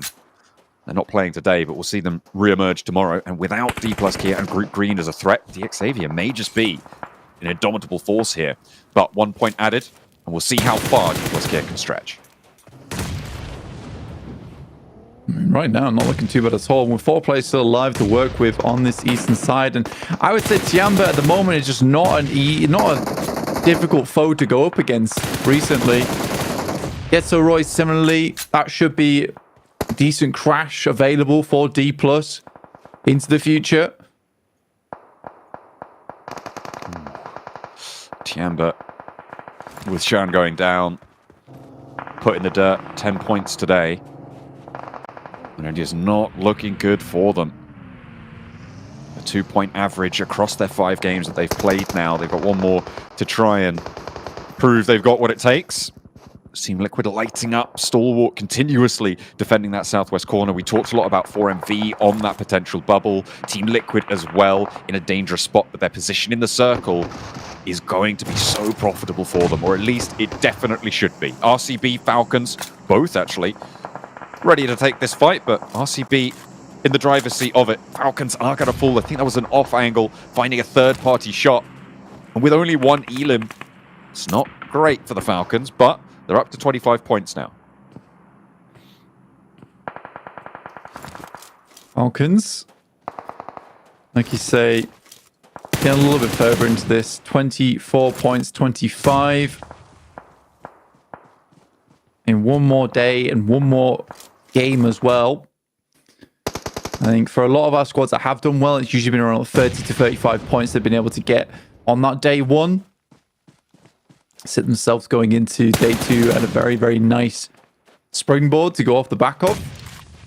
Yeah, really well played to Stalwart. 11 points this game, and they certainly felt, the pressure going into Miramar, like, let's get it done on the first, especially off the back of a hot drop as well, John. Definitely could be. Really big stand-up for Stalwart. Look how evenly split those numbers are as well. The nade over the top, and that will see them down. They are 7th place, but with 11 elims, it is a massive game for them. Going out at 24 minutes, or before 25 minutes in general on Miramar, you think, you're probably not going to get that much done. Wrong. 11 elims, but that is all off the back of a hot drop. The one thing I'm glad about, Blank, is the Picardo hot drop team did not win. It is still a terrible idea, and nobody should do it. Yeah, if you're confident, sure, go for it. But most of the time, it is difficult to work with. Point Donkey ID over towards that northwest side. I mean, they're done. I think that they are easily in right now. RCP, 6 elims, they're also in. I mean, it's going to be a struggle for them to get in on that southwest edge, but either way, this team has done enough. Even going into their final match of today. I mean, Vine Donkey has been a little bit blessed by the circles, but you got to imagine that first rotate they made on the last game of Erangel to get those blessings, and that was a difficult one. In comes Team Liquid towards Nolbu. Good initial shot despite being on fire. Doesn't quite have an off angle, though, to keep him safe from Ayala, who does get clipped finally, but D+ Kia not in time to save Nolbu. However, that hold is going well. Fabian up on the high ground, really important position, and Chief goes down to it. Mythic with the crossfire angle, but the last to stand. Is there an answer? A nade being cooked, but players from D+ Kia, they're not going to be able to flex out for Fabian. He is going down here, playing on with 2. Can they break that 100-point barrier this game? It's looking less and less likely. The Molotov gets over the road, close to Mythic. Chief confirmed. Chips wants the res. Fabian pulled away. Team Liquid desperately want that point, and they'll find it. Team Liquid up to 6 elimination. I mean, they are fighting for their lives right now. Big nade, like you say, it's a little bit too close, though. They're trying to clear out that rock in front.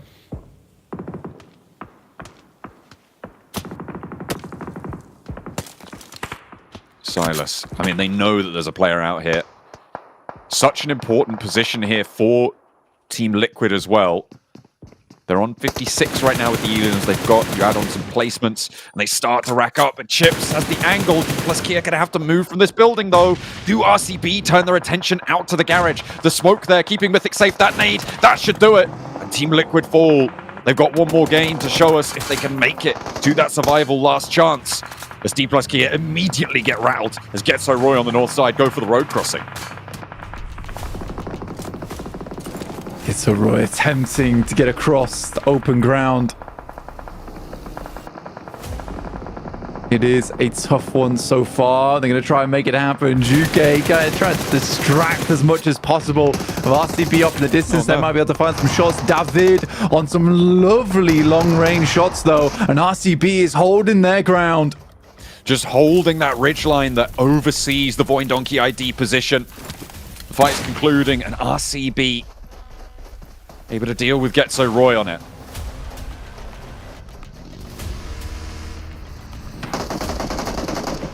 A really nice hold there. And RCB on the south side now have oversight onto this. Potential.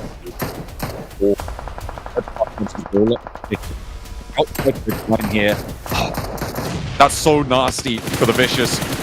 Trying to make their way in. They're in a great position to take the fight with Void Donkey ID, who are in this middle central compound. But RCB on that off angle just makes it almost impossible to move before that position's gone. Good nade from Potato. 0 eliminations, but whatever happens here, third place is a third place. The fact that RCB's been able to make it to this stage of the game, though, is very impressive, John, from where they were playing. Void Donkey ID. Trying to get in, but yeah, Void Donkey ID still going strong. So hard to move them off this middle building as well. Like, what can you do? The circle's going to shrink all the way into it. They get the res on the inside as well. On the high ground for RCB, they've already done enough so far. The Vicious in a little bit of a pinch as well when it comes to those standings.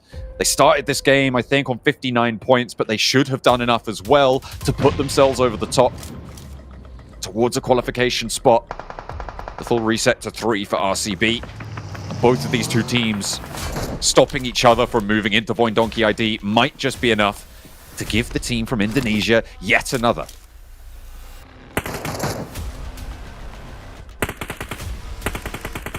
Vicious over on this north side. We take shots over towards RCB. Loxy to keep his head down, but I do think that it might just be Dunzo for RCB going forward unless Void Donkey opt to move into this, and they will help out. Remove RCB from the equation. Good hop out considering the spread on the Molotov. This is a game that could absolutely just... It will make Void Donkey feel so safe going to tomorrow that they don't even have to worry about it anymore. The removal of RCB, though, this gives the Vicious an opening. Playing as 3, they could potentially make something work here. Potato, ooh, nearly. But he drops a Molotov out into the open. That's going to slow the Vicious' approach, but there's a wide angle, a wide sweep coming through. Potato steps up, finally looking to enact on the angle. First knock goes over to Davi. That is that off angle, but in they go, finding the knock onto the high ground. There is a response, and it's all up to Bronozin now, trying to line up to Vexy, but he is on the hunt. They take him down, and Void Donkey ID find more and more towards the top of the tables. Their march seems to be unstoppable. Just chicken after chicken. I mean, Void Donkey ID, what a fantastic team. What a step up that's come through from them as well. It has been wonderful news for this squad, especially considering the fact that they started out so badly, John. But now, here they are, up towards the top, playing with the big boys. Q and Velma from Scooby-Doo. Boinkies, as Void Donkeys get themselves another victory back-to-back here, and pretty much have guaranteed themselves a spot into the last chance, kicking off in 2 days' time, where they still need to obviously place top 6. But the way they're going, top 6 is definitely going to be in reach for this team from SCA. Defi, we are so sorry. Right? We put you in top 6 prediction now. You're playing too good. What is going on? But like, realistically here, Hot Jukes, I think that from the early few circles we've witnessed, they were understanding, oh, well, it might just be a field-ish finish. We're just going to center up and just hope for the best. And the matter of the fact, it just worked out. This kind of playstyle of centering up early in these kind of terrains is such a good strat to reach the late game. Of course, the circle centering up on the compound, that was very unexpected, but they know how these circles go, Hot Jukes, and they used it to its full potential. Take it to the bank, baby. I'll tell you what, back-to-back chicken dinners. These guys are on point. I love to see that here. By the way, I think I know a reason why these guys won. It was the nails, dude. It was the nails from Razak. 0 damage. 100. Yeah, I like how you start going inside before looking at the numbers. But it was so. It's the nails. He was so good. It was the support. You know what I'm saying? It was the support, baby. So I actually talked to the coach. I had a DM him on Insta. I was like, yo, I need answers right now. What is this deal, right? So he says that it is to help with button press. That's right. Razak used to play with long nails for accurate button press, but they broke. So he got them done just for this tournament. So that is really interesting. That's the first time I have seen that. And this team, back-to-back chicken dinners against the lobby like this. Hey, no damage, but it worked. So you're telling me... I've never heard of nail strats. I mean, you guys are telling me if I go get a pedicure, I can become ace drink? Manicure? No, nah, that's not Jason. Oh, yeah, pedicure. No, I play with my toes. I play maybe. A manicure, yes, you are right. You can clearly tell I've never had one of those done before. A couple of other teams we need to focus on here, not focus on the fact that I talked about playing with my feet, is that D+. Again, another solid game for them, playing on the edge, finding that perfect time to crash onto Encilio more towards the center of these zones. I mean, D+, I feel like are just straight chilling, and if they can maintain this kind of like play style, there's no doubt in my mind they're going to be top 6 in the Grand Finals. And you know, they just don't want to falter at the finish line like they did in their group, right? They are going to try and maintain their consistency here. The thing is, they don't have to play good, Jason. But again, when we go back to D+, it's just non-forced good gameplay. This is how they play every single match if they can. And they just love third party in their positions. They love having players like Fabian, I think it was Hot Juice, just keeping off angles on Team Liquid as they approach them. Like, it's just solid PUBG Mobile. It's by the book. It's consistent, and it's so far why we've seen them be in first place and remain in first place for as long as they currently have in the survival stage. These guys, I mean, I'm telling you, even if they're in a bad spot, they find a way into the zone. D+ Kia are just on another level right here. And you're right, Jason. I mean, they really could decide who makes it and who doesn't. They could really make it a hard time for these teams, but they're just like, you know what? We're just going to destroy everybody we see. So, yeah, D+ Kia are definitely on a rampage right now. And one thing that we're definitely noticing, Max, especially in this stage, is just how dang fast these teams are rotating, right? You could just see like how imperative the central position is. And I mean, these guys are getting like level 1 helmet, level 1 vest, a gun, and just take it off instantly. Yeah, we rotate, but we have pretty much nothing to work with. Yeah. Once we arrive, it's been a tough one. Over loot. But you know what? I do have to highlight an America's team here, Hot Juice. Vicious has been good on the elimination front of things. Like, I don't know what happened between group stage and this event, but they just turned up the heat, and they are getting over like 4 or 5 elims every match. I mean, I think Blank at the start of the day mentioned it. The people are sleeping on these 4 or 5 elim games, and right now it's been working greatly in favor of the Vicious. I believe you're underestimating the sneakiness, Max, man. Maybe a little I'm telling you. I'm telling you, dude. Vicious, dude, you got to keep an eye on this team because, in my opinion, these are always the most dangerous squads, Jason, because, you know, you just don't worry about them too much. You're like, yeah, they're having some good games here and there. And then all of a sudden, it just takes a good couple pop-off matches, and all of a sudden, they're passing you up on the leaderboards. I mean, it gets them into Last Chance. Can it be enough to get them into PMGC Grand Finals? Is going to be another question that we're going to hopefully have answers for in the next couple of days. I do want to bring us back to another team. You know, obviously during that match, we did check in with Seven. And if you could hear between the rattling of the gunfire, he did talk about how Getzeroy mentioned they had to change the drop location on Erangel. They had to change it on Miramar as well, but they're definitely more practiced when it comes to Erangel. And they do get themselves some okay points. They get themselves to 7, get 3 eliminations. They were nice and tightly in that compound for such a long time. But for me, in my eyes, it's more about Getzeroy saying, we just want to get to the Last Chance, and then we'll worry about trying to get top 6 if we get there. That's the first hurdle, is to making it into Last Chance, and then you might have a little bit more time to kind of deepen your strats on Miramar and also Erangel, which is currently where they're lacking the most. I think it was said, Jason, they had to change their drop location. But here we go, looking at the leaderboards.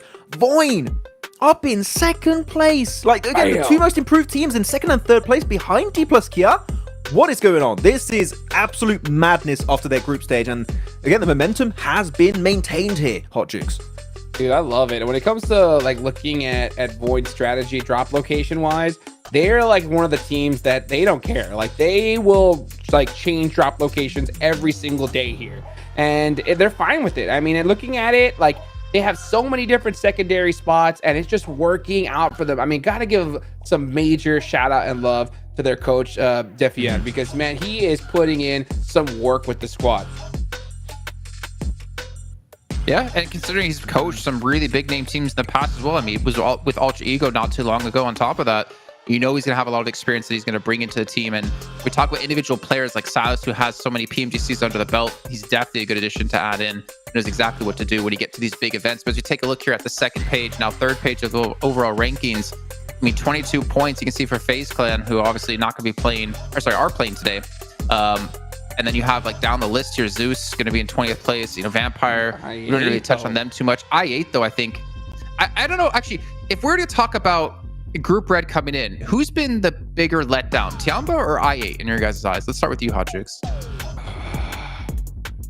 I'm gonna go with I8, to be honest. Like, they've just been making really, really bold decisions. You know what I'm saying? Like, they just hot drop in Sanhok and Hotted and lose that fight off the rip.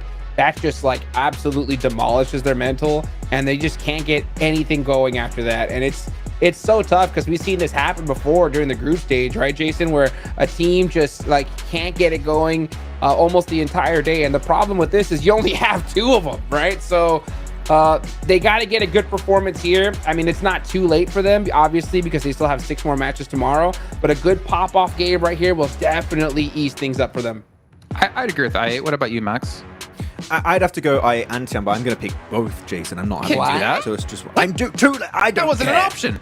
I'm making my own options here, Jason. No, really, both of them. I have the impression every time we focus on a fight between Tiamba and IA, it's all an early fight, which typically you see because they don't have a lot of placement points off the back of these 5 matches. Or it's a little bit of a mid-game fight, and they just lose their players instantly. They crumble. They just struggle when it comes to taking these 4-on-4 fights. And even if that happens, it takes so long to wrap up the fight that they just get third-partied. And we've seen, Jason, that third parties have been a major, major focal point in the survival stage. So, yeah, they just can't get to the late game, and it's been so far hindering their chances heavily to make it in last chance. You know, Max, that's actually, you make a really, really good point there. And, you know, with that in mind, you know, which one do you think is worse? Okay, you want me to put one above the other or one below the other, I guess? It's similar, but I'd have to go I8 right now. I think that they are maybe a little bit under. Yeah. You got it, Jason. Yeah, I see. I agree with the I8 talk, just because I feel like when we've seen a lot of these teams coming from PEL, it takes them a day or 2 to really get going. So I wasn't necessarily expecting Tiamba to like hit the ground running in this group, but tomorrow, like, they have a lot of work to do if they want to get themselves safe to get into last chance. And then of course, right, because it's technically then 5 days, well, I guess it's 4 days of play for you, then Tiamba can really start to hit their stride, which we typically will see them do when we get to like these longer mini events where we have like 3-4 days of play. So that's why I'm kind of putting I8, unfortunately, a little bit more of a surprise than Tiamba. But then again, as you guys are saying, it just takes that one game and it can really change things completely around. And on one team who needs to have maybe a change of fate as well, which you haven't really, I think, talked about a single time today, it's FaZe Clan, Max. Yeah, FaZe Clan, I mean, I had them initially as one of my surprise predictions for their group, and they didn't make it. But right now, going in this last Miramar, Jason, I really want to highlight this hot drop is absolutely stupid. Okay, it makes no sense. It's stupid. For real, you're fighting versus Stalwart. They're in what, 5th, 6th position. They literally do not care if they win or lose. They have nothing to lose in that fight. They're going to send all they have to eliminate FaZe. FaZe were at the bottom of the rankings. They were hot dropping. They were in 17th position. If there's any team that needs to change that drop on Picardo, it's not Stalwart. It has to be FaZe. So please, FaZe, if you hear this, leave Picardo, go to the trash loot west or south of Picardo, and you might have a chance to just make it through in the last chance. Come on, listen, do it again. Do it again. Shut up. Let's see it. I don't know, man. Jigs, I'm honestly completely with Max Ben here. If you want to be a team that can lift that trophy in London between the 6th and 8th of December, you have to make these adaptations when it counts. You have to make every single match count, and there's no point to go for another hot drop yet again. But we'll find out the hot drop will commence a further time as we head into the last match of Group Green, but also our last Miramar of the day. Match number 12 is upon us, and as Jason rightly points out, this is the last chance for Group Green teams to put numbers up on the board. It is So incredible what Group Green has been able to do to this lobby so far, though. These 8 teams have been far and away ahead of both Yellow and Red in terms of their performance in this survival stage. It makes me worried that we're going to be going over to the finals and Brute Force, who won Group Green, Influence Rage, second place, Thunder Talk as well in third, that they're just going to dominate over in the finals. It's got to be pretty scary if you're going to be facing up against them. That it is, 100%. I mean, some of these teams have improved so much, and it might actually be a case where you have these 5 days of play, which improves some of the teams going into survival stage and last chance so much that our teams that are already directly qualified might struggle a little bit. We are on our final Miramar of the day for Group Green, at least.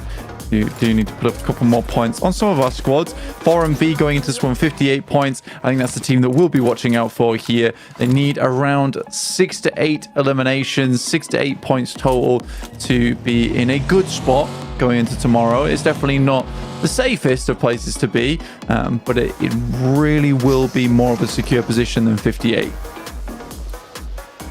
Definitely want to be pushing up nice and high into the high 60s, and you're probably going to be safe here. Very likely going to be safe. Southeast side circle shift comes on through. And for D+ here, their last lap around, they did manage to get 100 points blank on that last game. I didn't think they'd quite be able to make it all the way, but there they are. The triple digit showing on 12 matches. Not quite a 12-point average, a 10-point average, but still way ahead of the rest of the pack. Voin Donkey ID, they're trying to chase, but what can you do with such consistency?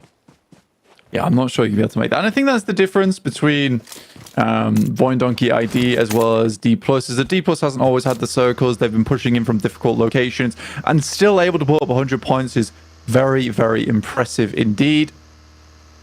RCB definitely not to be overshadowed here with 80 points total. They have had a wonderful turn of events because this is a team that we were really worried about. Voin Donkey ID, at least by the end of their group stage, we were like, oh, well, you know, they have certainly picked up the feet and they're doing a lot more inside of these lobbies. They look very strong now. For RCB, it wasn't until those last couple of games where we were like, actually, RCB has got a bit of presence to them about this. A little bit of an ominous looming threat. Certainly something that our teams are not taking lightly. Hey, no Picardo hot drop. That's pretty good. Happy about it. Yeah, I'll do. Not one nothing too crazy going on here. Stalwart picked that one up. And in FaZe, definitely know that they can't go for that again. They got over 0-point game. It will be very, very bad for their point scorings. It's a team that is usually kind of good at Miramar as well. So it would be unfortunate for them to give up 2 out of 4 here in the survival stage. And they can certainly get up towards that 30-point margin off the back of this game if they play their cards right. Which, like I said, is a good springboard going into tomorrow. ASA, on the other hand, though, they had just gone from bad to worse today, even though they look so strong during their group. And we were really impressed by their gameplay. Here, it's a completely different story. Things have really taken a turn in the survival stage, I think, in general. And as we said yesterday, there has been quite an elimination focus in the mid game, which we haven't seen necessarily in those longer game sets where you've got a full 4 days of games to play in these earlier stages, right? So it can be a little bit tricky to adapt to such a high octane environment, but some teams starting to stand out head and shoulders. We managed to catch up with 77, who have been towards the top of the tables, with 7. So here's 77 with 7.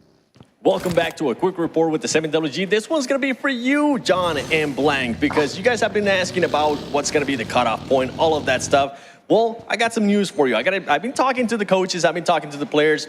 Everybody's saying the cutoff point more than likely is going to be somewhere in regards to the 60-point mark. Right now, all the teams from Group Green are in that first stage and are very, very close to that cutoff. Can we possibly have all the teams from Group Green make it to last chance? And will that cutoff be the same as last year? Because last year, it was 60 points as well. Okay, it wasn't about 77, but that is still very interesting in terms of that point, that cutoff point, and that's what I've been looking at as a high 50s towards that 60-point boundary. I think 65 would be incredibly high to be a boundary right now. FaZe sit on the average bubble with a 52.8 scoreline if you extrapolate based on what their averages are currently, but as I said before, that can inflate based on the performances that we'll see over the course of tomorrow's games as well. So up to 65, maybe, but it's definitely possible, if not likely, that we'll see all of Group Green get in here.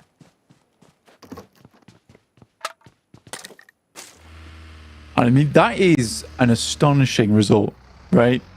I think that when we look at it that way,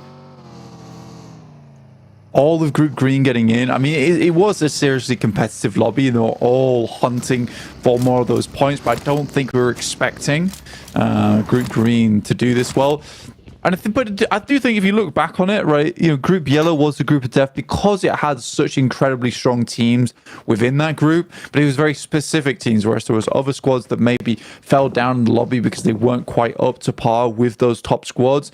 For Group Red, that was, again, a few teams towards the top who were munching away at a lot of those points. Group Green, on the other hand, was the most competitive by far in terms of performance, getting very close, but didn't quite have those teams that looked indomitable, right? But that kind of would lead into what we expect here in terms of storylines with Group Green all making it through, because they're all very, very good teams, whereas the other groups maybe didn't have as strong of a lobby down towards that middle pack.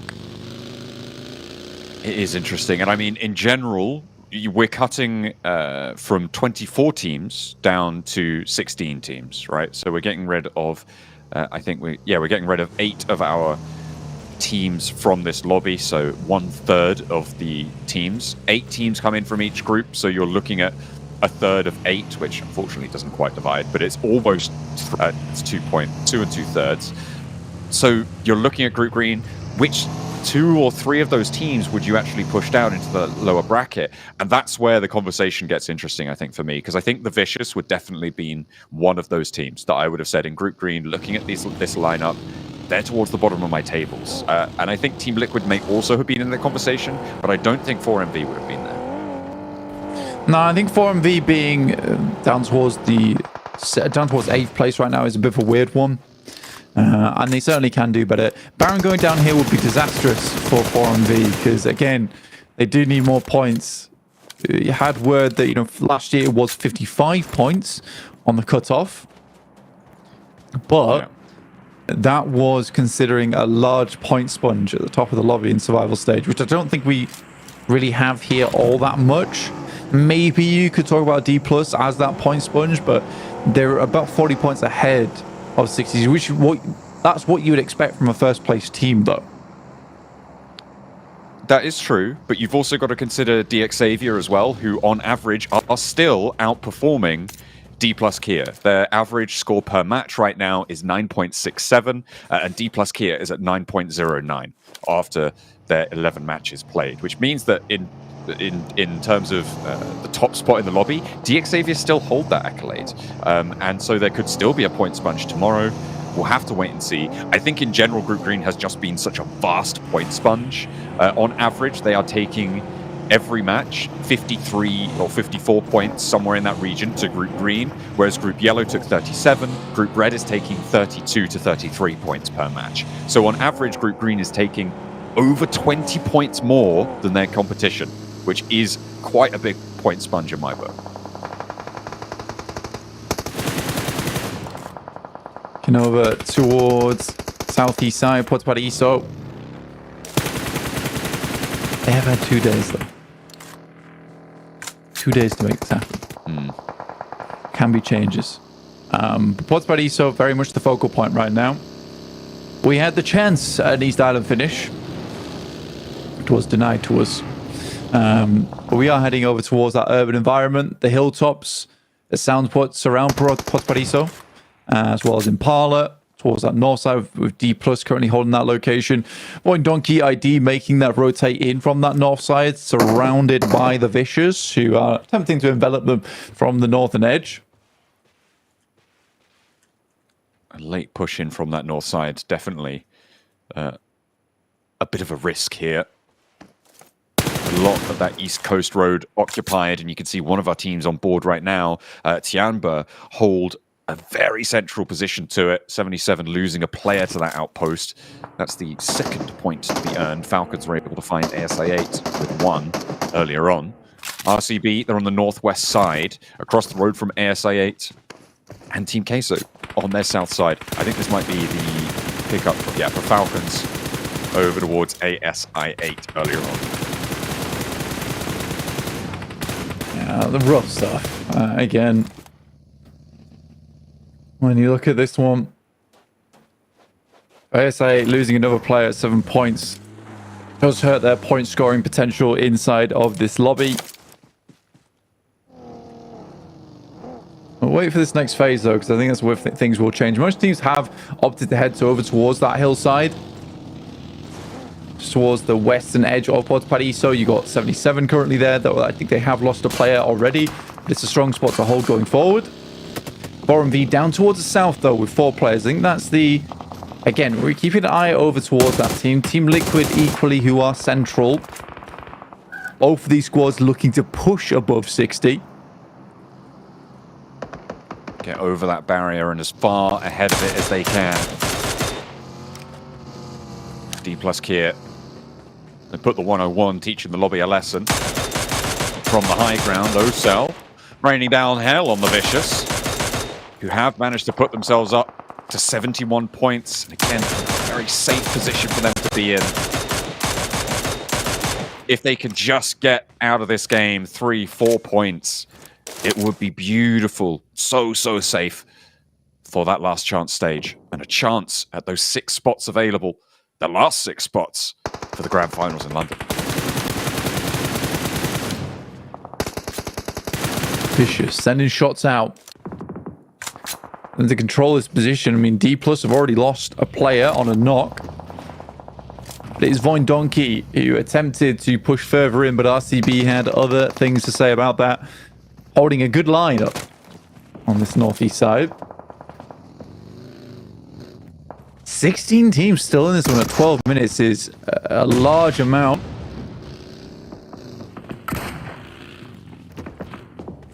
Minute 13. And you've got to expect teams are going to start to fall by the wayside here. A couple of teams trapped in these urban environments. Impala, obviously, the major roadblock for the Vicious. But D plus Kier with the high ground actually have control of this east side of Impala as well. The difficulty that they have is that RCB, IWNRX, ASIA all sit ahead of basically every single path that they could want to take out of this location. Both of these two teams likely confirmed in already to our last chance stage, though. So this fight, if it concludes with everybody going down, isn't going to have a massive impact on the tables. The question is, who gets the points?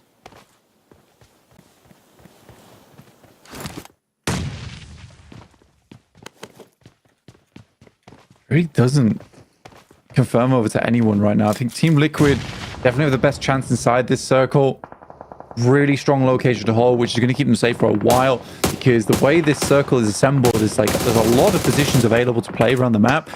You aren't shifted over towards one side here, so a lot of teams all taking their individual engagements on every point of the compass at the moment. Team Queso on a 2-2 split, 18 points. I mean, they have done not amazingly.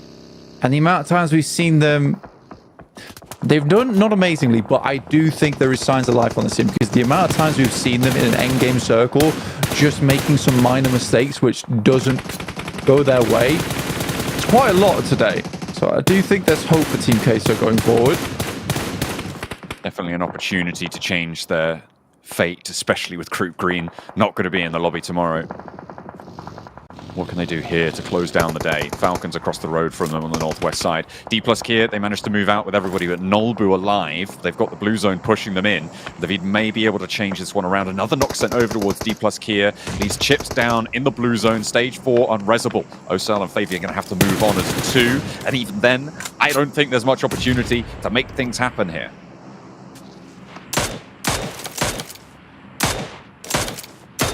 D plus. Troublesome spot at the moment. 1 elimination found. The Vicious, not likely to go much further here, but 71 points, fairly safe. David trying to put even more points on the table. He knows that is their last match. Try to get as much done as possible here. RCB up to 4 eliminations on the game. Really, really good stuff from them. But there it is. Stalwart versus 4MV. And guess who? It's Doc. Oh no, he tried to flex out first on an off angle to the north side of Stalwart. Completely goes for the wraparound, and there's no way that 4MV can get him back unless they just win out the fight here and now. He's so far flung from them. Baron's trying to keep that position suppressed, stop them from getting over the ridgeline. They can pop a nade over and it's all done for Doc. And will it be enough for 4MV? They've only got 1 elimination so far. Doc gets flushed away. If they go down like this, I mean, it would only be thematic to their journey so far. I am glad they eliminated Doc there. I'm glad they flushed him because I really did feel like 4MV was going to pick him up. Reefus attempted it. You can play as 3. If Doc does something silly like that, count it as a scout. That's fine. He's figured out there's players over towards the western side. Good for him. He goes down because of it. There's nothing you could do. Don't try and pick him up. Play on as 3 and get some more points on this game. They figured out that there was teams on the west in the meantime. Ooh, okay. Getso Roy.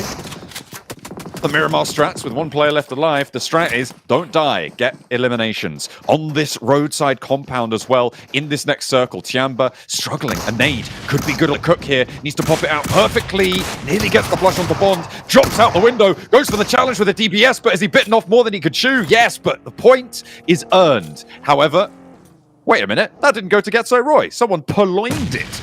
Pilfered it away. It's 4MV. They're playing on with 3. D plus go down. Their mark will be 101 points. See if anyone can break that one. DXavier might be able to do it tomorrow. 4MV though, looking for some more. Aero goes down and Shan will flush him. They do get 3 elims off the back of this. There's potential for more here. 2 players inside. They can get 5 eliminations. It will place them in a precarious place, but playable going forward. That puts them on 63 points blank. This may be enough. Placements will start to come into play as well here. IWNRX looking to move 4MV out of this lobby though. And they need to draw them down right now if they want a chance to keep them out of the finals. IWNRX shifting down towards the south side. I think for IWNRX, it's a little bit more considerate over towards getting 40 points on the day because that sets you up very nicely coming into tomorrow. And maybe taking a 2v2 with Swain currently holding off the majority of RCB on that northwest side. That could be called a bad play. 77 pick up the position in the center. After Team Liquid, still on 4 players do move out over towards the northwest. Both these teams have strong positions. Team Liquid now in the same boat as 4MV, looking to breach 60 points on the game.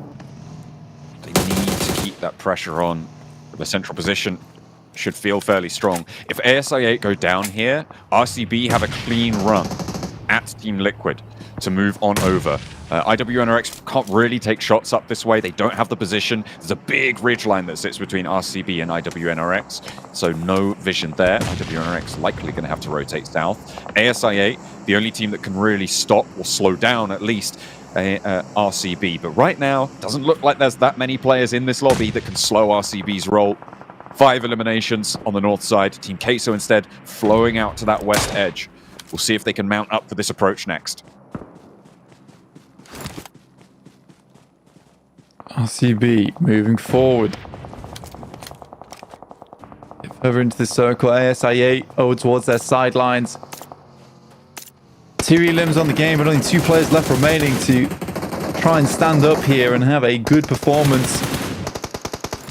But RCB, they've got eyes on, and ASIA have to go for something absolutely drastic. Quick rotate over towards the western side. Malaysia a little bit close over towards them, but is regrouping with the rest of his team. And ASIA will end up over in the fields, ducking out the action as Action takes a nade to the face. Response, but not going to find Kolego on the off angle there. Papi Potro nade over the top. That one's going to find him. And Action now knocked. Team Queso, they have got 4 players in the fight, but one of them is down.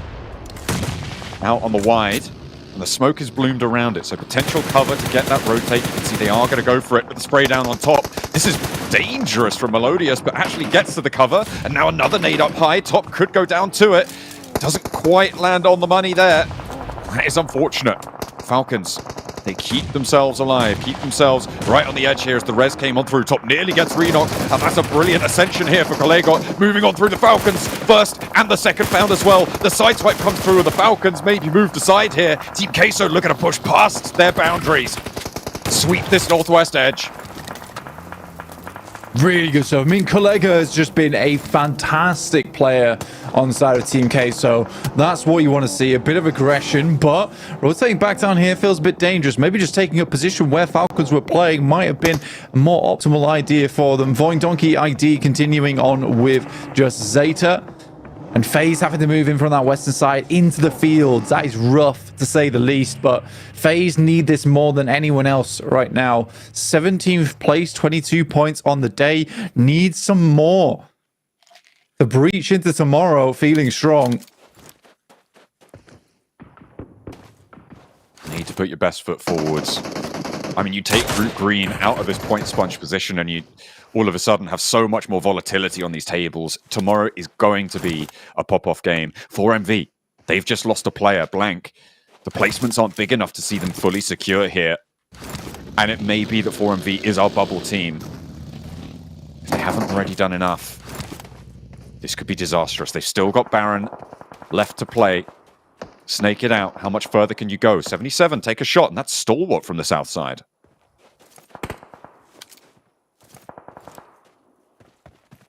Divinorex making their way down. They are on the low ground right now, so it's a bit difficult to work with. Stalwart has had such a fantastic step up towards the mid portion of the day. It's kept them very safe in terms of the table. 76. Just breached up to 77 now. Okay, so doing something quite dangerous, I would say. How has he not gone down there? Melodious actually getting to this ridgeline. The rest of Team Queso can't really give suppression over to RCB's spot, but Melodious hits the deck. Team Liquid don't quite have an angle, Wild though able to step through. That is the backline not being there for Team Queso on that roll-up. They needed to be more prepared if they wanted to find that one and work it out. But now they know there's a team on that ridge.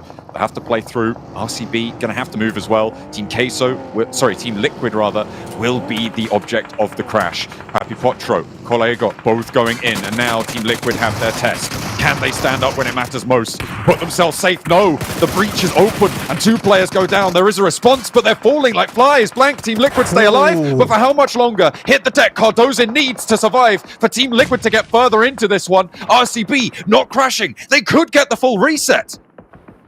This is so important for Team Liquid. 2 eliminations. Goodness me, Isla had to immediately go for the first aid kit. Even a stray bullet would have taken him out there. Stalwart sending nades through. God, for Team Liquid, that looked absolutely disastrous. But them staying alive might just keep them alive in terms of the tournament. Going into survival and making it through into that last chance. What a game from them. It was a messy hold though, Blank, and that does not bode well for their future holds. They are back up. They are refreshing. RCB did not third party that. If RCB go in there, that is curtains for Team Liquid and potentially, as you say, for their spot in the last chance. Voindonkey, their last player out on that flank. Team Liquid will have to transition now. They only got 2 of those elims on the fight as well. A lot of them were taken. And RCB, the main benefactor there, 9 elims on the north side.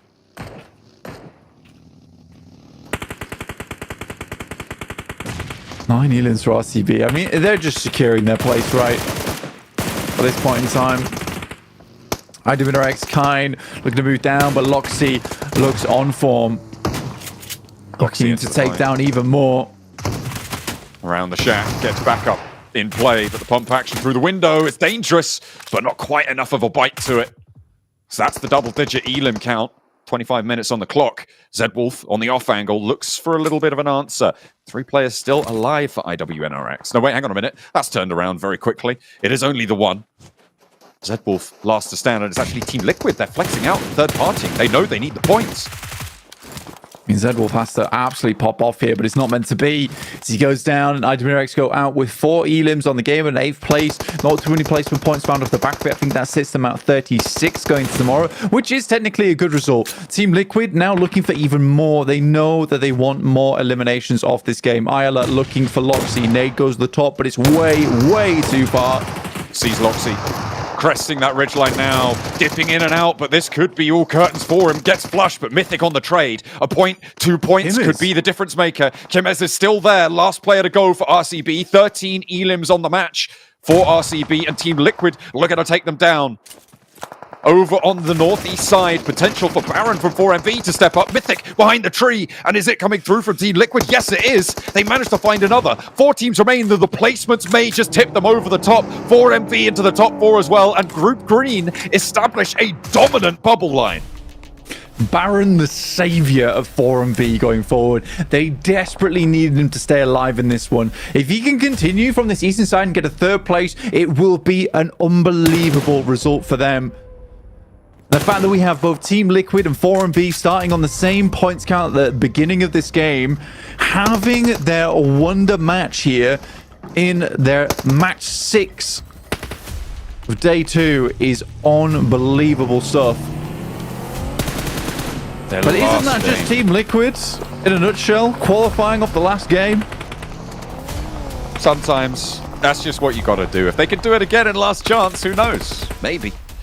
See them turn up more in those finals. We'll have to wait and see, though, if they make it. They're on 4 elims, 4th place. It's not huge, but it might be enough, Blank. If they can get a little bit further into this one, it would be massive. But right now, 77 sat in the middle in the Voindonkey spot.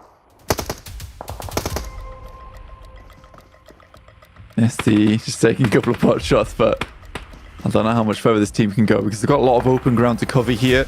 77 will be looking that way. Baron luckily is playing on the low ground. Yeah, he is essentially just looking for 3rd place. 4th will give him some points, sure, but a 3rd place at 5 points total on the placements is going to be the thing that really tips 4MV into a secure spot. But that does rely on one of these teams going down. They're all at pretty strong force here. Chief steps up, next ridgeline found. Stalwart gonna have to lead this hilltop. I think they're at the most danger right now. 77 have shots, so do Team Liquid. Team Liquid just about in the edge of this circle. This approach for Stalwart makes it they're the most likely to take a tumble, but they can just go for this crash. Ogtaguri up and in, looking for that window hop. Now on the ground floor, 77 have to worry. Cardozo trying to break out for Team Liquid on them in the meantime. And they are looking for it. The backline spotted, and Sanchez takes a tumble for Stalwart on the approach up the stairs. A second falls. And now for 77 with 2 players on the inside, they're holding out Stalwart. Can Baron survive just that little bit longer? Last stage as well, we're in zone 9. He's taking out Mythic, in fact. The rest of the team's coming across. We'll get 6 eliminations off the back of it, but a 4th place, and he was spotted, but at least he gets 1 elim off the back of it. A 9-point game. Not bad at all for 4MV. Stalwart moving in towards 77, looking to secure their position in the tables, but it's Team Liquid who need to come out on top.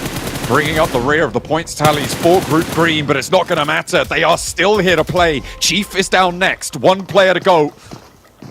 And Team Liquid needs to stride strong into this one. The fight in the middle.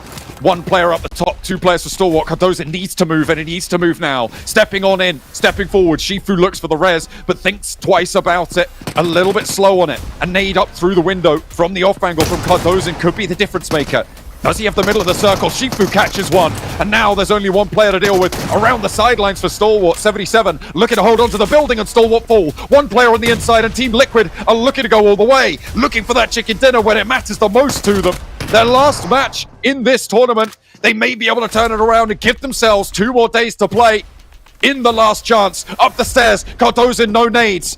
But he's got a UMP and he's got a dream. Team Liquid need it and they need it now. Shifu on the inside. The shotgun trained on the door frame and it will be able to take him down. Team Liquid gets 2nd place. Is it enough? The answer to be tomorrow. What a game from 77. Holding that down felt improbable, almost impossible, but they made it happen right at the end there. And 77 went from a very bad start to a fearsome team within this lobby. But it's Team Liquid and 4MV, all eyes on them in terms of their points table. I thought that was Kalaris there with those biceps, man. I was getting a little bit afraid. I know the Ginger Man made it here to PMGC, but 77 close things out. Shifu, bro. Max, you were like kind of commenting it play by play there. You're like, Shifu, reload. And then he gets the final elimination onto Stalwart, and he popped off. I was thinking, like, reload, man, you only got 1 bullet. But he's like, I'm going to make that bullet count. And he's like, he did. He really did against that remaining player of Stalwart. And it is a great position they were holding, Hodgix. Right, of course, they were given a great central position. But, like, the defense, it is not easy because they had Team Liquid pushing behind while Stalwart were pushing in the front. And Shifu, he lost his teammates 1 by 1, and yet he did not give up. He maintained his position, his composure, and that S12K, man, that was the clutch play they needed to secure spot in top 3. They were already going into last chance, but top 3, that's just an extra flex at the end. Dude, this man has ascended to master Shifu, bro. Are you kidding me? I mean, he shut them down. I mean, Stalwart, first off, they do this push, and they push in 1 at a time, giving away right-hand priority to Shifu. He shuts them down really easily. Man, I mean, these guys are got to be hyped, and there's a reason why this man has been staring at the camera. You know, he's been waiting for this moment, and I love that we finally saw it. Man, 77 putting themselves even further up the leaderboards, which to me is interesting because we're going to have even more of a point soak towards the top. I mean, it's even more difficult now to make sure you're holding on to those top 16 positions. I'm actually curious to see how our overalls will play out with this one, but also Team Liquid. As you know, we heard John and Blink talk about their last match here in the group, trying to put as many points as they possibly can on the board. And the question will always come down to, is it enough for them to maintain their position and hold on? And I would say it's looking possible, but they are on that kind of brink of the bubble that we're kind of expecting. But for which team name? I didn't catch your team name you said. The Ponies. The Ponies? Oh, that's right. I was going to bring up 4MV, man, especially. Baron kept the dream possibly alive for them. The fact he made it so far in this game and also got some sneaky limbs on that. Who was it? Team Liquid, 2 Hodgix? If they qualify on the brink, 4MV, you need to give a raise to my man Baron because he kept the spot in the last chance alive. It's going to be close. It's going to be pretty dang close here because, man, I mean, I think they're going to be ND. No, I think they should have it. I really do think they should have it after that. It's close. Because prior to this match, what did they have?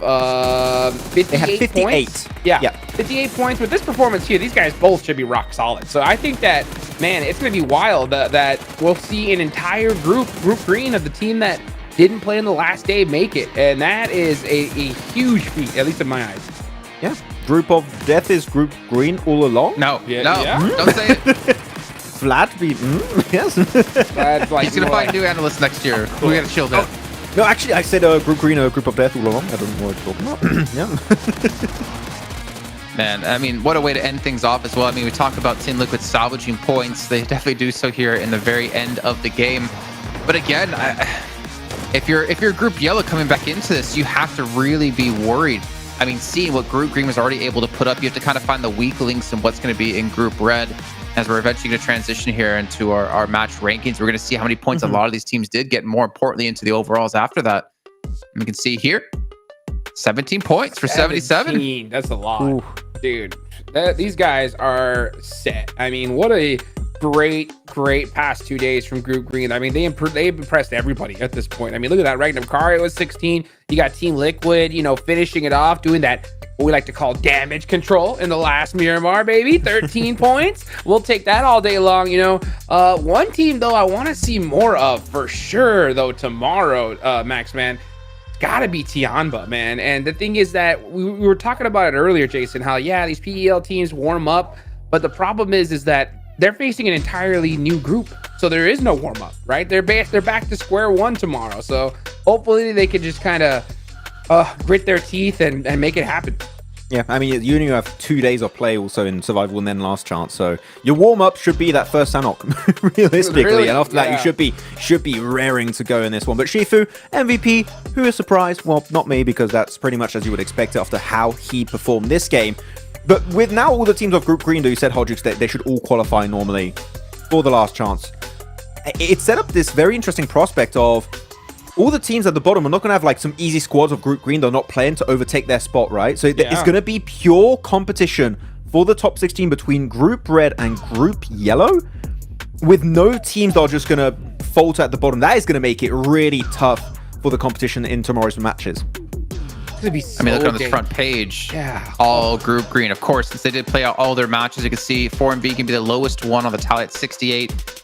And I kind of agree with you, Hotchix. I did mention before, I actually forgot to update my side of the standings, saying that Team Liquid should be enough. It's definitely enough at 71 points. Right? They should be pretty secure. But every team above them, like, are all very confident they're going to be able to hold on to this. It's more about how the second page is really going to play out here for all these teams and where the standings are.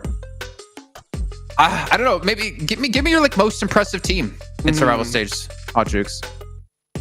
I mean, the obvious answer is D plus Kia. These guys are just like rock solid, you know, that's for sure. So besides them, I really like Regnum Karga. I know it's the second place team, but man, these guys have been really, really getting it done here, you know. And as far as a team that isn't in Group Green, I'm going to go with Major Pride right here, man. Major Pride have been so dang impressive. I wonder if they're still going to get that farm drop. I'm going to definitely keep an eye on that for tomorrow. But they are pretty set up here. Just a good couple decent games. They're going to be fine.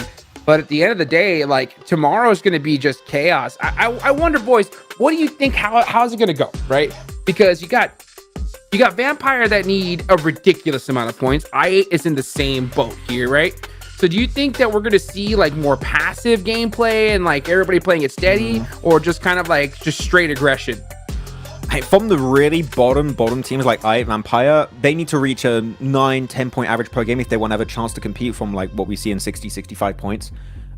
So them, I'm going to put them out of the conversation unless they start hot tomorrow. I'm talking like win or top 3 in the first match or two.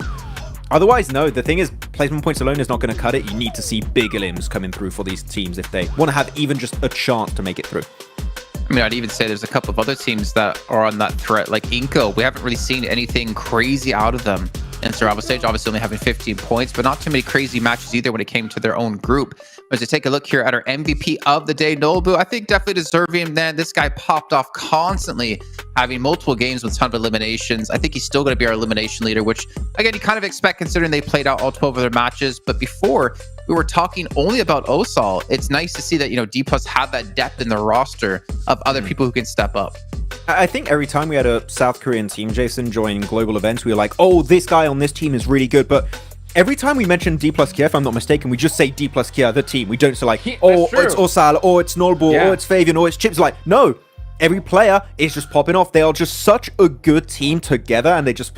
The timing is so good. We saw that fight earlier versus Gets a Roy, right? Where Osal is alone, buying time to wait for his teammates to assist him. Like, that's the kind of synergy that wins you global trophies. And right now, they are kind of on that trajectory to maybe go the entire way for the Grand Finals.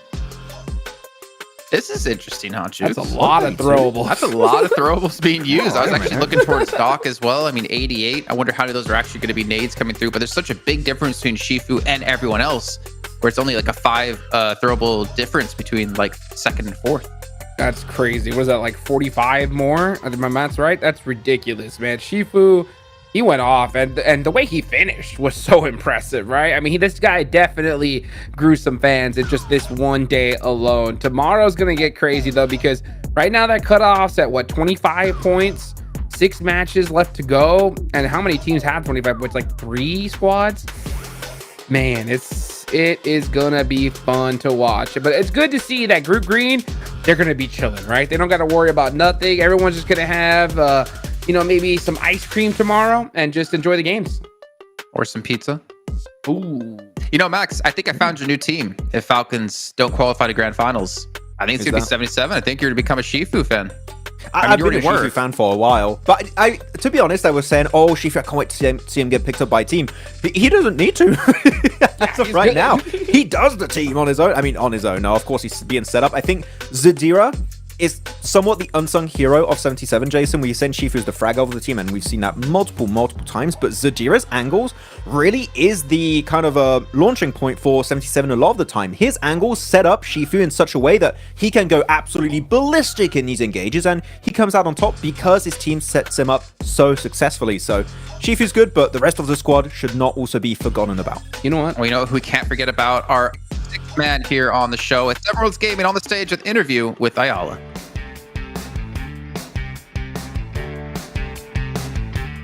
That's day 2 for survival stage, and alongside with me, I have none other than Mythic from Team Liquid. Once again, Miramar saves you guys. You guys finished with 71 points going into tomorrow. You guys aren't going to be playing tomorrow, but going into tomorrow, how comfortable are you guys feeling that you'll be able to survive to last chance? Então, eles falaram mais uma vez, a Miramar salvou vocês. Vocês vão, amanhã, não vão jogar, mas vão ir com 71 pontos. Quão confortável vocês estão que vão conseguir ir para a last chance? A gente sabe que dava para ter pontuado mais, né? Mas com fé em Deus vai dar tudo certo, a gente vai passar, tabela vai ser zerada e se Deus quiser a gente passa no top 6 e chega na final da PMGC. So he said, like, of course, they could have done better, get more points, but he feel comfortable. He said, like, at least they get, like, maybe top 6. So, like, that they're gonna be going, like, to the last chance tomorrow. Right on. Now, the team hasn't really felt the most comfortable throughout this whole PMGC, considering that coming into this, you guys were one of the favorites. What has been the biggest issue from group stages and now survival stage that just you guys haven't been able to feel as confident and as favorite as you're expected to? Então, falou que, em geral, vocês eram uma das equipas favoritas para esse campeonato, mas vocês não se desempenharam muito bem, nem na fase de grupos, nem agora nessa fase. Então, o que aconteceu? Qual foram alguns problemas que vocês tiveram? Um dos problemas foi ter mudado de spot, né, em Erangel e Sanhok. Não que seja desculpa, mas atrapalhou um pouco.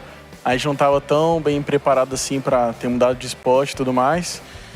Mas vamos chegar mais fortes, vamos fazer partidas agressivas, como é nosso estilo de jogo, e vamos pontuar muito mais para chegar muito grande na final e ser campeão. So you say, like, one of the biggest problems was like that they changed the spot from like Erangel and Sanhok.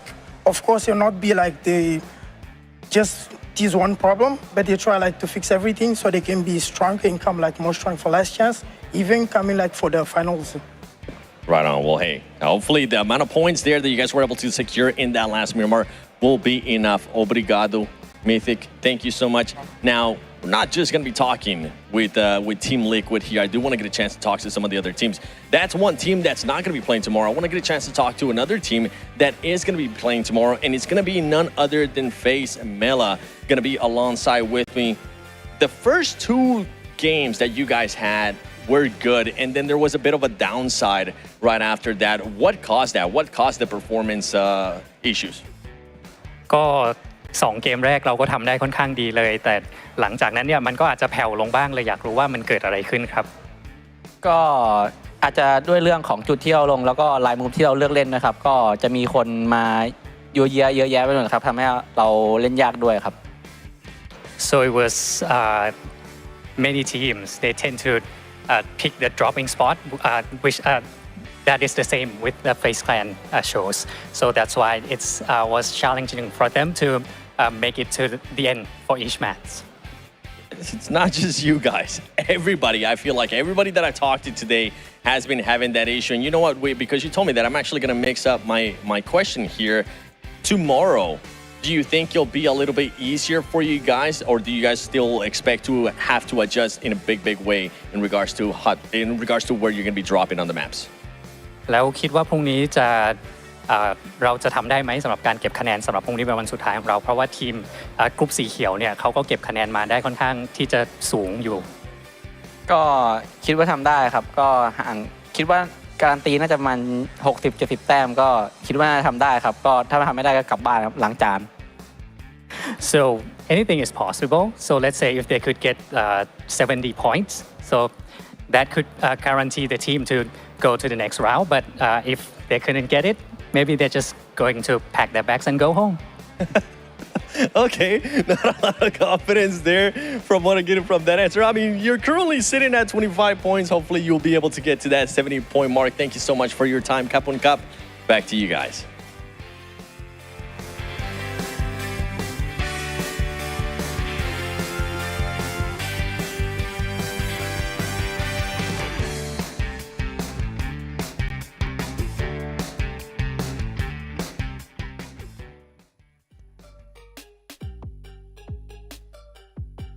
Good to hear from Mythic and Mela there in particular, gentlemen. Anything that stands out that you want to discuss between those two interviews, other than, I guess, the calculations being a little bit odd for Mela? Yeah, he was not seeming very confident. I mean, I think they're actually in a really good position to qualify. Like, they're in 17th position. Literally, one good game would almost assure you to make it through, right? So I would be confident that one big pop-off game could be happening, or consistency throughout the entire day would be enough. So come on, Phil, you can make it, FaZe. Let's go. Yeah. I'm in the Thank same you, boat. Podrick. Yeah. No, I mean, seriously. FaZe aren't in a bad spot at all. I mean, they have 6 matches tomorrow. It's going to be hard because there's so many teams that are going to be like really desperate, like in desperation mode, right? So that's going to be the big asterisk. But I mean, FaZe, you're not in a bad spot, man. Just come in confident tomorrow, get a good game under your belt, and you're going to be pretty solid. What do you think, Max? No, I'm thinking actually Stalwart being done on Miramar, they can go back to their previous spot of Picardo. They can play exactly the way they want to on Miramar, so that's an extra plus that should make tomorrow a little bit easier for FaZe to really play their own play style. I mean, even thinking for like Getso Roy, well, actually, yeah, in Group Red, right? They have another day of play. We did hear from them earlier on saying the problem they were having was they had to change their drop locations and kind of like adapt to that. And maybe they can go back to the normal drop locations. Now there's a different group coming back in. And honestly, that's kind of the coolest part of the survival stage is that, yeah, you might be able to set your place in stone in one day, but when the groups swap around, you might have to change things up. So you might be done with the matches, but you're not done with the day. You still have to prepare with what's coming up tomorrow. Yeah. It's going to be so much. Sorry? I can't tell you how hard it is, right, to switch drop locations, right? These guys train all year long to go into one spot. The timing is locked down. So if you have to change even a little bit, like Team Liquid, they changed their secondary drop location. And you heard Ayala said that he had some problems with it. So it's pretty crazy. You know, it's also crazy, Hot Jukes. What's that? The fact you don't have one of these. Infinix GT20 Pro. Come it's on! so close, Hot Jukes. And yet so far. One, dude. With 120 FPS, 144 hertz, maybe you can also put pictures of Johnny Allen on the wallpaper. Who would you put in there, Hot Jukes? Huh? What would I put in there? Say like tomorrow you wake up, ring, ring. You have I mean, I don't know why your phone is ringing. It's your front door. And it's like, here's your Infinix GT20 Pro. Who do you put up on that wallpaper? I picture Vlad, dude. Why not, dude? The prediction king. You know what I'm saying? With Vlad with a crystal ball right in front of his head. People in the chat are like, huh? Who? He's really trying to get an Infinix phone here, man. Like, he's even sucking up to Vlad. I really went for that one. You like that? I was like, yo, come on, man. Well, you guys at home, there's still tickets available for the Grand Finals over in the UK between the 6th and 8th of December. All the activities you can participate in, seeing your players, your favorite players going head-to-head, maybe some of your least favorite players if they're beating your favorite players. And, of course, root your teams on and see who will be crowned the champion and be the one of PMGC 2024 this year. But, gentlemen, I think it's going to wrap up the show. I'm not going to give you any chance to give a quick little recap of the day because, you know what? We need to get out of here so we can get to tomorrow quicker. It comes down to the final day of survival stage before we jump into the last chance. Hope you guys have a great night. We'll see you tomorrow with some more PUBG Mobile action.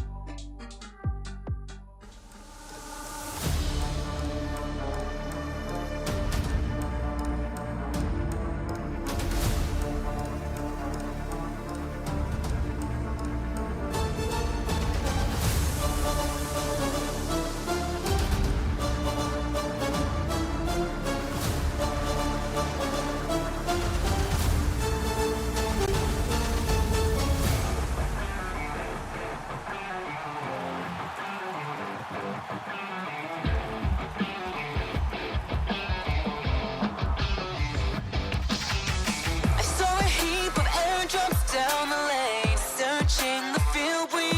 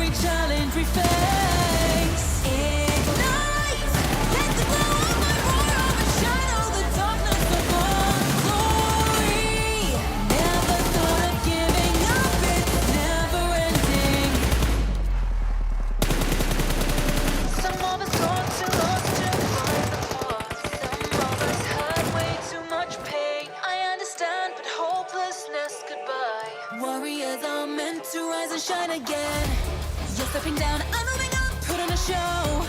Clackety click, last minute countdown. You wanna survive, just stay alive, rising up in the zone. Champion is for the top. With Michael strong, facing the storm, standing as one, we carry on. Flare up, even at the lowest depth, nothing's bending us down. Time's up, blaze brighter with every challenge we face. Ignite, let the glow of my fire overshadow the darkness of all glory. Never thought of giving up, it's never ending.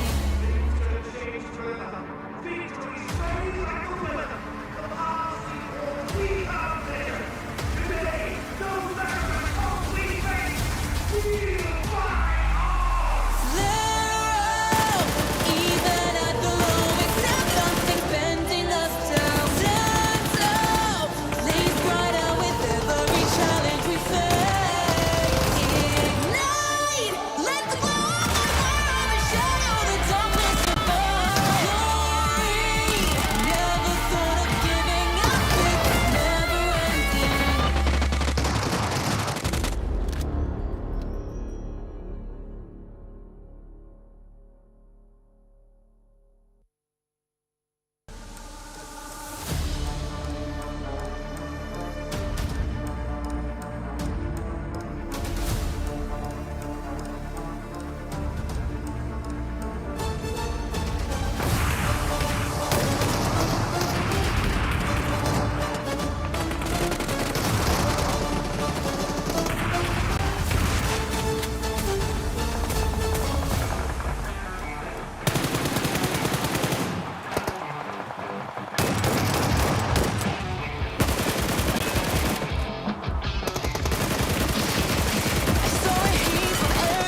Down the lane, searching the field, we need a plan. I got a feeling something's gotta change. Chasing the wind, no matter what it takes.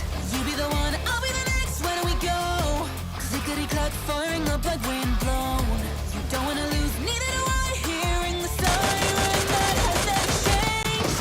Out in the world, run from the low. I got your back. You're not alone. Flare up, even at the lowest depth, nothing's bending us down. Time's up, blaze brighter with every challenge we face.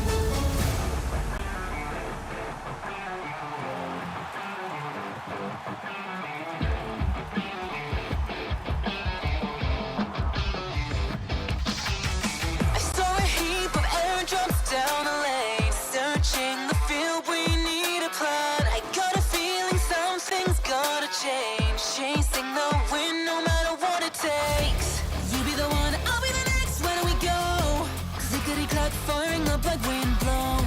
You don't wanna lose, neither do I. Hearing the siren that has never changed. Out in the world, run from the low. I got your back, you're not alone. Flare up, even at the lowest ebb, nothing's bending us down. Stand up, blaze brighter with every challenge we face. Ignite, let the glow of my roar overshadow the darkness of our glory. Never thought of giving up, it's never ending. Some of us got too lost to find the path. Some of us had way too much pain. I understand, but hopelessness goodbye. Warriors are meant to rise and shine again. You're stepping down, I'm moving up, put on a show. Clackety click, last minute countdown. You wanna survive, just stay alive. Rising up in the zone, champion is for the top. With my crew strong,